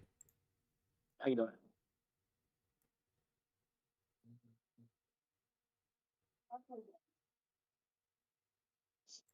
But yeah, man, I'm about to go ahead and slide. Thomas, were you about to say something? yeah, I was gonna say something, man. Yes, But you about to slide, bro. You've been giving us enough of your time, man. I'm gonna go on and let you slide, bro. All right. I appreciate it, man. Shout out to my brother Ty. Yeah, shout out to my good brother Ty. Shout out to brother Tufo, Oster, everybody in the chat, man. Appreciate you know, it's been another banger, dog. Another lit video. Hey. Banger. Appreciate So, that, my hey, brother. with that on that mind, man, you guys be easy, man. Until the next time we reconvene, bro. It's been always a good one, man. Always, man. Thank you for pulling up, bro. God bless, man. Shout out to my brother Oster and shout out to my brother Ty, man. It's his birthday, man. I had to say it. Well, his birthday was Sunday, but yeah. Man. Yeah. My bad, dog. You're good, man. Happy birthday to the young brother Ty, man. Birthday to the bodegiest one, dog. Hey. Thank you. I know we about to turn up, dog. Hey. I came in, I think, when you was talking about somebody trying to pocket watch you, bro. So hopefully, you know, your pockets get fattened up, dog, for your special day, bro. Yes, sir. Yes, sir, man. You know what I'm saying? We young around here, man. We young, man. We getting younger by the year, man. You know what I'm saying? Shout out to the young brother Ty. No. Hey, 38 the new 20, bro. 48 the new 15. Yeah, we going so Oster it is. I see Oster, man. He be online macking, dog. That nigga he be like internet pimp. I swear to God, every time I'm online with him on a panel, he always getting man. Hey, you feel me? Women know Oster and these out here. Hey, Doc, we not getting young, I tell you that, but we going to stay old and get older. That's what we going to do. We going to let everybody else who want to be young, be young. I'm going to start calling Oster Cuddy. Facts. I ain't doing that young shit again. No way in the world. Hey, that boy Cuddy up in the cut, dog. Cuddy in the cut. Looking on a lollipop, dog. Checking in on people, women. Damn, I'm seeing something right now walk past. That's nice. Look awesome. Patrol, yes, sir. Ty Feliz Cumpleaños. Hey, man, yes, sir. Happy birthday to the young man, bro. Yeah. The young, we all young, old. We all young, old around here. You know what I'm saying? You want to feel young, but act old. There you go. Hey, I'm gonna tell you something. You might not want to hear, but you know, how they say the good Lord willing, you wasn't supposed to be in Miami right now, player. Yeah, you're supposed to be right here. You heard me? You're supposed to be right here. That's why that 10 is back in the bank, because that shit was about to be fucked up. No, you never know, man. So you about to lose all that. I'm with Oster. You know what's crazy? I'm with Oster on that because, hey, bro, like I said, God forbid. I mean, obviously, I haven't heard any airplane crashes or anything like that, or any shootouts or nothing like that over here, man. But you just never know, man. You never know what God protect you from, bro. It might seem like, oh, dang. It might seem like, dang, man, my plans messed up, but you never know what could happen, bro. You never know what he saved you from, bro. Like, it's like, remember, y'all ever watch, y'all? I know y'all remember Titanic, right? Oh yeah. And you know what's crazy? You know what stuck with me in Titanic, bro? The one thing that stuck with me was not the love, not the love or the heartbreak or whatever it was. What stuck with me was the fact that Leonardo DiCaprio, whoever he stole that ticket from to get on the boat, that's the luckiest man on earth. He saved his life. He saved his life, bro. He stole the man's ticket to get on the boat and stay, and he didn't get. He literally saved this man's life, and caused his own death. He wasn't supposed to be on that boat, and somebody else was. He stole the man's ticket. That's what stuck with me. I don't know why that part stuck with me, but that's the part that stuck with me. He stole somebody's ticket, and then the boat sunk. Ain't that a bitch? But also the conspiracy behind it. The conspiracy behind it is the other people we ain't get on the boat neither. But anyway, that's another story. I was just going for the movie. I was just going for the movie. Yo. You know what I'm saying? That's another story. No, but man, to be honest with you, man, all the people that were in them lower levels, none of them people made it. Not one of them. Not one of them. You said broke people is crazy. Nah, everybody. That's what they were. Yeah, except for the a couple people made it. Remember the lady? She made it. The Rose. Some of them got rescued, but the majority of them, yeah. Oh yeah. Only the rich The people made it. unsinkable Molly Brown. Molly Brown made it. That's why she the unsinkable Molly Brown, dog. She survived the Titanic. There you go. Ty said, what you said, bro? Only the broke folk. Only the broke people actually died. The rich folk they locked off the lower levels and left them there. Yep. Only the rich and wealthy made it to the lifeboats. Cold as ice. Yeah. Some, but you just say everybody. If you was broke, if you was on the lower level, you gone. If you wasn't rich, you didn't have a chance. You ain't have a chance. There you go. You wasn't getting on that lifeboat. Well, to be honest, you didn't have a chance anyway. You know, the real, you didn't have a chance on that boat anyway. All of them, all them was out of there. That was out of there. They was all out of there. That was a casualty of war. You know what I mean? You know, these people was vicious, man. They'd take out the whole boat just for one person. You know, they don't care. They call it an accident. And depending on how far you were able to paddle away from that boat, when that thing started going down, it pulled you in along with it. Listen, I am 100% Negro. I wouldn't have wanted to get off that motherfucker, but I'm not going in that dark water. I've been trying to stay on this motherfucker boat to this joint. The boat, I'm like the captain. I'm going down with the tip of the boat. For real. I'm not getting in that water. That's a fact. I'm not. Also gonna be on the trombone playing the trumpet, man. Going down with the boat, man. You playing the music, man. Hey, I'm gonna kick the captain though. If he tried to go off, and he tried to be the last one. No, I'm the last one off this boat. You're out of here. Yo, you know what? I'm glad you said that, man. Because while you was thinking about the Mickey Freaky that got this ticket, got his ticket jack. I'm thinking about them playing the damn music as the thing. Bro, like, dog, I couldn't be playing, dog. You feel me? I'd have hopped off that Mickey Freaky. Yeah. I'm telling you, bro. Like, who made that joke? Was it on the Kings of Comedy? I think it was Steve Harvey, right? Was it Steve Harvey? On the Kings of Comedy, talking about, man, the people playing on the boat. He said, oh, nah. They could have been black people for real. They would have had the doors on. They broke the doors, used it as a raft. He told me they've been trying to use the tuba as a float. Hey, man, that was so funny. Y'all funny, man. Tom was funny. 80 black folks on that boat. Hey, but on that, man, I'm going to let you go. Hey, happy birthday, baby boy, man. I hope you have a great one, man. I'm sorry the plans got derailed, but I do believe that you were spared from something, man. You never know, and it means you're able to play 2-4 tonight, bro. So pull up. There you go. Hey. Trying to tell you, go walk to the store, Ty. Something sweet gonna happen. I'm telling you. There you go. Let's go walk to the store.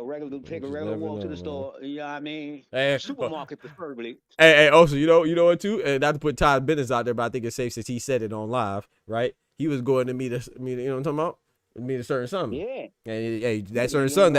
That's exactly that certain something could have lined you up. That certain something could have hit you with the gosh dang the dirty draws. She could have had you in the clinic right now, boy. Hey, you never know, man. Line you up trying to send you up out of here. You got that little 10 on you. That 10 on you. You know what that 10 sound like to somebody else? Shit. Oh no, that's what I said. Or could line you up like that. Could have set you up. You know what I'm saying? That's what I'm saying. You never know. You never know what you just got saved from. God damn it on me. Yeah, well, they might have 2 of them things. I'm telling you, they might have had that good guy thinking. Yo, Ty, it's a lineup. You can't do nothing with a lineup. You stuck, right? And they gonna line you up. You walking right into something. Hey. And she told him, listen, don't grab him because he boxed. He gonna knock you out. Right, yeah. Hit him with the taser. Hit him with the taser first. He's gonna distract you. Right. He's gonna distract the vision. Hey. Give him something to hear to distract the hearing, and pull up from behind with the little come on now that knock you out. Come on now. What's the stuff they put? Yeah, they put on the rag. That what it is? I know what you're talking about. chloroform or whatever it is. That chloroform, that the chloroform. yeah. Come on now, you know I be on it, man. Stop playing with me, man. Y'all know I be on it, man. The Yeah. chloroform, Hey, yeah, dog, you man. keep They your do. engineers to the streets, dog. I expect it. Yeah, man. Appreciate it. They got Appreciate it, different Thomas. methods now, though. Keep heal. They're sipping a little drink, you know what I mean? They let you Hey, sit there and talk. come on now. Thinking Hit you with getting that Cardi tired, B. and once you start wobbling out, you know what I'm saying? You be Hey. susceptible for a couple of little Yeah. strange P. Diddy things, you understand what I mean? Come on now. Might go viral. Hit you with They that. tell It you might go viral. now, It's crazy. Might hit you with that Cardi B. You feel me? Man, honestly, bro, after hearing what I just heard right now, I came in on the tail end. I think she probably was. I hate to say it, but that probably was a lineup going on, bro. Yeah, you just never know. That was the one Especially I if was they there know you for, carrying though. so much money, bro. Yeah. My boy, Happy birthday, Ty, he's street smart, but still, just be careful. Yeah, Bro. he's street savvy. That Yeah, boy street was savvy, supposed yeah. to go on to the Corey Holcomb show with KD. Okay. Listen. I was gonna watch some funnies. Okay. Yo, listen. And they get my I seen Playboy bunny on. Hey, yo, Doc, I seen the Playboy bunny. best. I seen the best of the best of the best of the ones that you believe in. Everybody got. I swear. Hey, if you that's got a fact. heartbeat That's a in your fact. entity, everybody gets got. Hey, That's how this thing go. that's Not a all the fact. time, but you gonna Yeah. get got in this world. You can bet that. Yep. Hey, somebody tried to get me today while I was on, man. That's when you was asking me about something. I was on the phone because, Citibank sent me a text talking about, hey, yo, did you charge this amount of money to your card? And I was like, hell nah. And I got a fraud control. They over there talking to now. Granted, I'm talking to niggas in Malaysia, dog, but, Yeah. I'm still like, yo, who are you? Like, I'm Right. questioning, like, who are you, dog? Yeah. And how do you get my number? Right. It's like, no, we're with Citibank. I said, what division, what Right branch? division, were you what located? branch? Good for you. Facts. Happened to me before too, Thomas. So yeah, man. Stay on that. I'm glad they caught it early. Hopefully they, you know what I'm saying, nip that in the bud. Yeah, they switching everything out. They swapping. I can't even use my card, bro. So yeah, I would love to give you some vittles, bro. But I you know what? appreciate They it, man. snatching. Yo, Thomas, appreciate it, bro. I ain't gonna say. But I got bodega though. Appreciate Yo, it, bro. hey, Doc. Hey, Thomas, I ain't gonna hit you with I told you so, or you got the same thing. Remember, I got hit with my Google account. He was like, "Yo, over there." I told you I believed you. I'm just talking about. I'm just talking about afterwards, though, Oster, dog. Just remember today, Hey, y'all yesterday, crazy, bro. and forever, dog. Those 3 words they coming into play, bro. We love you, dog. Even when we have fun, dog. Don't hold it against us, dog. Charge it to the game, not to our heart, dog. Because we rock with you. I'm just messing with you. It's good to see your blue screen on the damn phone, bro. I was loving when you popped up, man. I was like, that's my guy right there. Right. Yeah, no, my shit. Like, But I knew you got, bro, cause I know how they do, man. They got my uncle, this ninja dog. I was like, bro, how they gonna convince you that your cable ain't right, dog, and you watching your cable, dog? How you giving them? I don't give them any information that's personal. Oh Lord, you got caught with something wrong with your cable. You build and like you having. Hey, let me take control of your computer and all that shit, Lord. That's why that's why I tell you, man. Yo, listen, y'all think it's a joke. They still got email scams out and they going for it today. Yo, it's a funny world today, man. It's just real funny, man. You can't save everybody. I swear to God. You can't save everybody. I swear to God, you can't. And I know Doc got a slide. I'll leave with this. There's no text and there's no phone call or no email that if I don't know you, I open. Them bitches never get open. I'm telling you, I bro. delete them upon like as soon as it hits my phone and I can delete, I'm deleting. Yeah. I don't know you Mickey Frickies. That's a fact. And I know Mickey Frickies try to take advantage of people all the time. That's what this social construct is that we call social media. It's to take advantage of folk, man. Mickey Frickies be hiring folks, be doing pranks. Sometimes they do pranks in real life and they get dealt with. So you got to make sure that you got actors upon. I ain't no character actor, dog, and I ain't getting paid, dog. If ain't no Century 21, or I'm not Century 21, but what's the Paramount? Okay. All those Century Fox or no, those is all, man. I ain't getting paid, dog. I ain't no character actor, dog. I ain't no main screen actor, dog. You ain't gonna play me like that, dog. I ain't playing no parts. All right, y'all boys, man. I'm going to holler at y'all, man. Shout out to my brother Ty, man. Any last words, Ty? Birthday man. The birthday man. You know what I'm talking about? I was sitting there joking with KD because he was talking about, he asked me, was I going down there with a girl? I was like, man, I ain't gonna bring sand to the beach. I knew he was gonna say. I'll meet something down there. I'll switch it up this time. I should have just went with my travel buddy. See that? Hey, I understand you not wanting to bring sand to that beach because that beach be having some hell of a sand out there. Hey, boy, in Miami. You should have bought the sand. Hey, Doc, you should have bought the sand, Ty, and left that nigga with the carry-on packed up in Jersey somewhere. That's what you should have did, to be honest with you. Y'all crazy, Katie, man. you're going to have to take one for the team, but yeah, go ahead, close us out, y'all Ty, boys. man, Yes, so sir, we can let Doc man. go. I'm about to go ahead and slide, man. Shout out to my brother Ty. Tell us something good, man. 757584. UD. The Haney-ax is in full effect. Oh, we Lord. ripping off our shirts, yelling out, Lord Haney has come back. Hey, the water worker returns, dog. Shout out to you, brother. Yes, sir, man. Y'all be easy, man. God bless y'all, man. Appreciate y'all pulling up. I'm out of there, man. Hey, yo, shout out to my brother Clone coming through, dropping that bread, that cheese, that butter.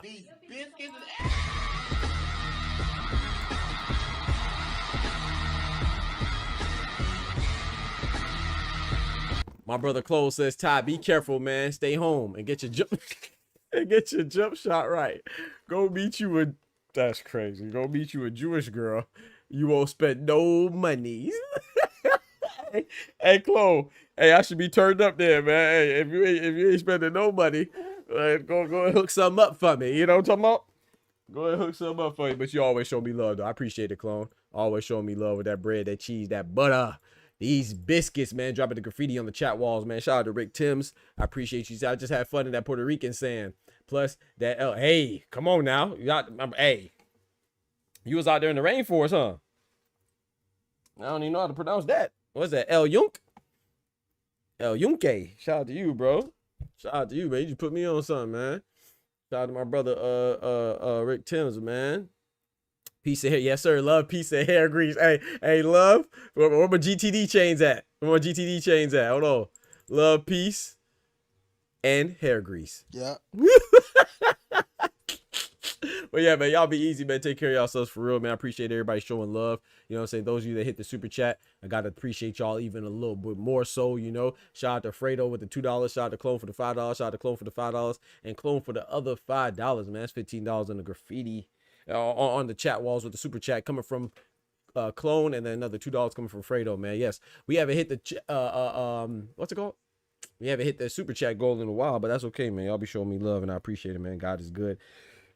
Shout out to all the members, man. If you have not been a member yet, consider becoming a member. You feel me? Shout out to everybody that renews their membership on or off the live. You know, I really appreciate that. And consider becoming a member. It costs $3 a month. Starting at $3 a month, man, to get you in there, use all these fire remotes and all that good stuff and bonbons, man. I really do appreciate that. Shout out to all the members again. And also, too, man, we are on all platforms, man. We are on Twitter. We are on Instagram. We're on TikTok. We're on Blue Sky. We're on Facebook. We're on we're on Spotify. So if you want to get your, you know, for your audio listening pleasure, we are on Spotify now, man. Check us out. For your listening pleasure, we are now on Spotify under Dr. Boxing Talk. The same thing on TikTok, Twitter, Instagram, Spotify, everything. Dr. Boxing Talk, man. Come rock with us.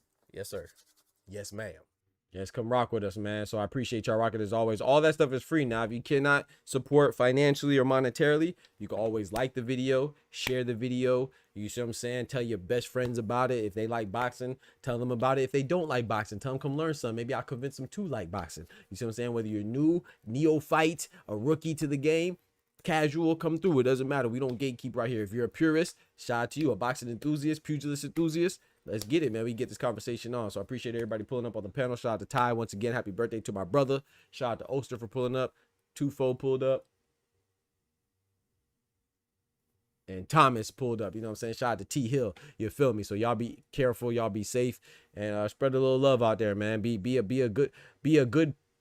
some peace for somebody today in this hectic chaotic, cruel world. You know what I'm saying? Be somebody's peace. I appreciate y'all rocking as always. Don't forget to smack that like button. But most importantly, remember with God, we can do anything.